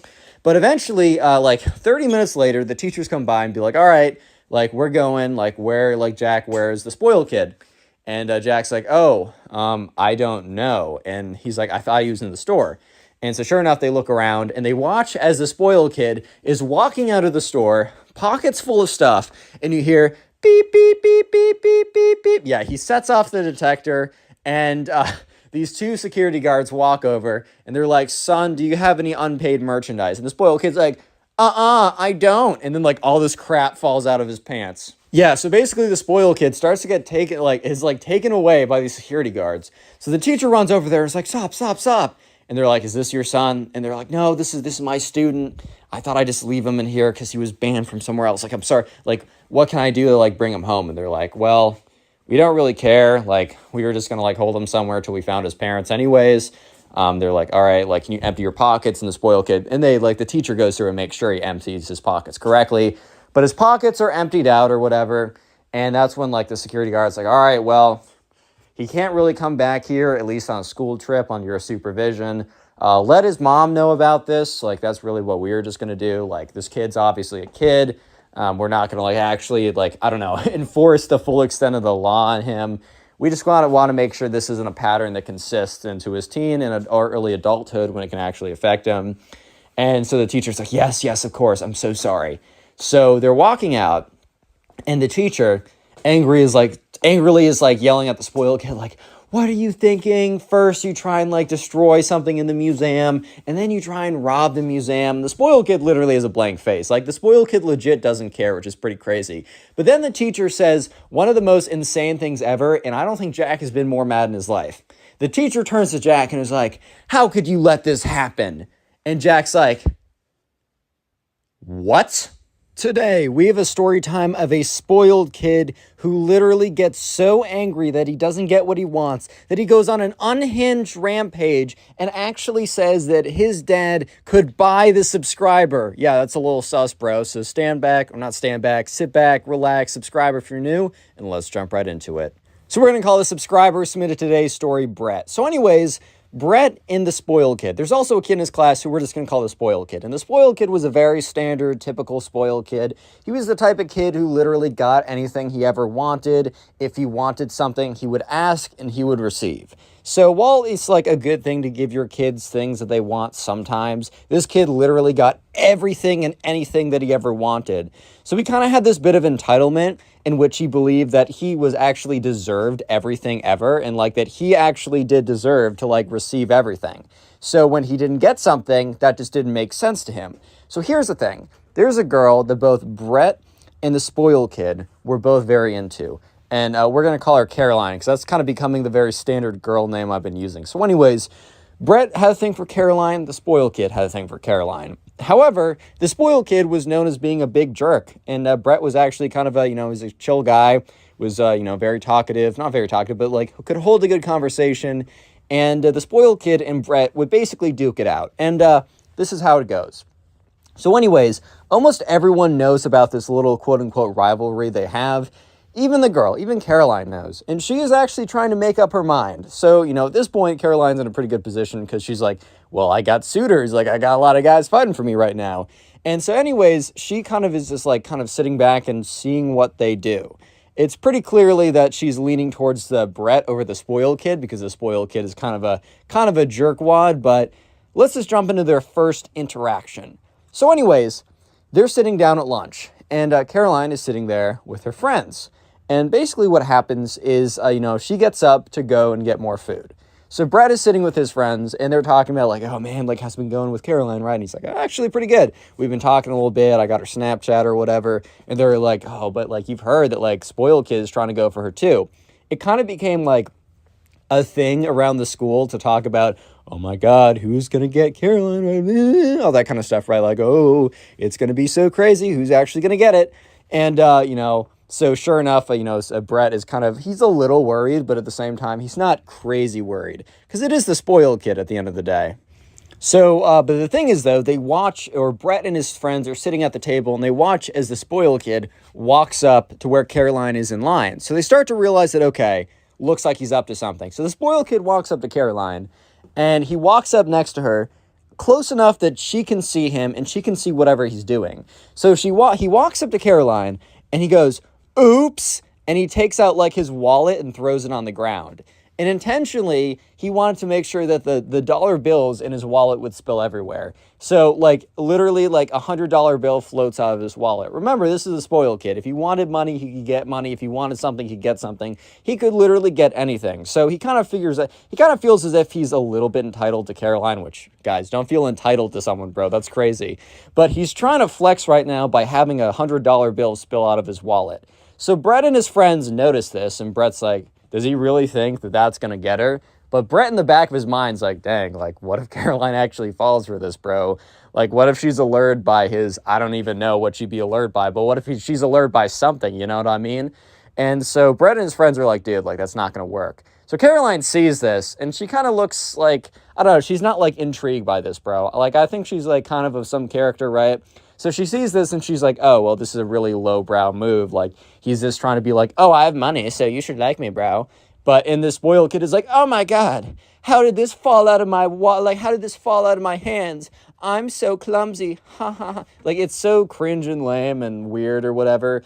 And Caroline notices this and is like, ugh, like, like, this kid is weird, bro. Like, he's really out here trying to flex like the $100 bill that his parents got him. That's the thing too. Like, it's I can understand flexing is always a little obnoxious, but I can understand being like, hey, I'm financially secure, especially when you're later on dating, because that's definitely like something that's nice. Like going into a relationship with someone financially secure, that's something maybe you don't need to worry about. But bro is literally in like 8th grade flexing a $100 bill that his grandma probably gave him for his birthday. Like, bro, that's just simply not a flex. And so the spoiled kid picks up and is like, oh my God, I can't believe this $100 bill fell out of my wallet. Like, oh my God, this is so crazy. Looks directly at Caroline, like waves the $100 bill around. Oh my God, it's going to fall in my hands again. And he like drops on the floor. Oops, my $100 bill fell out of my hands once again. Yeah, so Brett notices this and is like, dude's going way too hard. And he's like, oh my God, the $100 bill, it's on the ground. And the spoiled kid goes down to pick it up and is like, oh my God, it's so much money. And believe it or not, guys, this is actually not an attractive thing to do. This is not going to woo Caroline over. Spoiler alert. She's not going to be like, oh my God, his grandma gave him a $100 bill. I love you now. Like, bro, that's just simply not how it works, dude. I don't know how else to put it. That's just not how it's going to work. So yeah, sure enough, Caroline just kind of watches this, kind of is like, ugh, whatever, right? And the spoiled kid moves on. So the next day comes around, and so Caroline is in the hallways, and she's hanging out with her friends or whatever. And Brett sees this as a decent opportunity, as her friends seem to be walking away, and it's like Caroline is like getting her stuff, about to go to another class. So Brett is like, all right, cool, like, I can, because he's already been talking to her. This isn't some cold approach stuff, right? He's already been talking to her. He's like, okay, cool. Like, I can go up to her. We can chat it out a little bit. Word, right? Whatever. So Brett goes up to her and is like, hey, like, what's up, Caroline? And she looks at him and kind of gives him this, like, nice little smile because she knows what's up, guys. Like, she knows what's good. She knows what's going on right now. So, yeah, she's, like, kind of gives him a little smile, like, hey, like, what's up? Like, how's it going, man? Like, how's it going? And, yeah, so they start walking and, you know, Brett's kind of like, you know, chatting her up a little bit, asking how her day's been, asking how this class they have together is going for her, all this kind of good stuff, right? And that's when the spoiled kid sees this. And the spoiled kid is like, hell nah, bro. Like, I'm not letting this happen. So the spoiled kid, he has a water bottle on him, right? The spoiled kid has a water bottle, and he grabs his water bottle, and he's walking down the hallway. So Caroline and Brett are walking down the hallway in one direction, and the spoiled kid is walking down the hallway as well. And that's when the spoiled kid is like, oops, and he accidentally, doesn't actually do it accidentally, but he tries to make it look like he trips. And when he trips, with huge quotation marks, I'm doing air quotations in the air right now, actually, because there are huge air quotation marks around this. When he trips, right, he spills all this water all over Brett. And it's funny because, like, it's very obvious that he did it on purpose. Like, he falls to the ground, but after he falls, he literally dumps the rest of the water bottle on top of Brett anyways. So it's like, why did he even pretend to fall, bro? It's so obvious. Yeah, so it was super obvious that the spoiled kid was trying to sabotage this on purpose. And I don't know why the spoiled kid really thought that just getting him, like, Brett wet is going to, like, somehow mess up his charisma or something. Or I don't know why the spoiled kid thought that that was going to improve his chances. Because if anything, dude, it literally just made it more obvious that the spoiled kid was, like, desperate at this point. And the spoiled kid literally just made it look like he was trying to sabotage Brett, and it just failed. So Caroline, the thing is, she notices this. She notices that because she knows they have a little bit of a rivalry going on anyways over her, lol. But she knows that they have, like, a little bit of a rivalry going on. But also, right, she notices that, like, who's playing dirty here? The spoiled kid's playing dirty. You know what the spoiled kid has not done? Really tried to talk to her, bro. Like, all the spoiled kid has done is tried to, like, flex his, like, lifestyle or whatever, when in reality his lifestyle is literally just what his parents give him. So, yeah, he's been flexing his $100 bills that grandma gave him for his birthday, while Brett has actually been putting in the hard work and trying to have decent, good conversations with her. So, who do you think she's gonna pick, bro? I don't know about you, but it's a pretty clear situation in my mind. Like, it's pretty clear which one she's gonna pick. But anyways, I do digress because, you know, Caroline is like, oh, Brett, like, all right, like, do you need me to, like, get a paper towels or something? And the spoiled kid starts to realize, oh my God, this is actually backfiring in my face. Because he notices that, like, Caroline is like, oh, Brett, let me help you out, whatever, right? And Brett's like, the spoiled kid's like, oh my God, Brett, you got water all over you. How embarrassing. And Brett's like, looks at him, is like, wait, how is it embarrassing that you tripped and spilled water on me? And that's when the spoiled kid realized, wait a minute, if anyone's going to be embarrassed here, it's going to be me, because it makes me look clumsy, because it makes me look like I just tripped and spilled water all over this guy. Like, if anyone here is going to be embarrassed by this situation, it's actually going to be me. And that's when the spoiled kid's like, no, dude, it's actually super embarrassing that you got water on you. Like, it's actually embarrassing for you. I feel so embarrassed for your behalf, bro. Like, that's actually so crazy, dude. Like, I'd be so embarrassed if I were you right now. Like, shoot. And that's when the spoiled kid realizes that he kind of messed up doing this whole thing. And Brett's like, oh, man, don't worry. Like, it's okay if you're clumsy. Like, I don't really blame you for being super clumsy. And the spoiled kid's like, I'm not clumsy. You're clumsy for getting water all over you. And the spoiled kid, and Brett's like, dude, you tripped and spilled the water on me. And spoiled kid's like, I didn't trip. I poured the water on you. And Brett's like, oh, so then you just intentionally poured water on me. And he's like, no, I just tripped. And then Brett's like, so you're clumsy then? He's like, no, I'm neither. I'm just awesome. Caroline, you hear that? I'm awesome. Yeah. Stop being so clumsy and getting water on you, Brett. So clumsy, dude. Goodbye. The spoiled kid literally gets up and leaves, trying to make it look like he won that whole altercation, where it's just so freaking obvious that he did not win that conversation at all. If anything, it just shows how embarrassingly desperate he is at this point. Because I think the spoiled kid is starting to realize that he is not winning this. He is definitely not the one who is going to be coming out in front. Also, by the way, if you made it this far into the video, comment shoe down below. Completely random word, but I try and make them as random as possible. I just like to see how many people made it this far into the video. So while you're down in the comment section commenting shoe, check out the pinned comment, as there's a link to the Spotify in which all these stories are uploaded as podcasts. So make sure to go follow me on there and listen there. As well, there are 2 links in the description to my other 2 channels. I will be uploading daily on there from this day forward. Make sure to subscribe, as it really does help out. Anyways, right.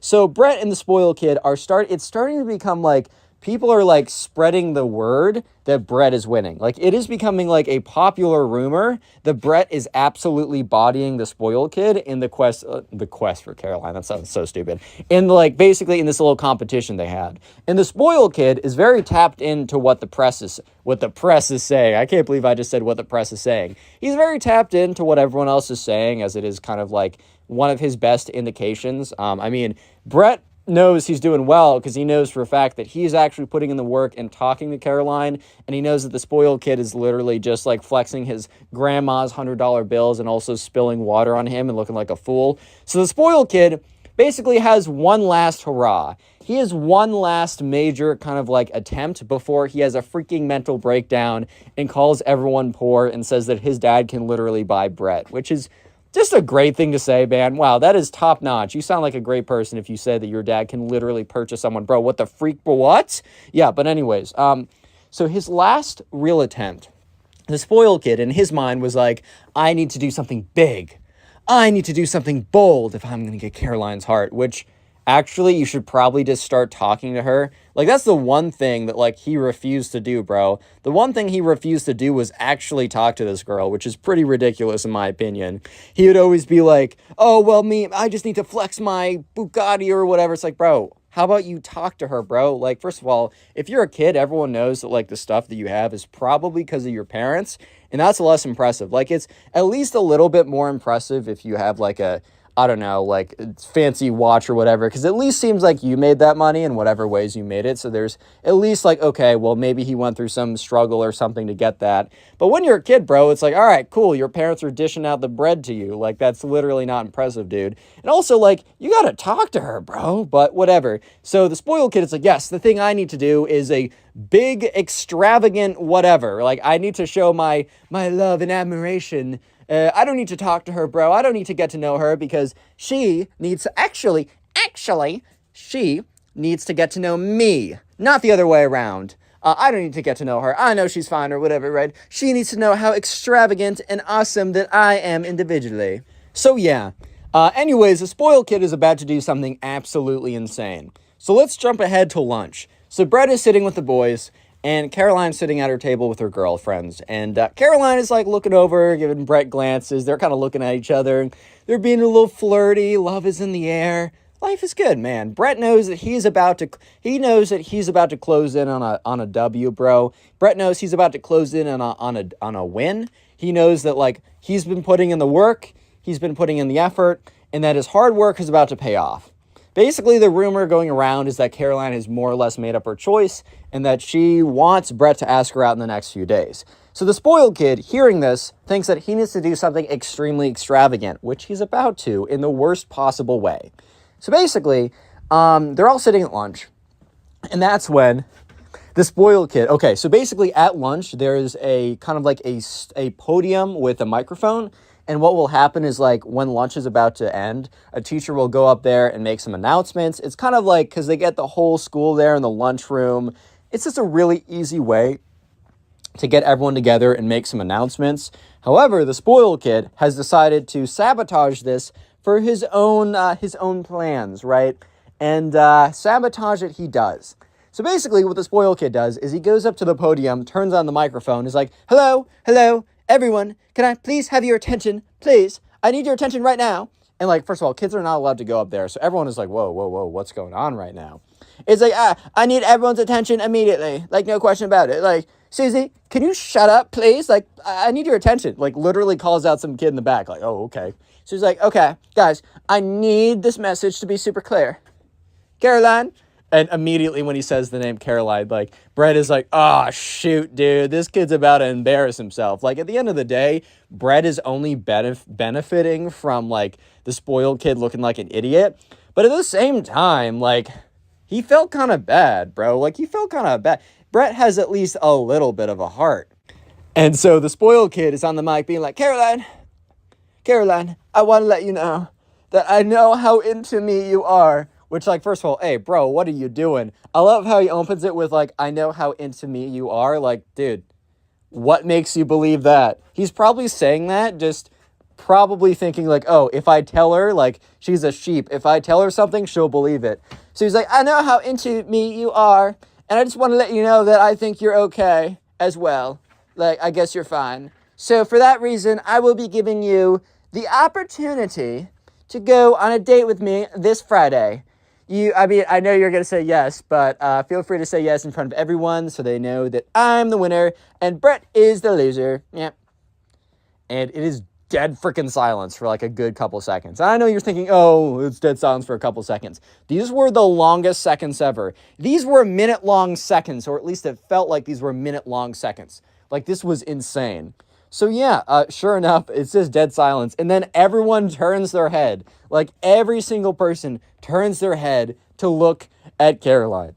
And Caroline, I guess she was like, I don't know, like, she wasn't really happy. Okay, look, dude, it's not okay. These big gestures, I think it's just, like, important for me to, like, reiterate. It's not a really okay thing to do, bro. Because, like, you're really putting this, like, this is embarrassing for the other person. It's totally chill if you want to ask someone out, but do so in a more respectful way. I mean, unless you know for a fact that they love the attention and that they want to say yes to you. Like, something like this is just, you're embarrassing someone. They don't consent to you embarrassing them, bro. Like, anyway, so she goes up to the podium, and the spoiled kid's probably like, yes, she's going to say that I won in front of everybody. So Caroline goes up to the podium, grabs the microphone, looks at the spoiled kid directly in the eyes, and says, sorry, but no. The whole, like, crowd is like, like, oh my God, she just said no to spoiled kid in front of everyone. This means that her and Brett are dating right now. And she puts the microphone back. And the spoiled kid is, like, just kind of, like, sitting. He's just kind of, like, there, bro. He's literally just there. So the spoiled kid is very angry about this. He's like, oh my God. And instead of blaming Caroline, which, first of all, good, you shouldn't blame Caroline, right? The only person to blame here is really yourself in this situation. But the spoiled kid grabs the microphone and in front of everyone is like, Caroline, you're making a huge mistake. Brett is a little poor kid. I am the richest. And everyone's like, bro, what did you just say? Like, that is the weirdest sentence to ever come out. And he's like, Brett is so poor and I'm so rich that my father could literally buy him if he wanted to, and it would be literally 0.0000001% of what he has. Like, he could buy him 1 billion times and still be richer than Brett, bro. And everyone's like, bro, hey, bro, what do you mean by buy him, bro? Like, what do you mean by that? And so the spoiled kid's like, Caroline, you're making a mistake. And then he turns to Brett, he's like, Brett, How much, like, what did you do? Like, what did you tell her? Like, what lies? What spells? What witchcraft? I am obviously the better one. Literally, I am the best. I have all the... And the spoiled kid literally is just having a meltdown, like an ego explosion. He's talking about how he's better than Brett, how he's, like, more attractive, richer, nicer, more humble. Like, the nicer and humble part is just pretty ironic for having a mental breakdown on stage about how epic you are. Like, you can't be like, I'm the most sexiest, richest, hottest, and most humble individual on planet Earth, and I need to let you know. So this spoiled kid is like, and I had enough of this. And he literally takes the microphone and chucks it on the ground, and it breaks into, like, a bunch of pieces. By this time, the staff have made it to the stage and, like, take this spoiled kid away. And they bring him to the principal's office, and bro gets suspended for 3 days and has to, like, literally make not a public apology, but he needs to write an apology letter to both Brett and Caroline.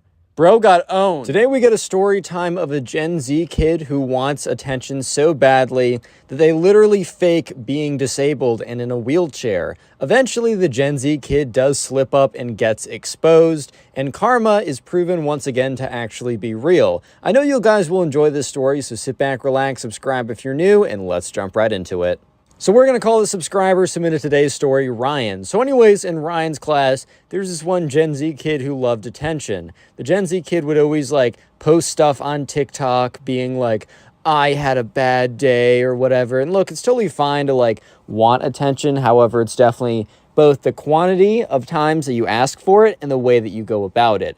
Look, attention is necessary, especially for human beings. They need attention from their other human beings, right? It's good for your health, whatever. However, I think we all know that one person who just goes way too far to get the attention, and or they're just super annoying about it. The Gen Z kid was no different. And the Gen Z kid in this case goes way too far because, look, I find it annoying when people try and get attention in annoying manners, as most people do. However, it's different from being annoying and pretending that you are literally physically disabled in a wheelchair just to get attention. There is a very clear difference, and the Gen Z kid very obviously crossed the line. So the Gen Z kid was never in a wheelchair. They didn't even come into school with a boot. Like, they never had anything like that. But one day, Ryan was sitting in class and just thought it would be a normal day in class. He thought he'd start off the day, normal day, whatever. And that's when the Gen Z kid comes in a wheelchair, wheels into class. Obviously, this is a really big deal. I mean, you should treat everyone the same, but when someone that you've been going to school with for a very long time just suddenly doesn't even walk in, wheels in a wheelchair, bro, you're definitely going to ask some questions, because it's not just like someone's like, you know what, I feel like being in a wheelchair today. I mean, the Gen Z kid actually was like that, but no one with a sound conscience would ever do that, right? So anyways, obviously the Gen Z kid gets a lot of attention, including the teacher. Kind of stops class because the Gen Z kid was a little late, but the teacher's not going to be like, should have wheeled her quicker, bro. Like, the teacher's going to be like, oh my God, like, what happened? So the teacher and everyone in class, they were just like, oh my God, like, what happened? Is everything okay? And the teacher's like, I didn't get a note from your parents about this. Not in an accusatory way, because in the very beginning, no one suspected, even for a second, that the Gen Z kid was faking it. Even though the Gen Z kid was notorious and had a history of faking things for attention, or not even faking things, but just trying to get attention at all costs, nobody possibly thought that the Gen Z kid would fake being, like, physically crippled in a wheelchair. No one would ever believe that. And the teacher, when the teacher said, oh, your parents didn't even tell me about this, more of a kind of a statement of surprise than a statement of, I think you're faking this. Obviously, in retrospect, this was the first in a major red flag, but no one at the time, not even Ryan, ever thought anything about it. So the Gen Z kid basically goes on to say, make up this fabricated story. No one at the time realized it was fabricated, but the Gen Z kid basically went on to say something along the lines of, yeah, like, I was, I went to the doctor, I wasn't feeling good, and it turns out, like, my legs may never work again. And the thing is, that is a very serious thing that happens to some people. It's very uncommon, but it is very serious, and your life will never be the same. If you all of a sudden, like, cannot use your legs, then your life will never be the same, bro. I think that's pretty obvious.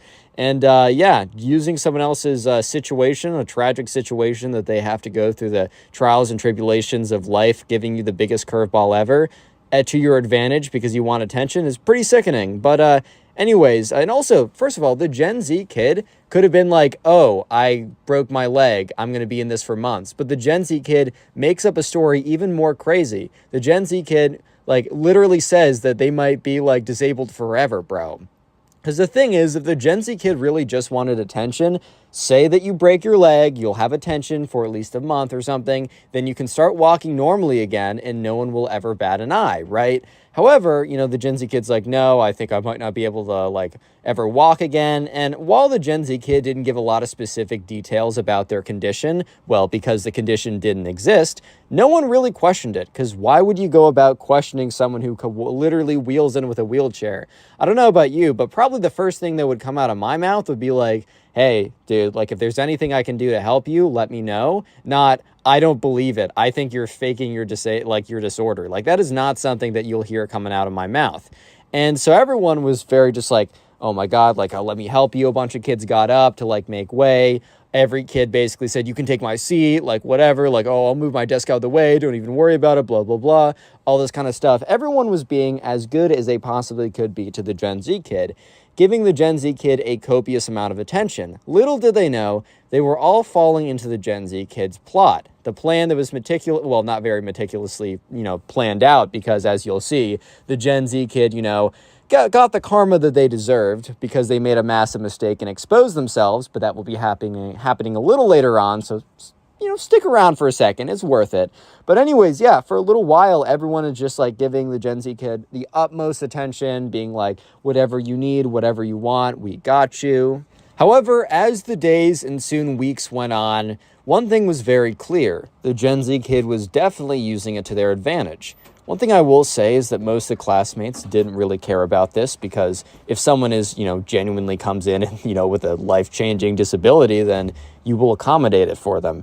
However, some classmates, including Ryan, were starting to believe that it just felt a little bit strange that the Gen Z kid all of a sudden was asking for people to do their homework, or, to go do certain tasks that you didn't really need legs to do. Obviously, no one really questioned it at the time and just believed that, the stress of completely changing someone's situation was enough to, what, they are going through enough right now, let me lighten the burden. Very, reasonable thing to believe.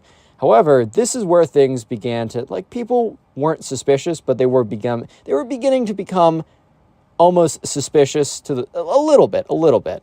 And also, the big thing is no one outwardly wanted to admit that they were suspicious, because it just seemed like a really, not a great thing. I mean, your classmate is going through a very difficult situation, according to them. I mean, they literally roll in with a wheelchair all of a sudden. Your first assumption is not going to be, oh, they're faking it. Your first assumption is going to be like, oh my God, that's terrible. What can I do for you? Yeah, however, Ryan was with his friend one Friday night, 2 weeks after the whole, Gen Z kid rolls in a wheelchair, and he's having a sleepover, and it's late at night. I don't know if you guys ever had these, but these were my favorite parts of sleepovers as a child. Basically, the late night conversations with the boys or girls or whatever, right? But specifically from my experience, the late night conversation with the boys, right? You've already played your video games, you've already gone out, you've already done stuff, and you're basically just staying up later than you tell your parents you're actually staying up. And you're just around by a flashlight or whatever. And then you just have really deep and meaningful conversations. Or just the most interesting conversations that last way, way into the night. So Ryan was having one of those conversations. And he's like, I have a thought that's kind of bad, but I don't know how to go about it. Obviously, when someone says that, there's a lot of things that they could be saying. So Ryan's friend's like, oh, what do you mean by that? And Ryan's like, don't judge me by this, but can you hear me out? So Ryan's friend, we'll call him Ben, is like, sure, whatever, just tell me, it's cool. I'll use the caveat of I'm not gonna go crazy if you say something weird, right? And he's basically like, look, I know this might be bad of me to say, but I'm a little suspicious of the Gen Z kid. It just feels they might actually, I'm not saying that they're not disabled, but it just seems weird how they're going about it. It seems as if they're asking people to do their homework when that doesn't make sense that they're disabled. I understand asking people to go get their books or to move their books from class to class, but it just doesn't make a lot of sense. And also the fact that the teacher never got a note from the parent, that just doesn't make sense to me either. I'm not saying that they're faking it. And it's funny because Ben didn't have a shocked look on his face. Ben didn't have a disgusted look on his face. Ben kind of had a very blank look. a blank look of kind of like, keep going, and I'm going to agree with you. So by the time that Ryan was done telling Ben about his kind of like his deep personal thoughts that you would only tell someone at like the very late nights of the boys' sleepover, mid-deep conversation, right? Kind of very exposing himself, and where, you know, he kind of, part of him was afraid that Ben was going to be like, how dare you say these things? Like, our classmate is going through such a difficult time, whatever, right? But Ben is just kind of silent. And there's like a couple seconds of silence until Ben breaks the silence by telling Ryan, like, hey man, like, I've been kind of thinking the same thing, but there's no way I could possibly say anything. So then they're both kind of more free to speak, and they start going on about all the anomalies and all the inconsistencies with what's going on. So at this point, the Gen Z kid has not completely exposed themselves. The Gen Z kid has not done and later on in the story, the Gen Z kid exposes themselves so bad and exposes themselves in front of every single person. And it's so clear and so obvious that it almost proves karma's true. So stick around for that. But up until this point, the Gen Z kid has been fairly good about their act. However, there are a few inconsistencies. The things that are becoming annoying is the fact that the Gen Z kid is asking for more and more for people to do, which, look, it's understandable. If you come in with some disability that makes life harder for you, then it is kind of expected for your community to kind of step up, especially if you ask. For example, I can only imagine, you know, maybe carrying a backpack from class to class or a bunch of heavy books when you're in a wheelchair would be difficult. So asking a classmate to help you out in that department is not unreasonable or ridiculous or anything like that. However, asking classmates to do homework, or like, you know, people would bring in their own food and the Gen Z kid would like roll over to them, give them big puppy eyes and be like, man, it's been so hard ever since I've been in this wheelchair. Can I have your cookie? Like, very obvious emotional manipulation, like very blatant stuff that seems to be almost using the fact that they're in a wheelchair to kind of get stuff out of them. And I don't know about you, but I feel like people who actually have that, you know, disabilities and stuff like that wouldn't use it like that. It's something that they actually have to live with. Obviously, the Gen Z kid doesn't understand the gravity of, you know, the situation that they're basically cosplaying as, right? Because they don't actually live it. So anyways, if you made it this far into the video, comment share down below. We'll make that the secret word of the day. And while you're down in the comment section commenting share, make sure to check out the pinned comment, because in the pinned comment, there's a link to my Spotify account in which I upload these stories as podcasts. Feel free to listen to them on there, as it also helps me out. And also the second